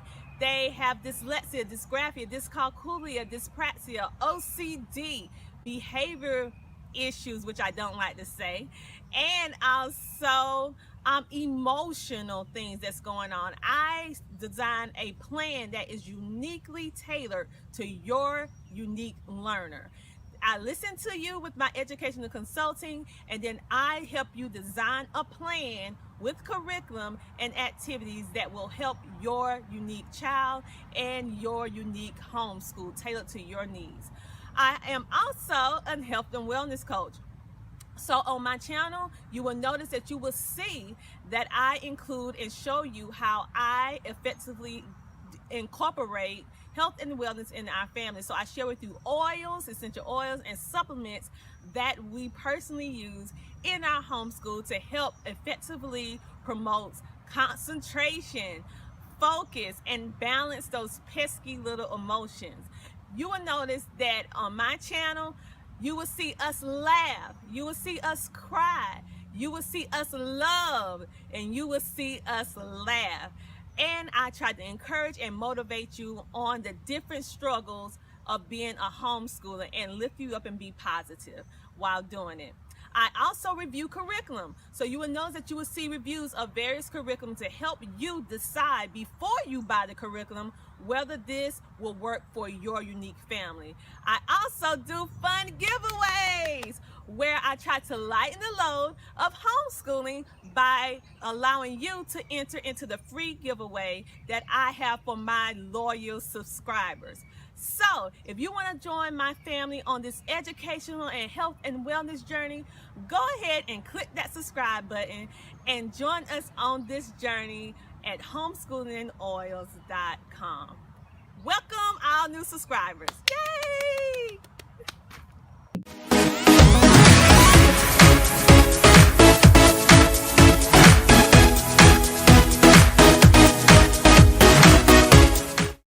Hello and welcome. I'm Elle Em Preston, and I'm here today to talk to you about working outside the home while you're homeschooling both parents. I wrote the book, Homeschooling and Working While Shaping Amazing Learners, as well as Building Your Empowered Steps. And I and my husband both work outside of the home while home educating our children. So in addition to being an author, I'm also an engineer, and my husband's also an engineer, and he was a real estate agent also. And we did those jobs while homeschooling our children. And we just want to share with you that working outside the home and homeschooling is totally possible. Again, if you get a chance, you can find more about me from my website, www.empoweredsteps.com, as well as picking up some of my free courses offered there and my books. Let's get into this. Okay, what we're going to cover today is we're going to cover how to own your flexibility in homeschooling, childcare for the working parent, how to create an independent learner, and some more about my courses that I will offer in order to tell you how I took my kids from homeschooling while working all the way through college to have 3 of my homeschool kids graduate from college by the age of 17. And I will share my contact information with you. The first thing you need to realize when you are homeschooling and working parent is that you need to own your flexibility. Owning your flexibility meaning being able to move and change with whatever your work schedule is, your home schedule is, your children's needs, your family needs. And that change and flexibility can reach in several different areas with your job type, your job hours, your childcare options, your expectations with your kids and how you expect to focus on learning. All of those things are included with owning your flexibility. So now that you've decided to homeschool, know that you own the flexibility in doing so. When you do it, what time you do it, how much of it you're going to do, what you're going to be directing as far as your children's education, and how you're going to facilitate it. You have to know that learning doesn't have to be traditional. It doesn't have to be a book, a video, a lecture, or in-person discussion, papers, or any of that. Your child is learning all the time. And as a homeschooling parent, particularly a working parent, you need to know how to quantify learning no matter what they're doing. So if they're looking at a video game, you want to say, hey, in this video game, they're having to read, they're having to use logic, they're having to use math, they're having to use strategy. How does that equate into learning? Well, you can do the reading part can go into part of their English. The math part and logic part can go into part of their math. So that's the way when you are working outside the home and homeschooling, you need to approach the flexibility in learning for your kid. Also, focus your one-on-one time, meaning you don't have much time because you're outside of the home. So you're going to have an hour to 2 hours a night to help your child. So you make sure that that focus is on math, reading, and writing, which are the core topics that help them and lead them towards being able to learn independently on their own as they get older or as they acquire these skills.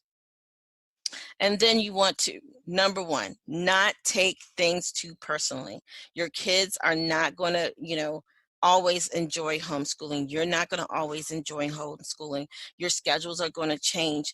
As a homeschooling and working parent, you are constantly in a state of flux, trying to find what works for your family. And then when you do find it, you have to be open enough to realize that, yeah, this has been working for a year, but I can do this better.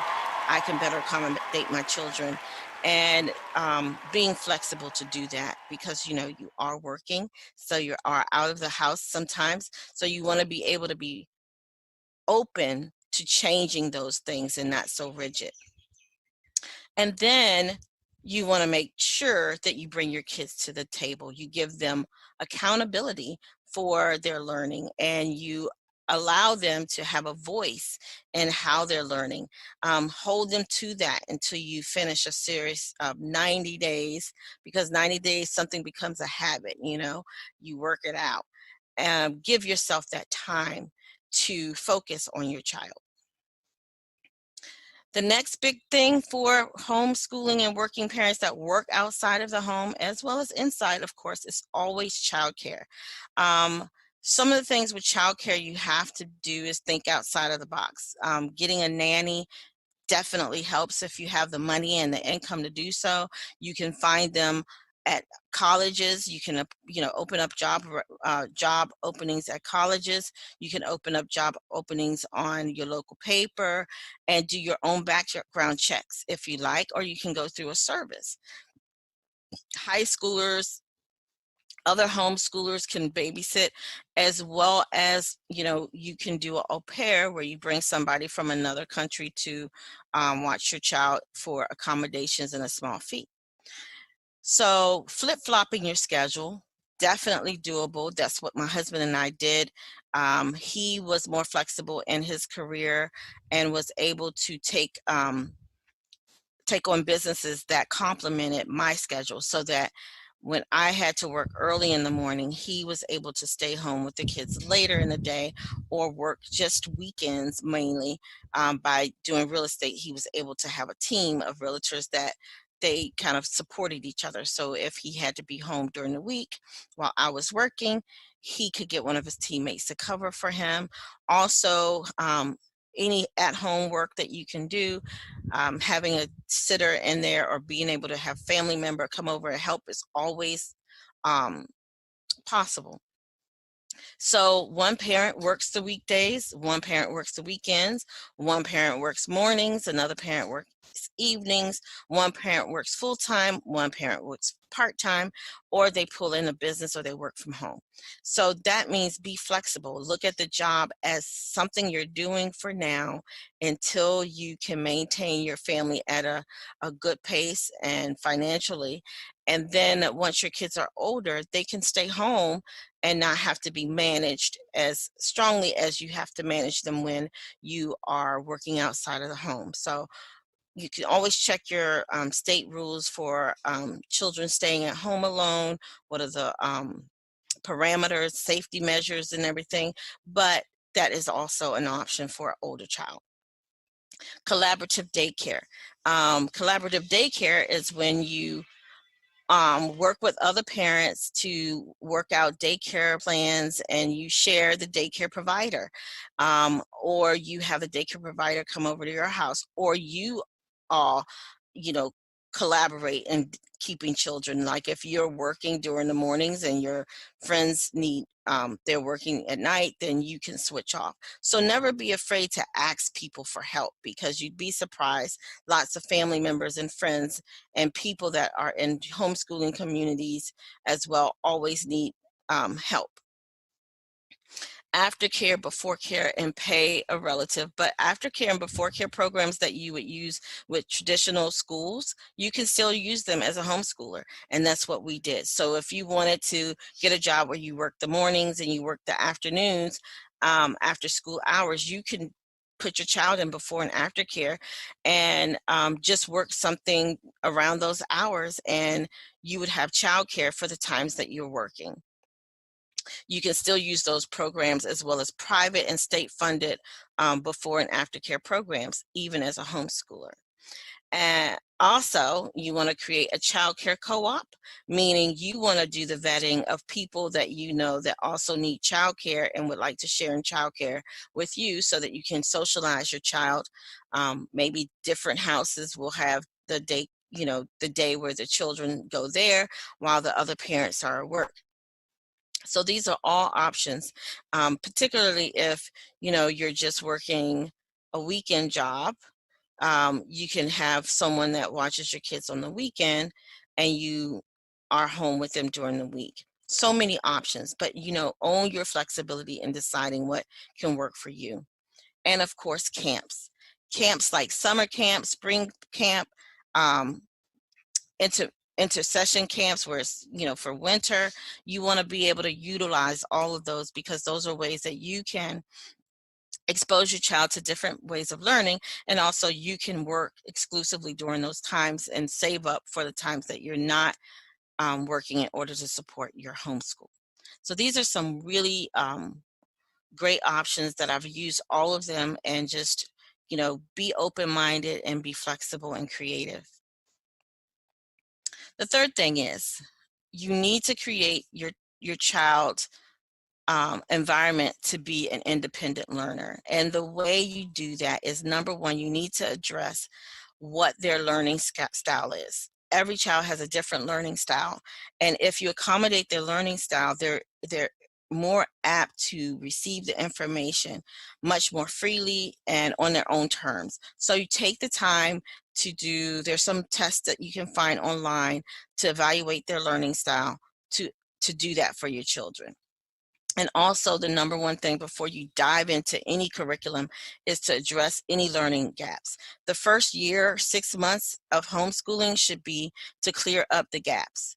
It starts you off with homeschooling and working at a very slow pace. It allows your child to catch up and solidify their foundation. Having a solid foundation makes it so much easier for your child to learn independently because their reading is up to par, their writing is up to par, their math skills are up to par. So going forward, reading directions and understanding how to decipher directions from a book or from a lecture will be much easier for them if you focus the first 6 months to a year just on filling in the gaps. Even if you do send them back to regular school, they lose nothing as long as their math, reading, and writing is sound. They can learn anything.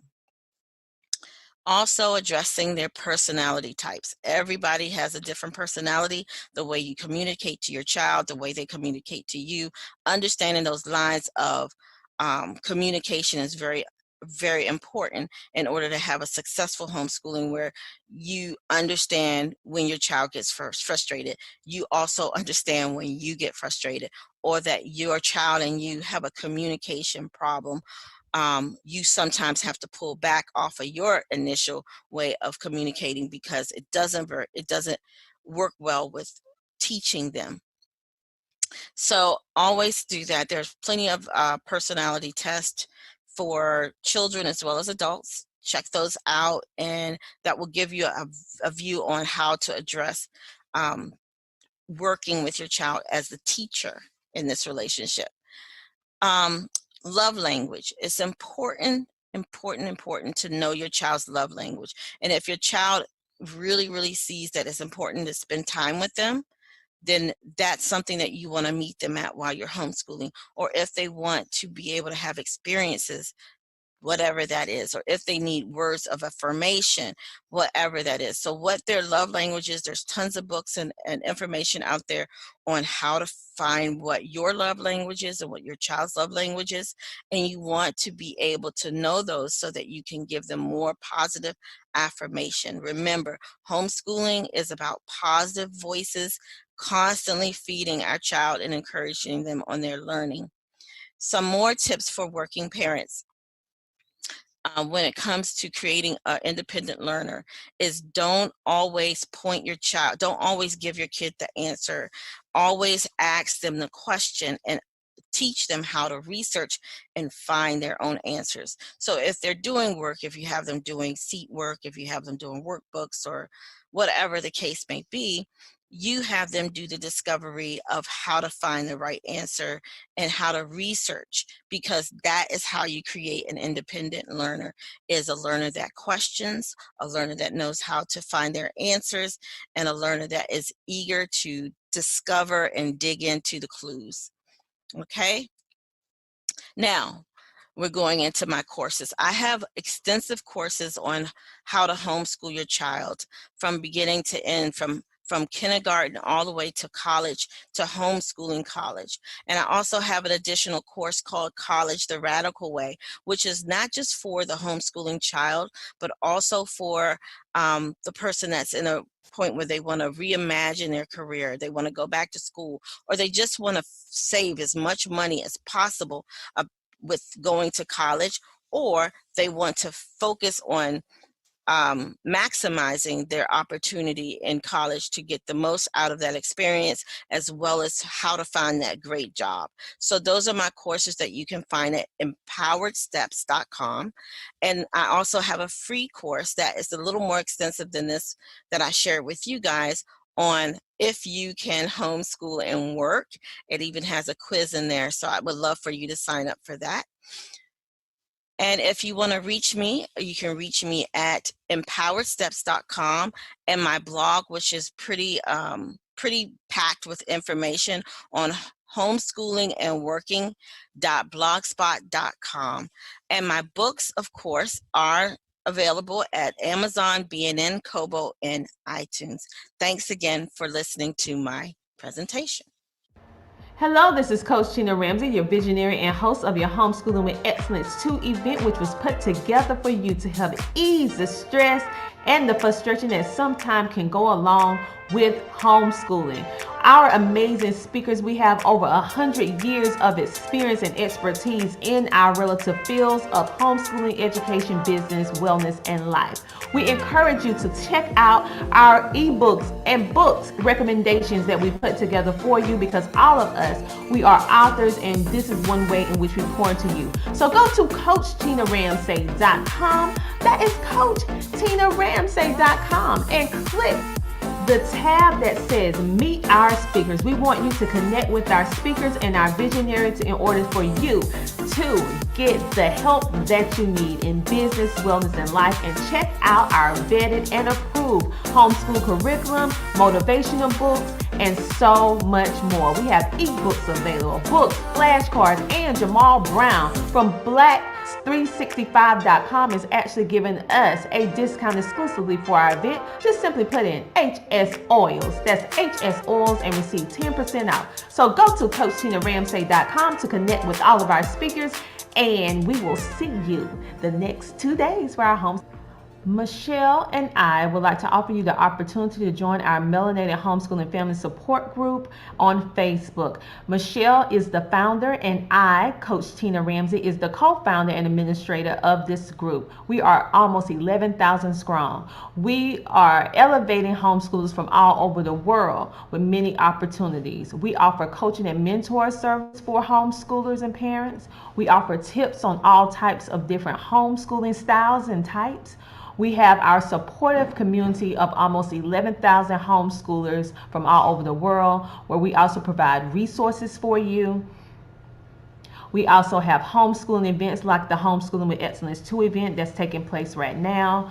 We have an upcoming homeschooling magazine and a blog at Homeschooling and Oils. We have multiple homeschooling podcasts going through CTR Enterprises. We also have homeschooling curriculum reviews that you can check out at Homeschooling and Oils and also within our group. We also have multiple giveaways that we do within the group and also Homeschooling and Oils.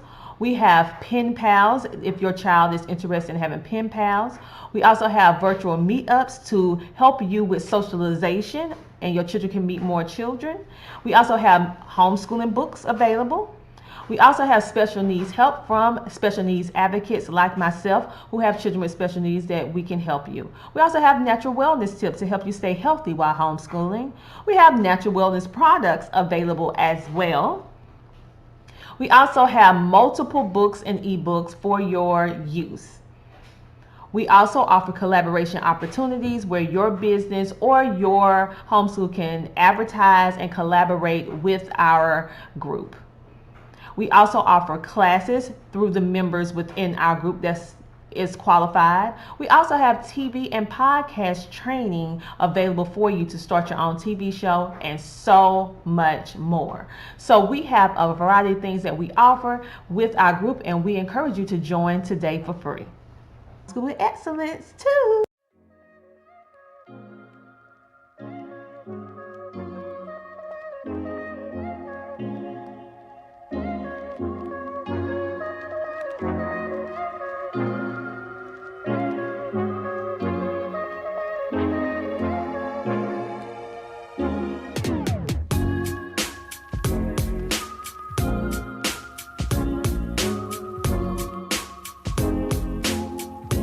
To be a featured guest on our show, go to theTinaRamsayShow.com. Come share, shine, and grow on the Tina Ramsay Show and podcast.